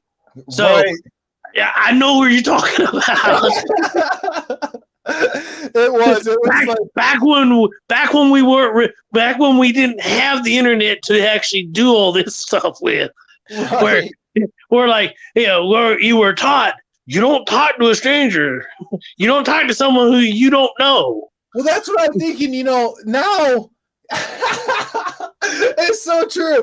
I think about it, and like I did have the internet later on in life, and as a young age, and so I think about the things that I saw on the internet. Dude, I was watching soldiers getting beheaded by the Taliban on the internet while still being told, "Don't tell strangers your real name." Now we have this new internet where it's like, "Yeah, I'll send you a bit of copper. Email me your address." Yeah. It's like no one cares. "Oh, you were just send me your address." And like, dude, like you're in Colorado, I'm in Washington. Most of the channels that I watch are all on the East Coast. They are. No, a lot of them are, and I don't know if it's I don't know how that happens, because I know there's people doing this same stuff in every state. It's got to be. I've been for the last couple of days. This past weekend, I'm sitting there going, is there no one in my state, in my area, that is doing this? There can't be. If there aren't, then get more active, man. Dude, if there's not, there's one other person that I know on chat, and he goes by Washington State Jags fan. I think I've seen that person.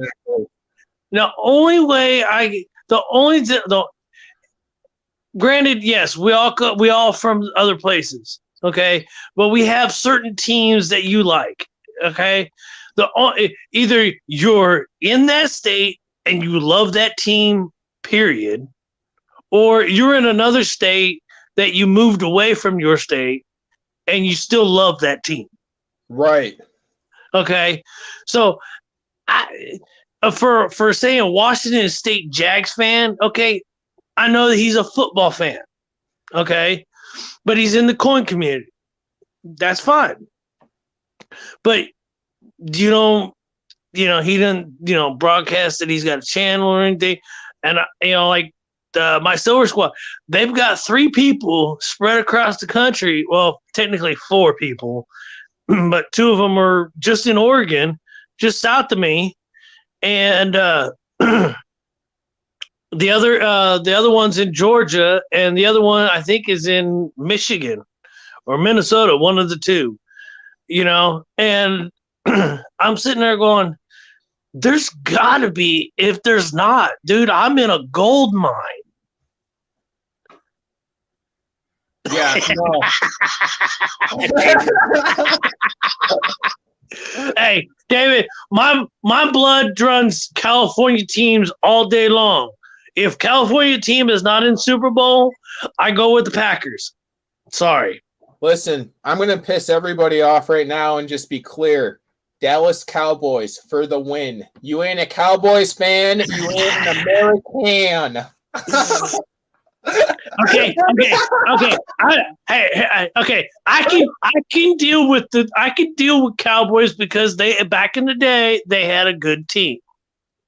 Okay, back in the day, just like with the Niners and the Raiders. When Cowboys were Cowboys, right? Yeah, when they were Cowboys, when they, all right. Now and I'm gonna jump this thing in, and it's not football related, but it's sports related. Okay, Pete Rose got kicked out of the Hall of Fame because he bet on his team. That's crazy. Yeah, Brady fucking deflates fucking footballs to win him Super Bowl after Super Bowl after Super Bowl.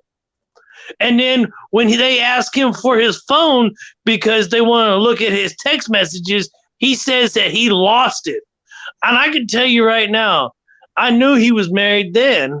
There's no way his wife is going to let him lose a phone. Right. No, he's honestly, lying man, through his teeth, and he needs to have his shit taken away. Well, Pete Rose... And at least Pete Rose admittedly said that he did it.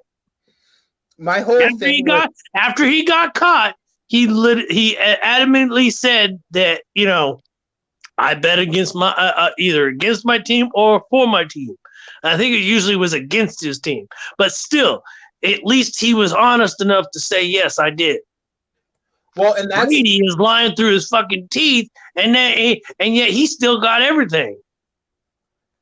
That's because they are like, and I know this sounds pretty messed up, but that whole family has essentially just created its own sports legacy. Sports, how do I say? It was like Eli and Peyton Manning. Yeah. Okay, yeah. If you want to if you want to go with family ties, okay, well, how about the Griffeys? Ken Griffey Jr. and Sr. Father and son both being in baseball. Right. Well, and here's my thing, honestly, is like baseball. Okay, so I'm not a sports fan. Don't let me try to sell it on something that I'm not. But with baseball, there's a little bit more and this is probably going to make you really mad. There's more individual talent needed in baseball versus in like football. So like I agree with that. You can so like I agree fully with that. How it was different for baseball because if they weren't, their team couldn't carry them. Really, you know what I mean? In football, you get a crappy if your pitcher sucks and he can't get a strike, against doesn't have a anybody, paycheck. then Yeah. you need to get you need to either kick him off the team or put him in the outfield. Right. And whereas football, you can see teams carrying people and they're getting these huge paychecks. Deals. Well, yeah. It's like, dude, why? I saw one report recently of this kid who got this. I can't remember his name, but he was signed out of college for this ridiculous amount of money. That was just like, what do you need that for? And You're then talking about there was one. it was just recently. It caused such a stir. Yeah. You know what college he came from? It wasn't down south. It was someplace down south. They technically call themselves South, but they're technically not because the Mason-Dixon line, that state is above. Well, hey man, I'm from New York. Anything past New York is down south to me. I'll be honest with you. I will say, I joke with people. Colorado's the most south I'm gonna make it. In all honesty, dude, right now where I'm at is the farthest north I've ever been. Dude, I mean, I told my family I don't like cold weather. I'm not going to be enthusiastic about wintertime because I moved to this state in spring. So you had all rain. You had nothing but rain. No, there's maybe been maybe 4 or 5 days in the last 4 months. Really? Dude, we haven't had that much rain, and then when it does hit, it hits and then it's gone. Dude, I thought Washington was like a really rainy state. Like I thought it was supposedly it is, but I'm not seeing it because, dude, this week alone, we were talking about it at we have a little meeting of what we're gonna do for the night from day shift. And one guy said that it was this week is the hottest week of the year, and it's fluctuated. Like right now, I had to put on a jacket because I'm sitting with a sleeveless shirt. I stand next to a vat that's heated up to 280 degrees. I got a fan blowing on me, and I got to make sure I got these parts, done right. And if it's 90 degrees outside, it's not making it any nicer. You know what I mean? Let me tell you, my understanding of the climate of Colorado definitely came from South Park. That wasn't something I looked into before I moved out here. So when I get out here and I'm in an area that's not the mountains, on average, if you look up Denver days of sunshine, it's going to say an average of 245 sunny days a year. That's insane. I come out here with a bunch of hoodies and some jackets. Yeah, you think I get out of the car and I'm sweating instantly, and I'm having a hard time breathing because of the altitude. And I'm just like, where's the bong?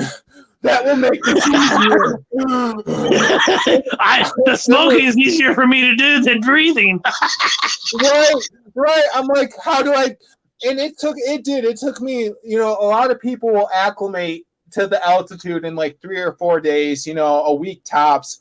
It did take me a long time. And, it doesn't help that when I first came out here, before I started working, I was working for people, and I remember this one. I was so mad. I took a gig putting up a fence for this, my friend's parents' boss or whatever. And we go out there and we start laying down the line to where the fence is going to go and putting out the posts and everything. And just as we start nailing the posts in, it starts raining, and it's raining hard. And so I look at this dude. I'm like, hey, man, we going to pack it in for the day? He's like, what? I'm like, it's raining hard. We're going to have to come back tomorrow. He looks up at the sky. He looks at me. He's like, you need to sit in the car. I'm like, no, are we going to pack it up? It's raining hard. And he's like, okay, we're going to sit in the car if that's what you need to do. And so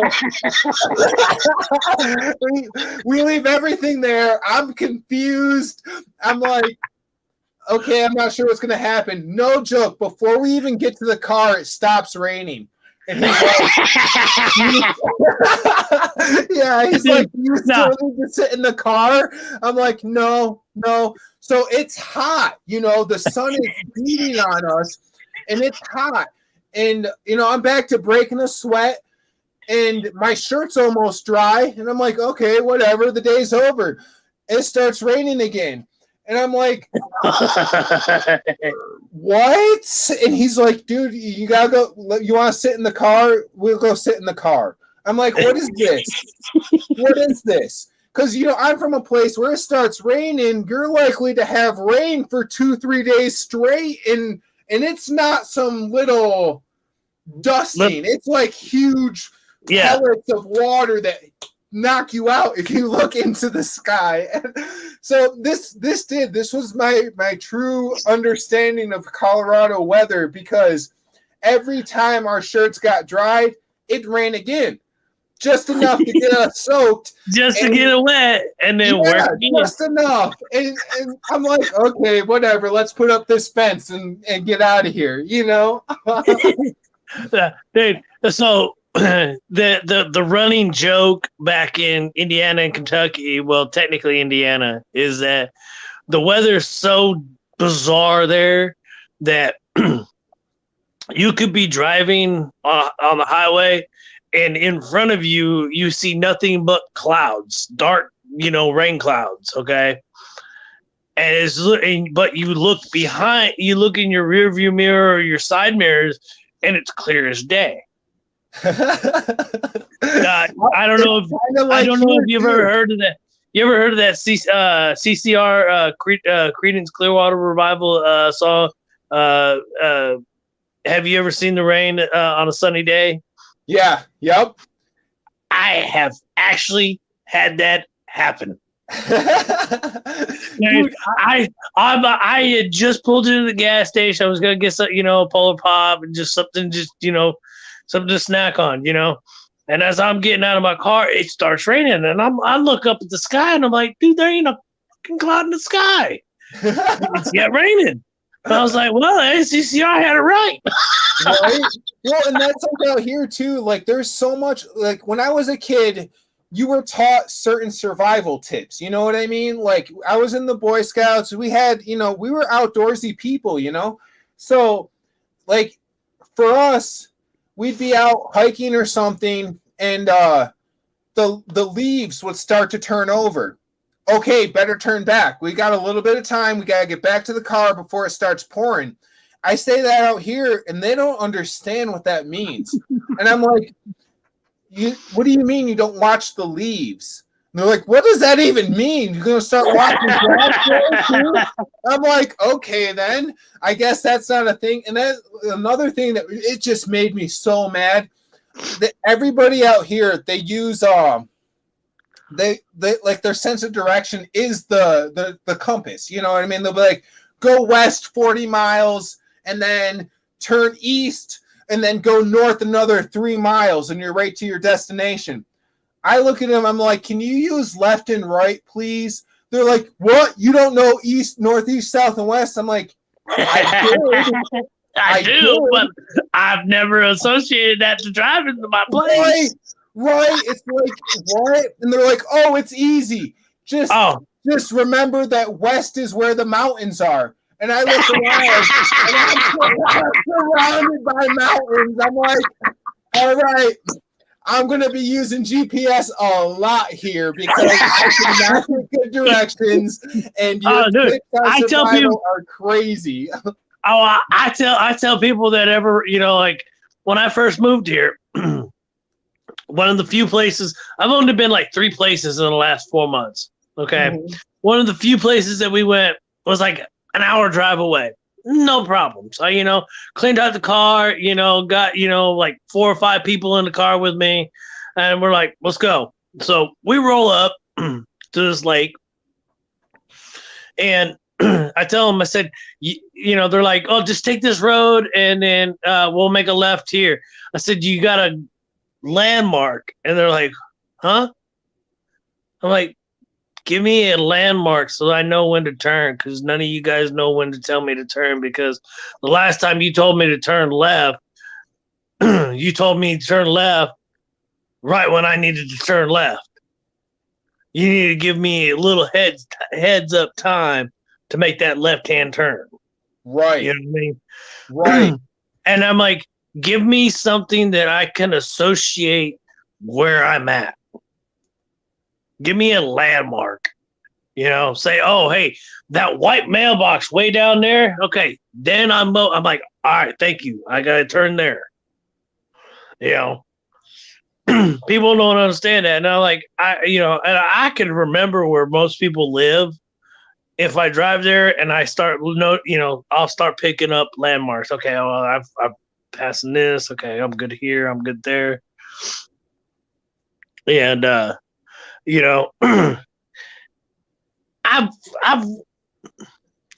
it's bizarre how people don't associate using something to guide them other than GPS, because the people that I was going with, they're all in their 20s or younger. And I'm like, how is this? And I'm like 20 years older than most of them. I'm like, dude, really? We're going to have a lot of teaching on to you kids.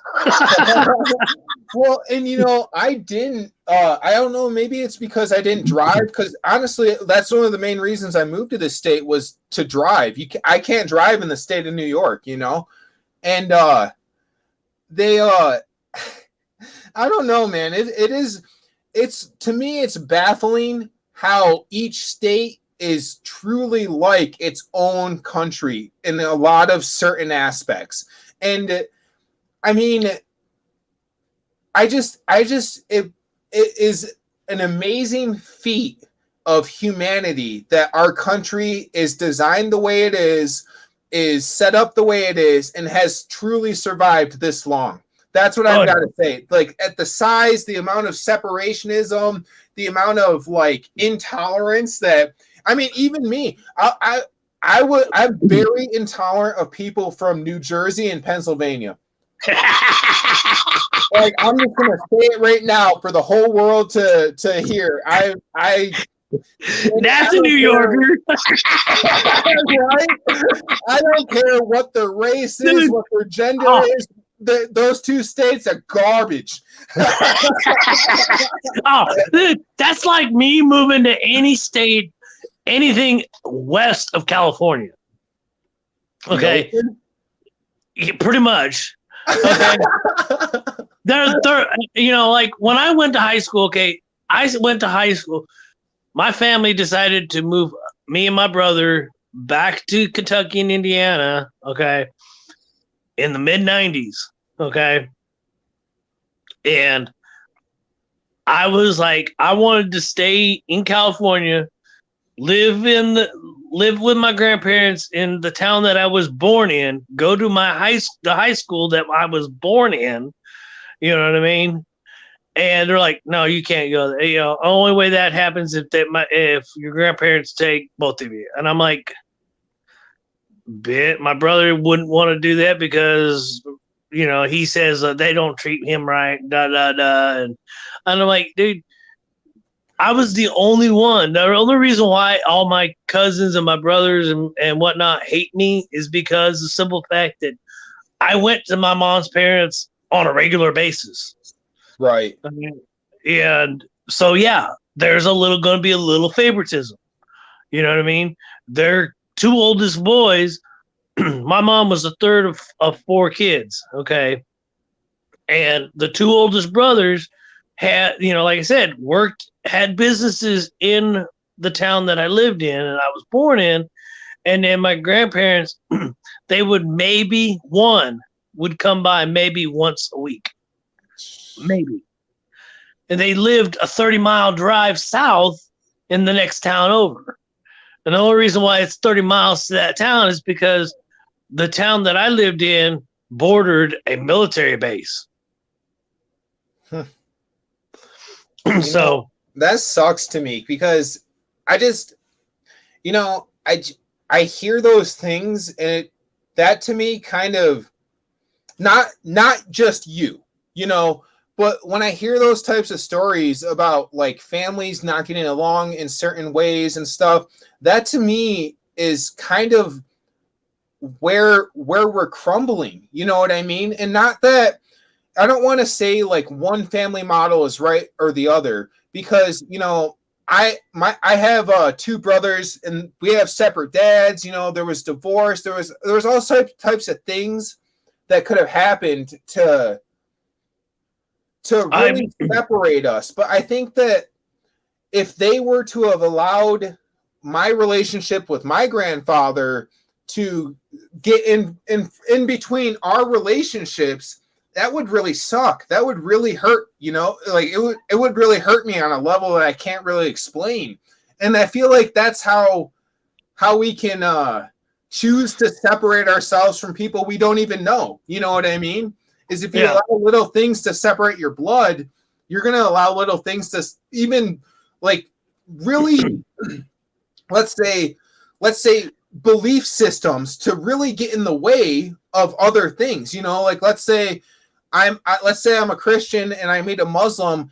How am I going to even begin to understand where they're coming from if I get mad at my own Christian blood over them being essentially the favorite? You know what I mean? That's crazy. I agree. And I even, I was raised, I didn't go to church all the time. When my grandmother would, say, hey, we're going to church, you went to church. You know what I mean? Right.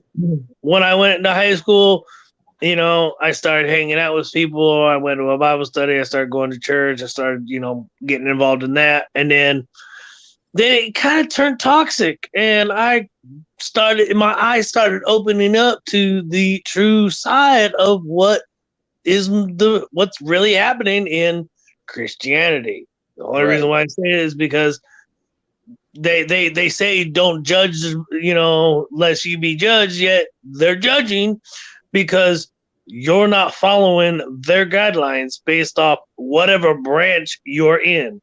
Baptist, Methodist, Pentecostal, whatever, Catholic, okay? Well, and my problem with a lot of and it's not a problem because it doesn't change my life, but when I get into conversations with faith over people, over faith with people, there's more. How do I say this? There's more that I'm going to agree with any single person who claims to be spiritually driven, no matter what their faith is in. There's more I'm going to agree with them on than I'm going to disagree with them on, because most people's faiths is a guide to being a better person overall. So when you, I agree. Yeah, I agree. When you separate that, it's pointless. What are you doing? You're giving yourself a label for your own benefit if you're not using those rules to better yourself so you can better society. And even when I was when I was in a Christian church, okay, like I said, my mom's mom was Lutheran, my dad's mom was like Methodist or Baptist, and I went into Pentecostal, okay, and I got told that I was evil because I wore black. Yep. By my youth pastor's wife. Dude, I get it, man. And the biggest thing that I love this one, and I piss a lot of Christians off with this one. I said, "Is God man or woman?" And they go and they instantly say, "Man." I'm like, "Explain her." Right. I'm like, and then they want to say, "Well, we're the true religion." Really? There was Egyptian religion, Greek religion, Asian religion before Christianity. And technically, if they want to get philosophical on the whole thing, Christianity technically didn't really happen until Jesus supposedly died on the cross. Right. Right. And for me, I came across this this small story at one point, and it was essentially someone dying and meeting their maker. And when it was, I can't find it because it's an amazing story, but to me it really helped open my eyes because I was raised in a very, very strict and I dare to say conservative manner. Oh no, Mother, I know exactly where you're coming from.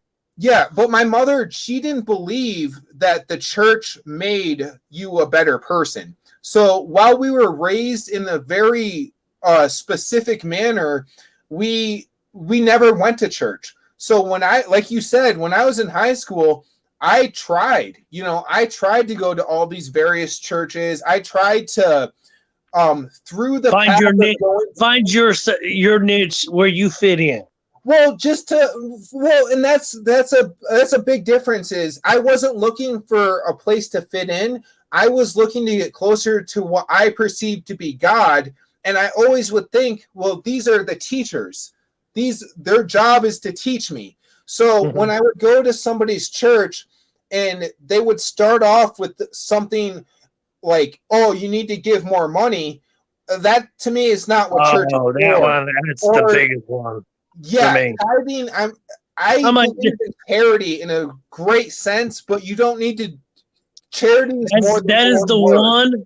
That is the one thing that majority. I don't say all, but I said good majority of them that I've experienced. That's all they want to preach about. Yep. Every week, multiple times a week, and I was going at least 2 or 3, 4 times a week. You know what I mean? Mm-hmm. And that's all they want to talk about. Well, you need to tithe. You need to tithe. You need to tithe. You need to give your 10% of your paycheck. I'm like, why am I going to give you 10% so you can drive that brand new car, but I'm driving a beat up, used car, so you can have a brand new Mercedes, or so even you can have a brand new suit.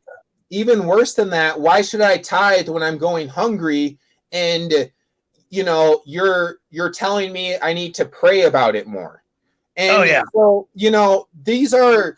that was one thing, and then another thing is I have a lot of Eastern beliefs. While I agree with most people, like, unless you're going to say something horrible or you're going to try to put someone else down through faith, I'm not going to agree with you. But like, for a long point of time, I self-identified as just a full-on Buddhist who believes in God.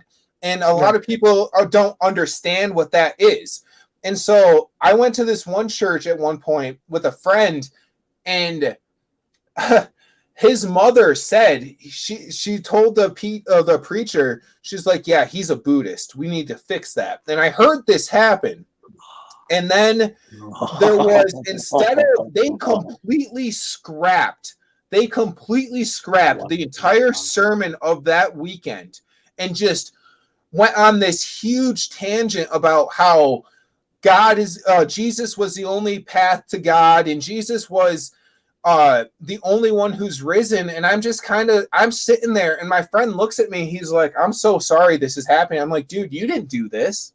You didn't do this. I'm sorry you have to sit here every week surrounded by this level of hate and negativity, because this isn't changing my journey at all. I really hoped that I would take something away from this experience, but what I took away was the knowledge of how closed-minded. Yeah. Closed-minded.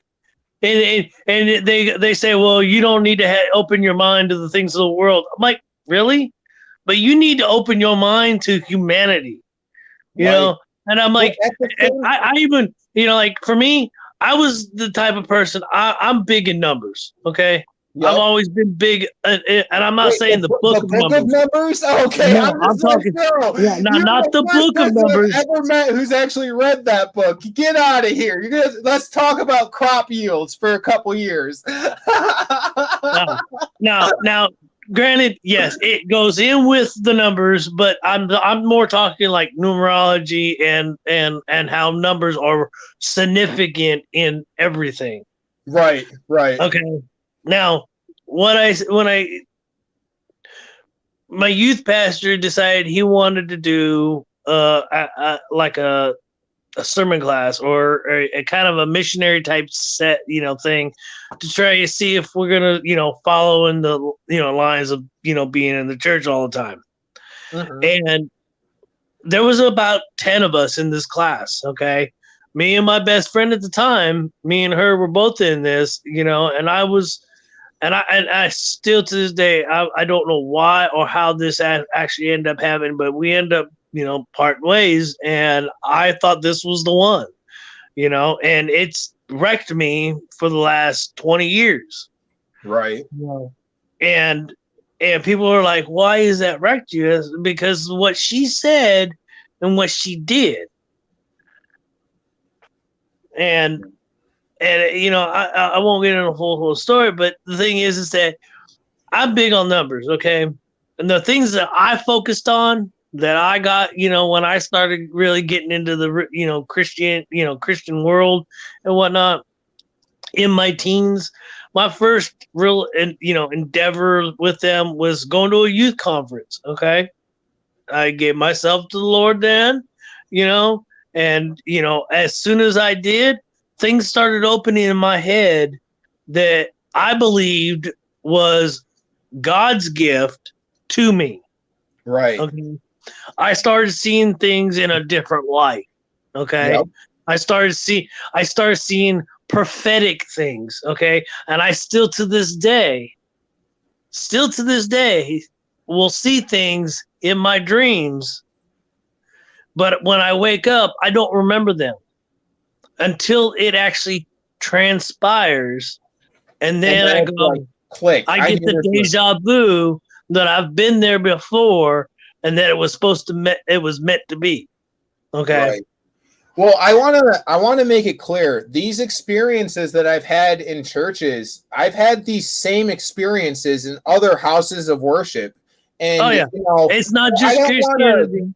yeah, I don't want to sit there and seem like I'm bashing one faith or one group of people, because that's not it at all. That's not it at all. And if back with the weed thing, if something feeds your soul, participate in it. If something makes you a better person, do it. But I just think back, and then going back to the Constitution thing, I just think that if you're not willing to read an entire piece of parchment or an entire document, you really shouldn't be quoting parts of it and then saying that's how you live your life. But even the Bible, okay, and I'm not saying the new the NIV version. I'm talking about the King James version. Mm-hmm. Okay, was a translation from Greek and Hebrew into English by a ruler who was a man. Okay, and it's not the full thing. They don't have the full book. Right. And on top of that, a lot of the translations, because you said, like you just said, it was translated to English after being translated to Greek, after being translated from Hebrew, after being spoken for thousands of years. So a lot of the things that are in the Bible that people say certain things about have completely been disproven by not disproven. So one of the main things that people like to talk about is supposedly how David had, I mean, I was nowhere in the past. So let's put that Meshach, Shadrach, and Abednego walking into the fire of flames and not burning, or Daniel in the lion's den, or Joseph in the multicolored coat, or even like I don't even need to go there. I want to stick on the translation issue. So a lot of people will say that David had a wife before Eve, and her name was Lilith. Well, actually, in Genesis, there's no mention of Lilith. There's no mention of Lilith until Revelations. And then, first of all, that wasn't part of the Old Testament. And then there's a mention of Lilith in I want to say Romans 2, but it's not Lilith as one. It says, and then when the end comes, as will the Liliths.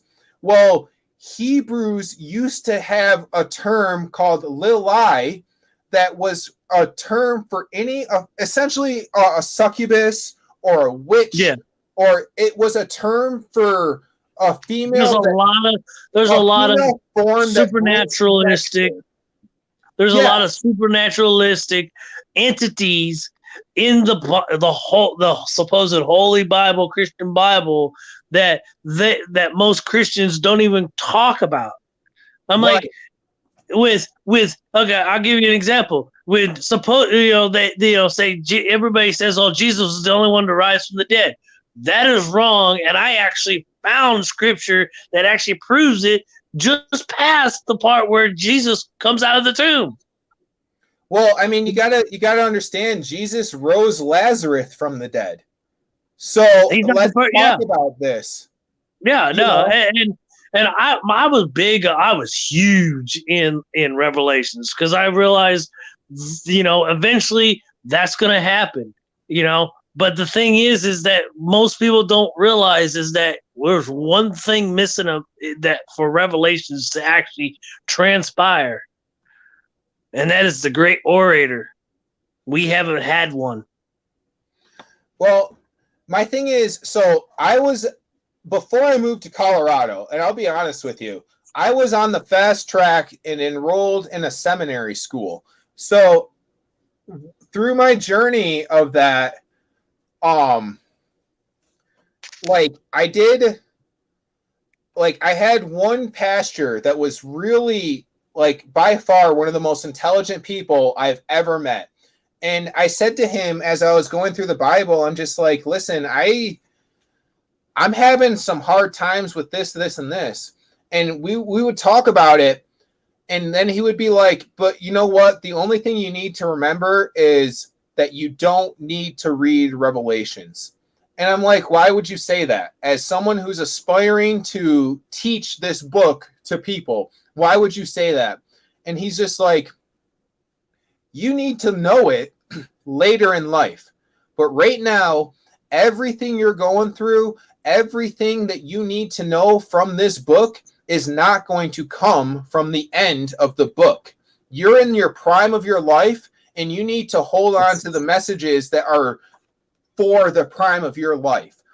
And then he was a pretty cool dude. He was from the Bronx, man. He was an old school Jewish Italian from the Bronx. Yes, and I did say that. Jewish Italian from the Bronx that converted to Christianity. And he just went into this. He's like, listen, I've had some serious talks with some very intelligent people, and we all agree that Paul was on lewds when he wrote Revelations. And I've actually thrown this one out, okay? And I still believe this, okay? I personally believe that John the Baptist is also John the Revelator. Do you think so? I believe so.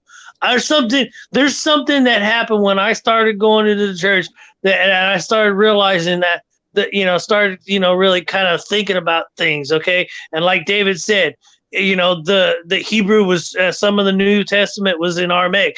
All the Dead Sea Scrolls are in Aramaic.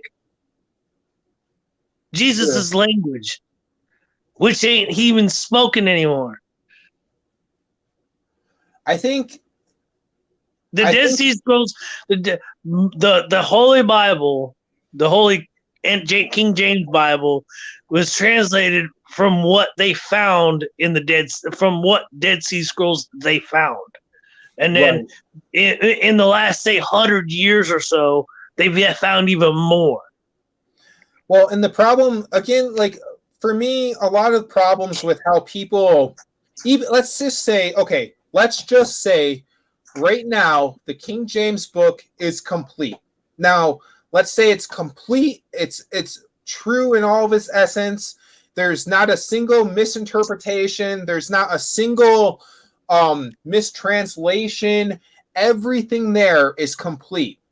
Yeah. But we still have people who choose to highlight and to specific spots. remove specific lines. And even within those specific lines, so you said something just a little bit ago, and this isn't towards you, but you said something that I hear so many modern day Christians say, and it's judge not lest you be judged.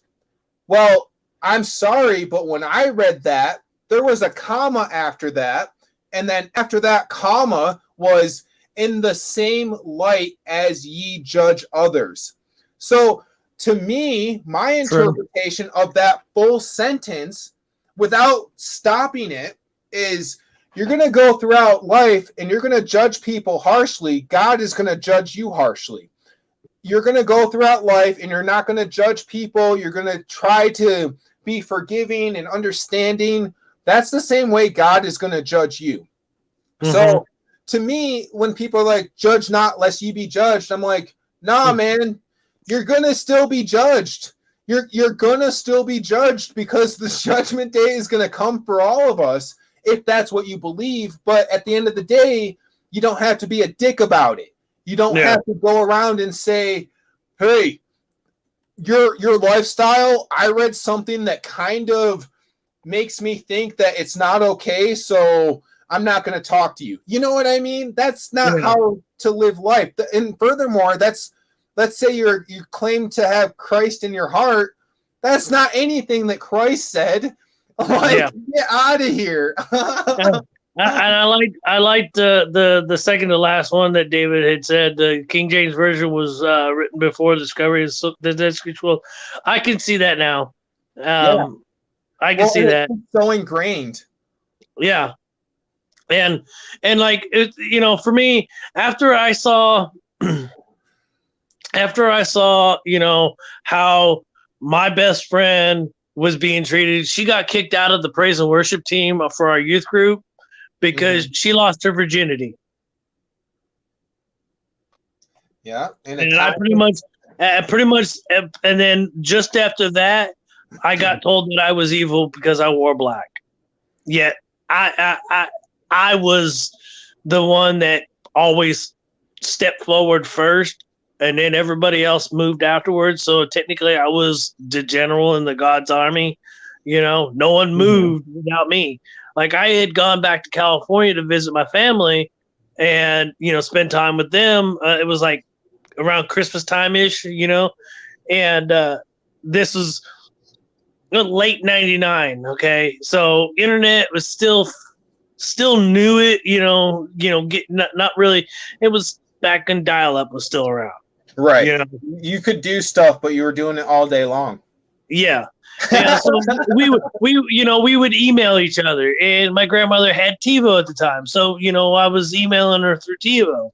Right. And she had told me that, while I was gone, that no one was going up for praise and worship, because we were, in the Pentecostal, people would dance or, speak in tongues or whatever, what I mean? Whatever drew you to do. I totally get you, because before my mom disavowed church, we were Pentecostal.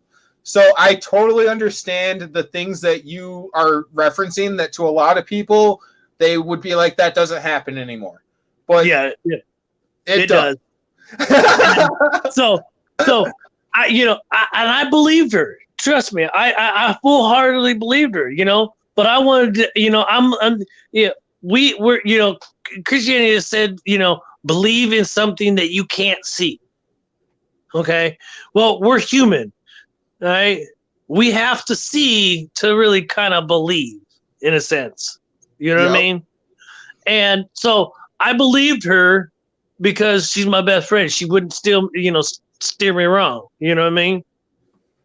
And so I'm like, all right, I'll, it'll be all right. I'll be back in a little bit, So when I finally got back and I, got to, our next youth group service, I wanted to see full on. I wanted to see if this was true, that she was saying that this was true.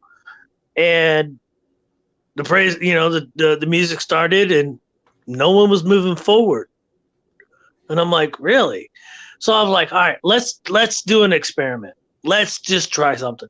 I literally stuck out my right foot I didn't even step. I just stuck it out. As soon as my foot stuck out, everybody moved forward.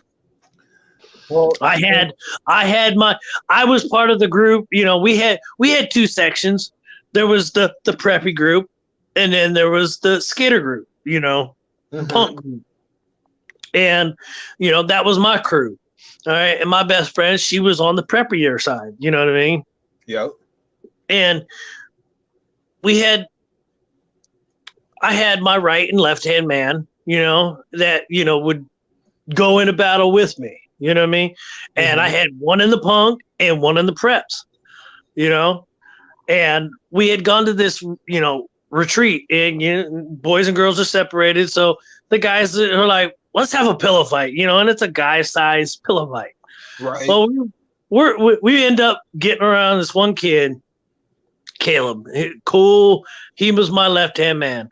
That kid, I told him, I said, Caleb, I said, if you can stand up while we're still, and this is pretty much a chain gang, type swings.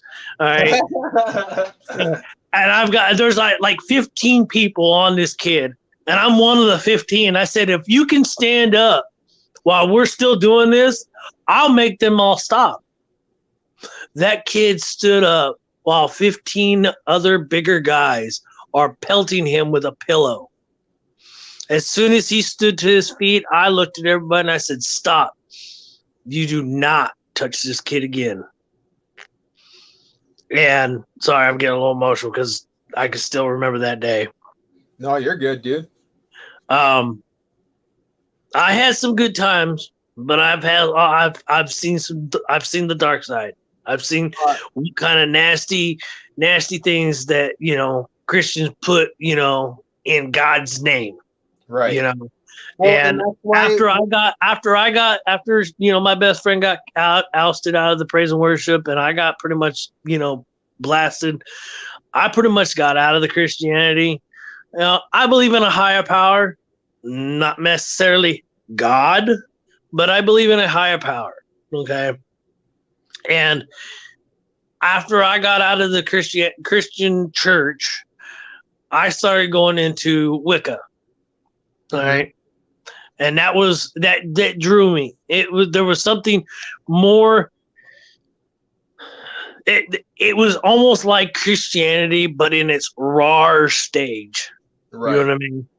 Well, I looked at them, and people would give me the dirtiest looks. Like, I'm a Wiccan pagan, I'm a Christian Wiccan, and they're like, "You can't be that." I'm like, "Really?" Because I'm gonna sit here. You tell me that my spell is not a prayer. I'm asking my higher power for assistance. The same thing you're doing when you pray to God, so you can help get your house paid, or help get a kid, or help do this, or help do that. You know what I mean? Right. I'm asking what I believe in for assistance. And that's why for me, I don't believe actually in arguing faith, because to me, a solid core belief that I have is, if you believe it, if you truly believe it, it's your truth. You know what I mean? Like, I cannot begin to understand or think about what your beliefs are, and so while I may not agree with a lot of them, or while I may, like, if you choose to come at me with some nonsense and you can't back it up. Yeah, I know a lot of, like, I spent most of my time like studying theology so I could, like I said, get closer to God as I felt it was. And so, like, in that journey, I spoke with a lot of people of a lot of different faiths, and this isn't like, for a year or two. This is for like high school on up, And so even before I started with churches, it took me a long time to actually go to churches, because I did self-identify as a Buddhist, and I had done a lot of like Wiccan studies, and to me,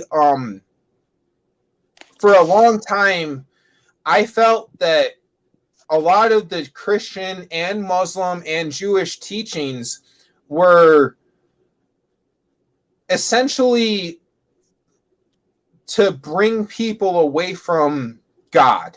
Like, I didn't think that they were going to get away from God, but I for a long time I didn't understand how. It's a rule or ruling based off that church or branch, or beliefs. You know what I mean? Yep. On how they want someone to be in their supposed flock. You know what I mean? And that's the problem, because if you read any of their books or texts, they don't sit like, it's very clear that you're here for God, and the same with like my understanding of a lot of the studying that I did was more of Norse pagan traditions, and so they came up from more northern Europe before more than a lot of people when they study Wiccan, they tend to study a lot of a British or a United Kingdom branch of Wiccanism. And for me, it like when I was introduced to that branch of Wiccanism, I was like, whoa, you do realize there's this over here, right? And so again, it's not what's right for you is right for you. But at the end of the day, geographically, wherever you're at, it's how you put it to you and or your family. Right. And so coming from a beginning of faith, I guess you could call it, that has people throwing themselves on the ground, speaking in tongues and saying that they've got snakes, as you've said, you understand that did happen.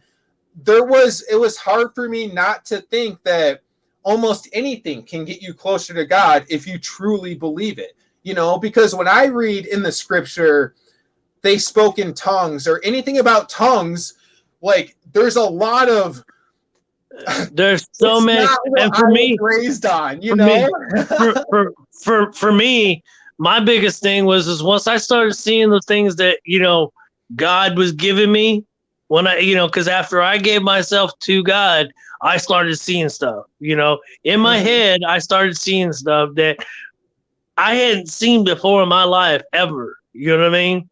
Right. And I'm like, okay, I'm going to start going with this. And I started focusing on the prophets. Okay.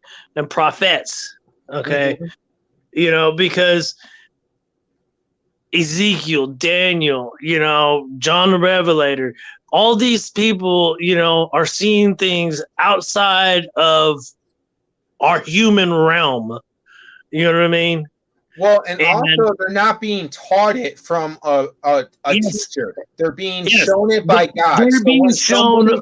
Exactly. They're being shown by the higher power something that he or she is wanting to portray to humanity, right? And saying, "Hey, there's more than just you." And right. I'm a big science nerd too. Okay, to sit there, and Christianity and science kind of really don't mix, because they're like, "Oh, wait, that science is the devil." No. I'm like, nah. Okay, I look at it as like a theologian. Okay, I'm like, let's talk about this. How in the world is the only intelligent species on this small speck of dust that we call Earth in our galaxy, let alone in the universe? There's no way. If that is true, then God is playing one sick and twisted social science experiment, and he's upstairs laughing his ass off. Well, and that is something that that's something that I completely agree with. There's very little that you just said that I could find any problem with, and I got to make that 100% clear. There's almost nothing to what you said that I haven't said to somebody else, and just kind of been like, dude, you got to calm it down. You know what I mean? Like, why do you think? And then furthermore, there's like the people who I've met a good number of people who, like, let's say my mom gets sick. I'm speaking of certain belief systems. Let's say my mom gets sick, and I don't want to talk about it. I'm not going to say it. I'm not going to, because I might breathe truth into it. Well, who the fuck are you, dude? Like, you don't create anything. Just value the time that you have. And you know, I was raised on this and you know what, and people are talking, talk about, well, I'm only going to live so much, this X amount of lives, or X amount of years. I'm like, if we go back in the Bible, we go all the way back to the Old Testament. Let's go back to Noah. Let's go back to Methuselah. Mm-hmm. Methuselah was damn near 1,000 years old. Do you know what? You know what I was told when I asked? You know what I was told when I asked about that to multiple? So I've gotten 2 answers about the ages. I like. Go ahead. I like this one. The first answer was from a lot of people. The first answer was the reason people lived that much longer was because they needed to populate the earth. So they had much longer. They had much longer lifespans, so they could populate the earth. The next answer I got was, oh, well, look at what you're eating now. And I'm like, what does that mean? Well, you eat potato chips, you eat soda, that they didn't have that back then. They followed the Old Testament and they didn't eat things that would poison them or lessen their life. And I'm like, sorry. Okay, I can kind of get behind that. That's more rational. But when we go back and say they need to populate the earth more, you can see in numbers. That's why when you said numbers, I'm like, oh, no way. Let's really talk about this. Numbers, it's a throw that last comment up. What? Throw that last comment up. I love that one. Not sure F-bombs and the Bible discussion belong together. Really? I think no, because look, if we're going to sit here and say that a 4-letter word is bad in Christian realm. There's a lot of 4-letter words that shouldn't be said, period. So one thing that I used to talk, I had this, like, I'm not going to call him like. I'm sorry, I had to laugh on that one. No, you're good. He was a coworker. I had this young coworker, and he would always talk to me about how I could be what I was, which at the time was a raging alcoholic, was drunk from sunup to sundown and smoking way more than you could possibly even imagine. And but I was also working 3 jobs and like living on. You were maintaining your business, so it didn't matter what you were doing on your after time. And when I was at church and when I was teaching the Bible study groups that I was teaching, I was sober. So I didn't, but he would ask me, he's like, so when you talk to God, what do you mean by you talk to God? I'm like, well, a lot of people have this sense of prayer that I was taught against. He's like, what do you mean? I'm like, I don't spend my time talking with God, asking for things, saying, please make my life better. Please give me a new car. If I'm asking for anything from God, it's either, am I going in the right direction or not? Right. Am I doing what you want me to? Am I being the person you need me to be? Or please give me some understanding because I cannot possibly conceive what's happening. And so, like I would say, I told him, and it killed me. He's like, so when you talk to God, what do you do? And I'm like, well, I usually sit back. I say, hey, dude, I need to have a talk. Can we do this? And then I start talking to him. And he's like, you call God dude? And I'm like, listen, God knows exactly what's in my head and everything I need to talk about before I talk about it. So there's really He's just no giving me reason the for opportunity to censor talk to him. myself. Right. Now, to kind of go on that one is that I still talk. Okay, I talk to my grandparents. My grandmother rides in the car every day with me. You know, Right. I got cremated. I still talk to her. You know, I still talk to my grandparents. You know, that have been gone. And I look at the sky and I said, you know, I'm trying. I know I'm struggling and I'm failing, but I'm trying. You know, and the thing is that we are so misguided by the adults at the time because, like you said, you didn't start really going to the church until you were in your mid-teens. Yep. You know what I mean? Same with me. So you're trying to get, you were raised with the person, from your parents saying trust your authorities. Well, when your authorities are not giving you all the information that you really technically need, they're not doing their job. Right. Well, and on And I top don't, of that, and when you're on the raised, time on the time parameter, okay, they say in Genesis, the earth was created in 7 days. Okay, that's fine. I don't think it's 7 24-hour day because I personally think that those 7 days were technically ages.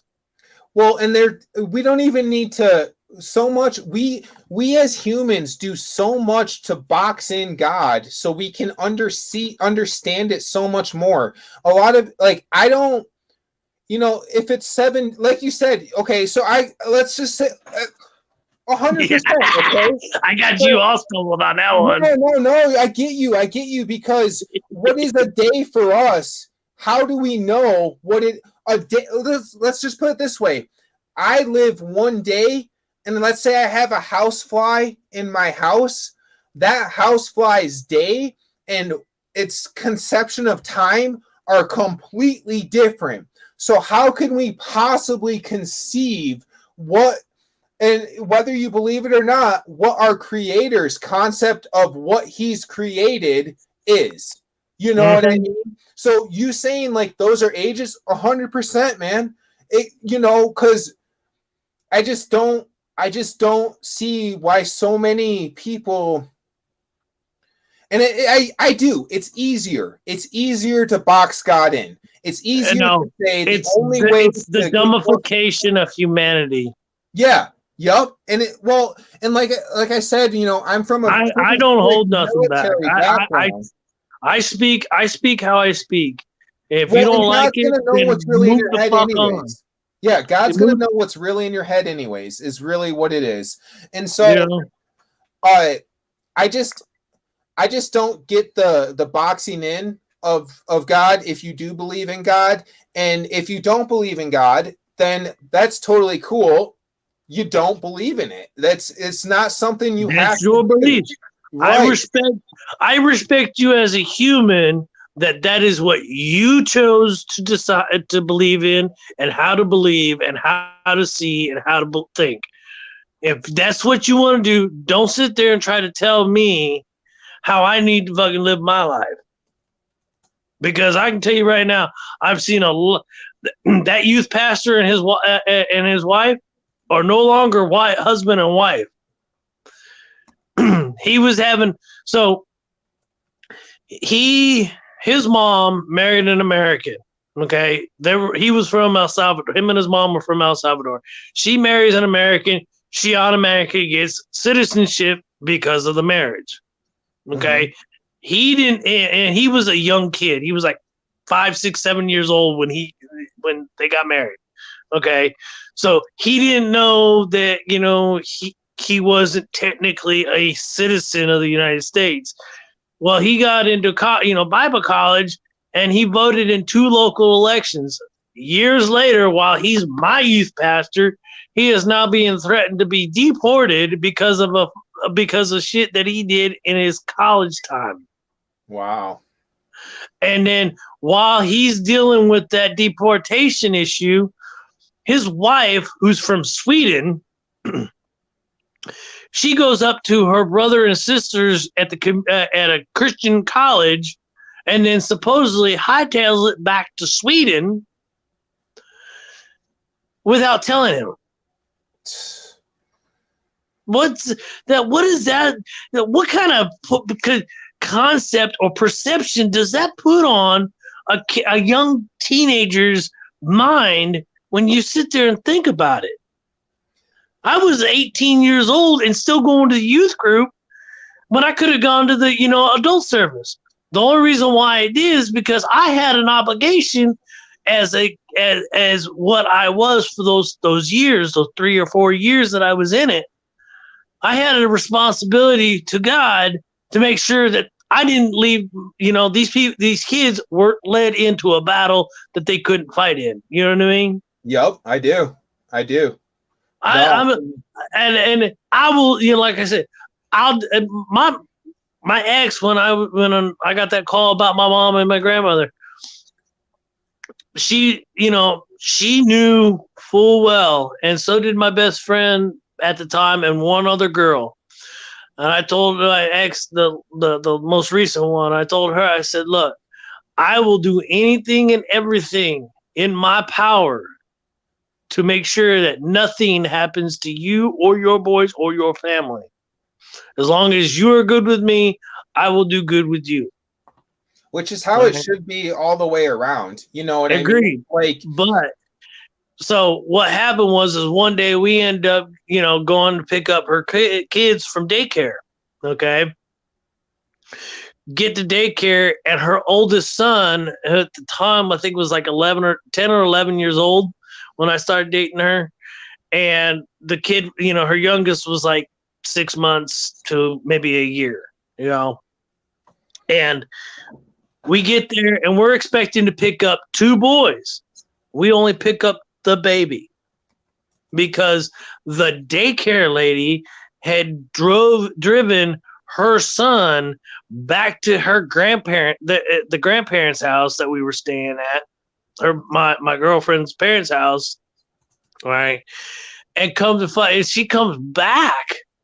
The daycare lady comes back and starts starting stuff with the family, and I'm like, you know what? Nah, I'm gonna step in, and I'm standing like maybe 4 or 5 feet from the van, and she's like, you need to step away. I'm like, I'm not even close. I couldn't even touch you if I wanted to. She's like, you touch me, I'm gonna call my husband. He'll kick your ass. I'm like, you know what? Bring it. Call him right now. Tell him to come on over. Tell him I'm gonna make sure he sees what kind of stupid ass bitch you are. I will stand up however I feel, and I'm 6 foot tall. I'm 6'1", 6'2".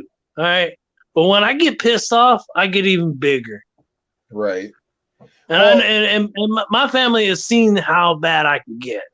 I try not to be that way. Well, it's just more profitable in your own journey to not be that way. Let's say, you were to get into a fight with him, and, you get arrested, or you don't get arrested. You get like, he sues you. You got to remember, I'm from the East Coast, man. Everybody sues everybody for everything back there. So, there's, when you think about making an action, you have to think about how much that action is going to cost you. Even if you're not thinking about it on a spiritual level, you got to think about it on a financial level. Like, is this punch worth it? You know what I mean? Yeah. You see Dave still in here? Dave's still here. Dave, I mean, listen, man, you are a trooper. Can I?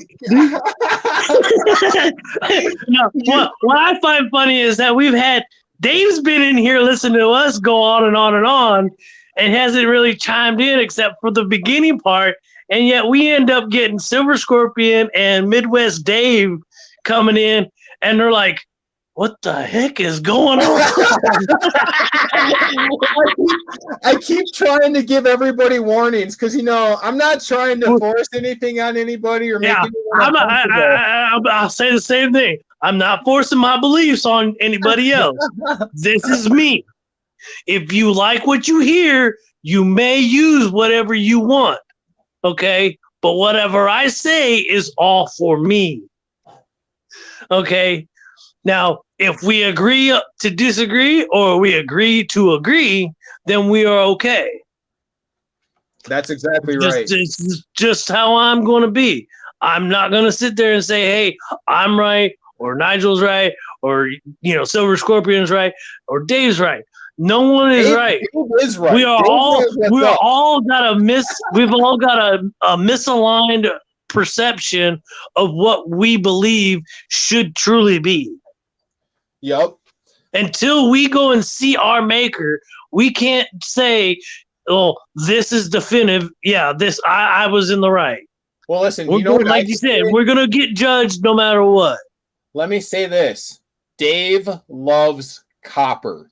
That's what I'm going to say, because he's been hanging out this whole night because he won a copper round. So as long as metal can bring all of us together, no matter what testament you believe in or you don't believe in, we're all going to be good because Dave loves copper. I kind of get off the religious subject. Okay, so the name that I picked, Metal Monkey. Okay. There is a significant name to the reasoning to that.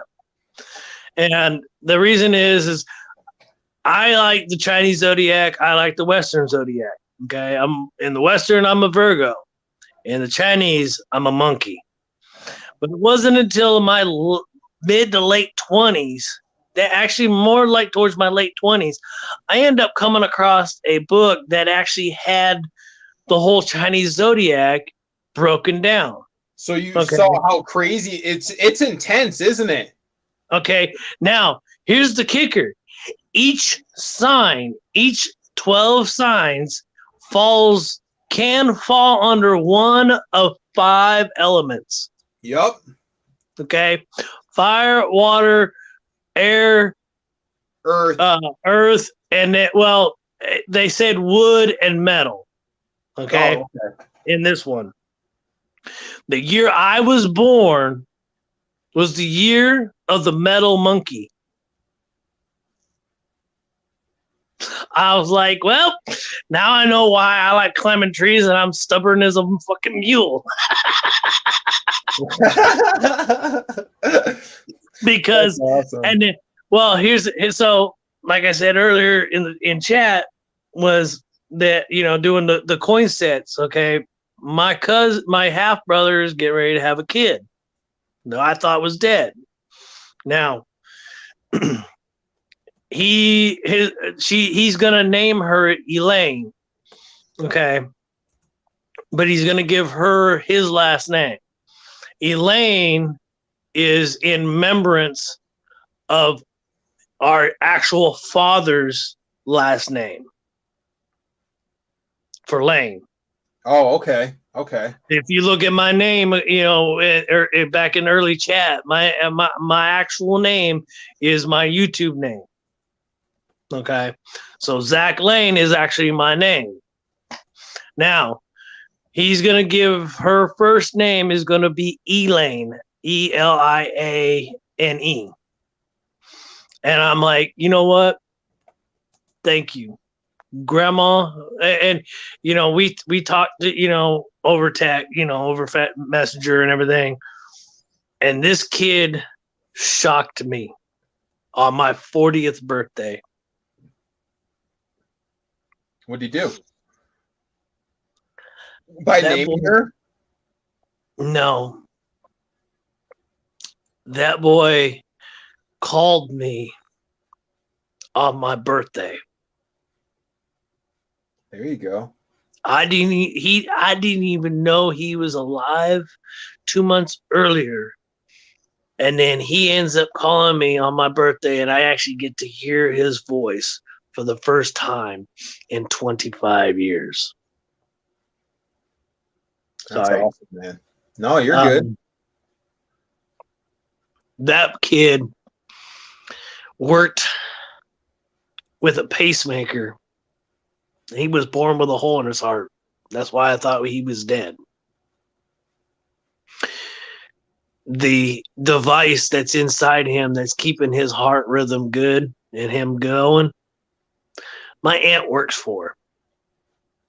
the one family member I talked to. And yeah, on my 40th birthday, he calls me.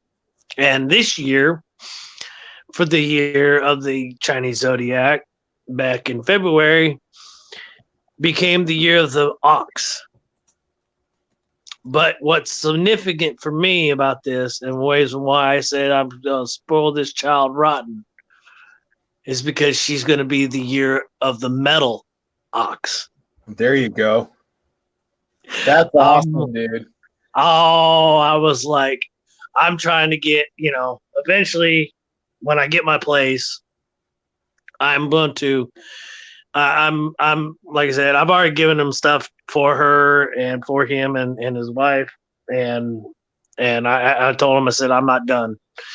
And he's like, I've got a $2 bill that is in a little display thing that for the year of the ox, and I thought it was when I got that in my possession finally, realized that it was the year of the metal ox, and I'm like, oh dog, I'm sorry, that's wrong. Do you see that? I see that, and that's one of the things I'm trying to get. Listen, man, if you need to get, this is a 2021, but I will hold that for you if that's something that you really are looking for. Dude, this thing is not even like this was for my own private collection, but you're sitting here, you're talking about it. You let me know, okay? Dude, I will let you know. I will get in contact, but I need to get a few things settled first. Don't worry, man. Don't worry. She's gonna be born in 2021, so yeah, it's gonna be perfect. And like I'm even trying to. Even though it's even extremely expensive, I want to get her 100-year coin. I want a 1921 also. Oh, I'm just gonna look for that one. Yeah. No, you're good, bro. I'm just saying that, like I said, I'm plan on spoiling her. Maybe when I may do that one on a specific year because I'm talking about the Silver Morgan, a 1921 Silver Morgan. The Morgan and Peace. Okay, because I see the Morgan. They're only, I mean, yeah, they're expensive, but not as wow. Okay, that's the one you're talking about. That's the one. The Peace. Okay, I just it's only 22,000 short of $300,000. Oh yeah. Oh yeah. That is something trust me, I'm one of those crazy fools. And like I said, if I could ever come across one, yeah. But it'll probably be more the Morgan, so that I can kind of tie the two together, But yeah, for right now, this is all in the future. This ain't nothing anytime soon.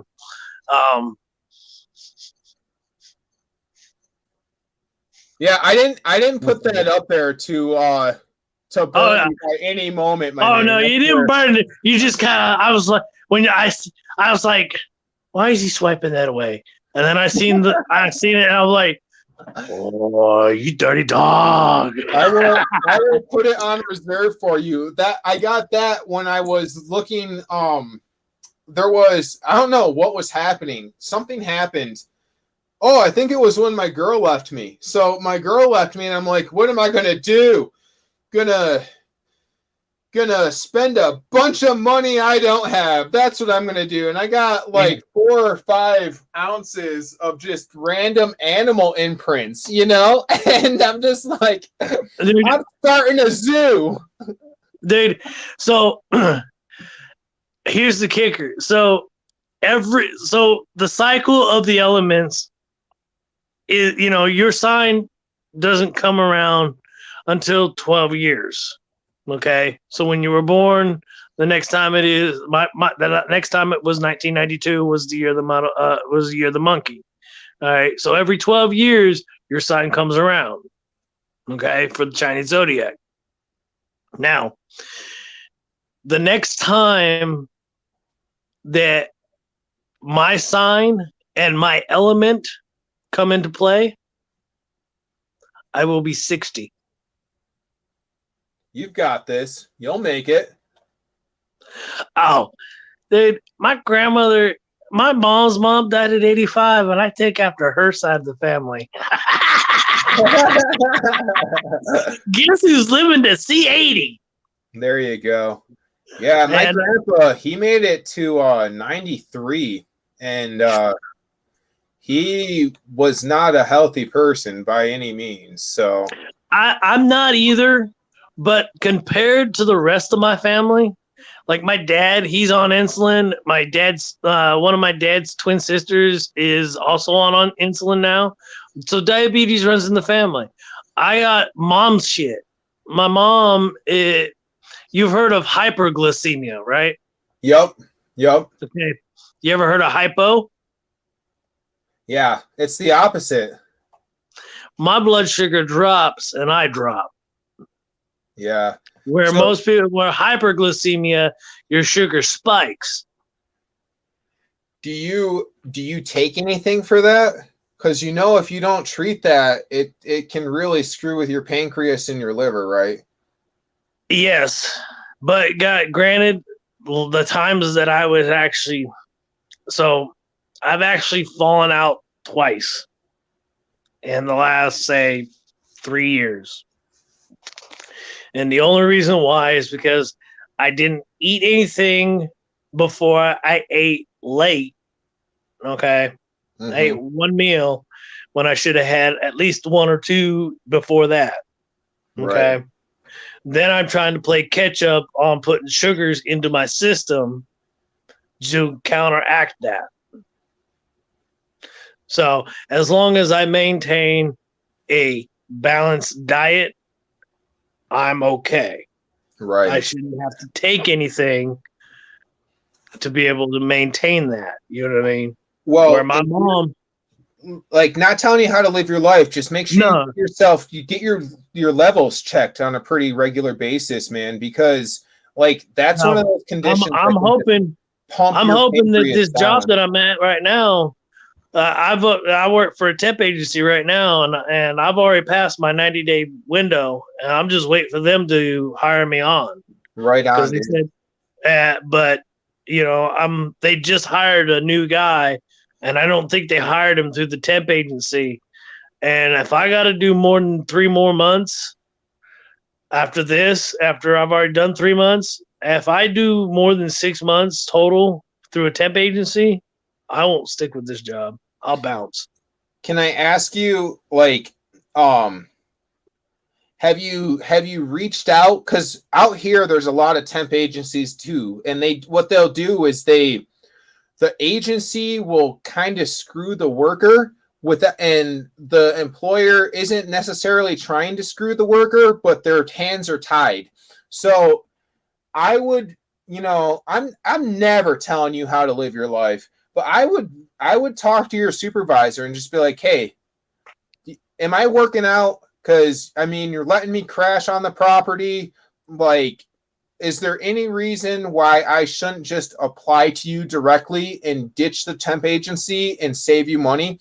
Because they're paying. Oh yeah, no, they're paying whatever what they're paying me. What they're paying me, what the agency is technically paying me, the company that I'm working for is paying double that. Yeah. Oh, they're paying you double? Well, the CEO and the guy that did my kind of interview, to see if I wanted to do the job and whatnot. Both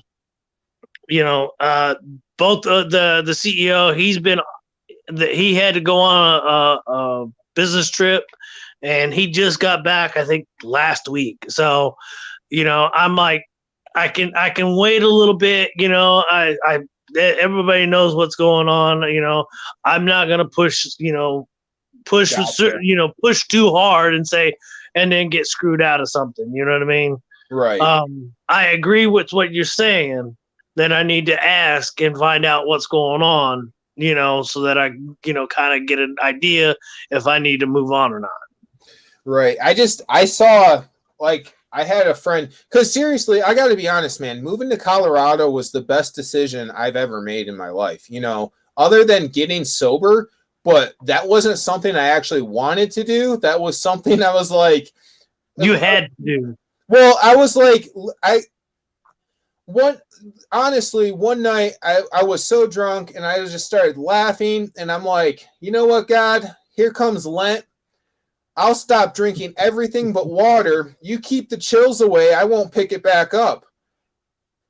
I'll be completely honest with you. That was the worst decision I ever made because I do love my wine, but I kept my promise and I didn't pick it back up. So, and when you're drinking a gallon of wine, and I'm not talking a box or a bottle, I'm saying those big jugs of Old Irish Rose, a gallon of wine and a bottle of liquor every 2 days, and you quit cold turkey and don't get the chills, I'm telling you, it was nothing I did. Yeah. It was nothing. I did. There was a higher essence that was guiding on that one. 100%. I'll agree on that.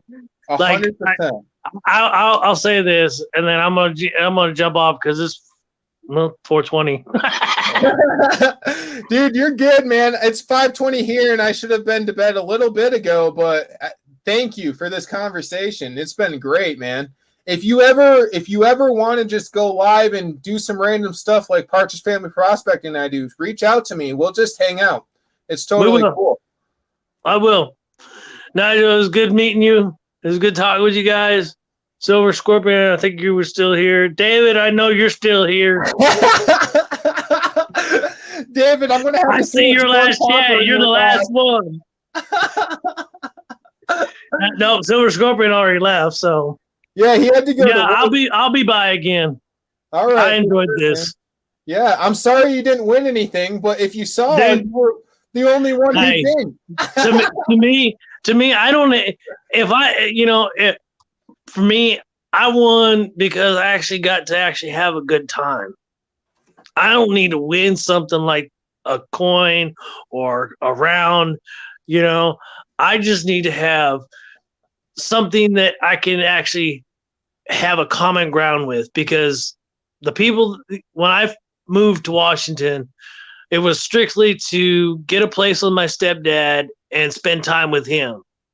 But then I realized he's too much of a drunk. He's got cirrhosis of the liver and he doesn't want to stop. Right. You can't. And I'm like, I like the last time I seen him was 2 weeks ago. This Saturday will be 3 weeks, and I haven't heard from him in 2 weeks.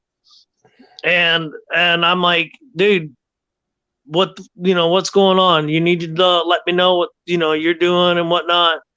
But I told him, I told him straight out. I said, dude, if we get a place together, you got to stop drinking. I can't do it.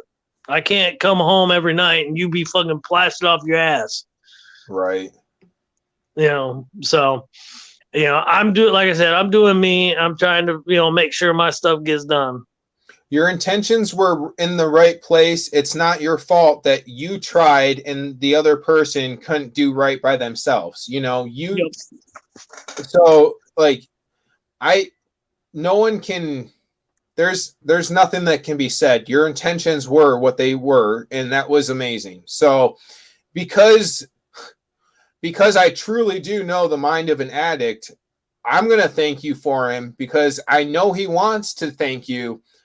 I don't know anything, but I'm sure he wants to thank you, but he just can't.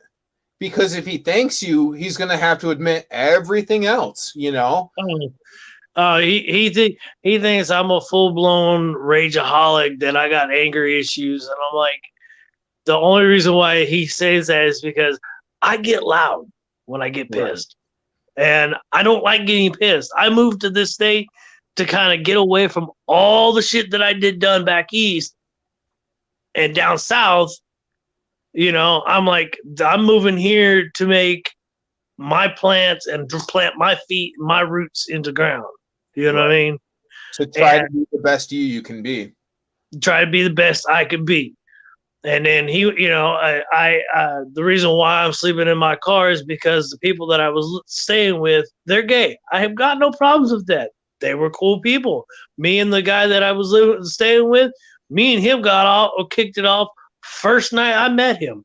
Mm-hmm. Me and him were like both on the same wavelength on our dark, sick and twisted minds. You know what I mean? Yep. Well, he had an ex that would always come by, and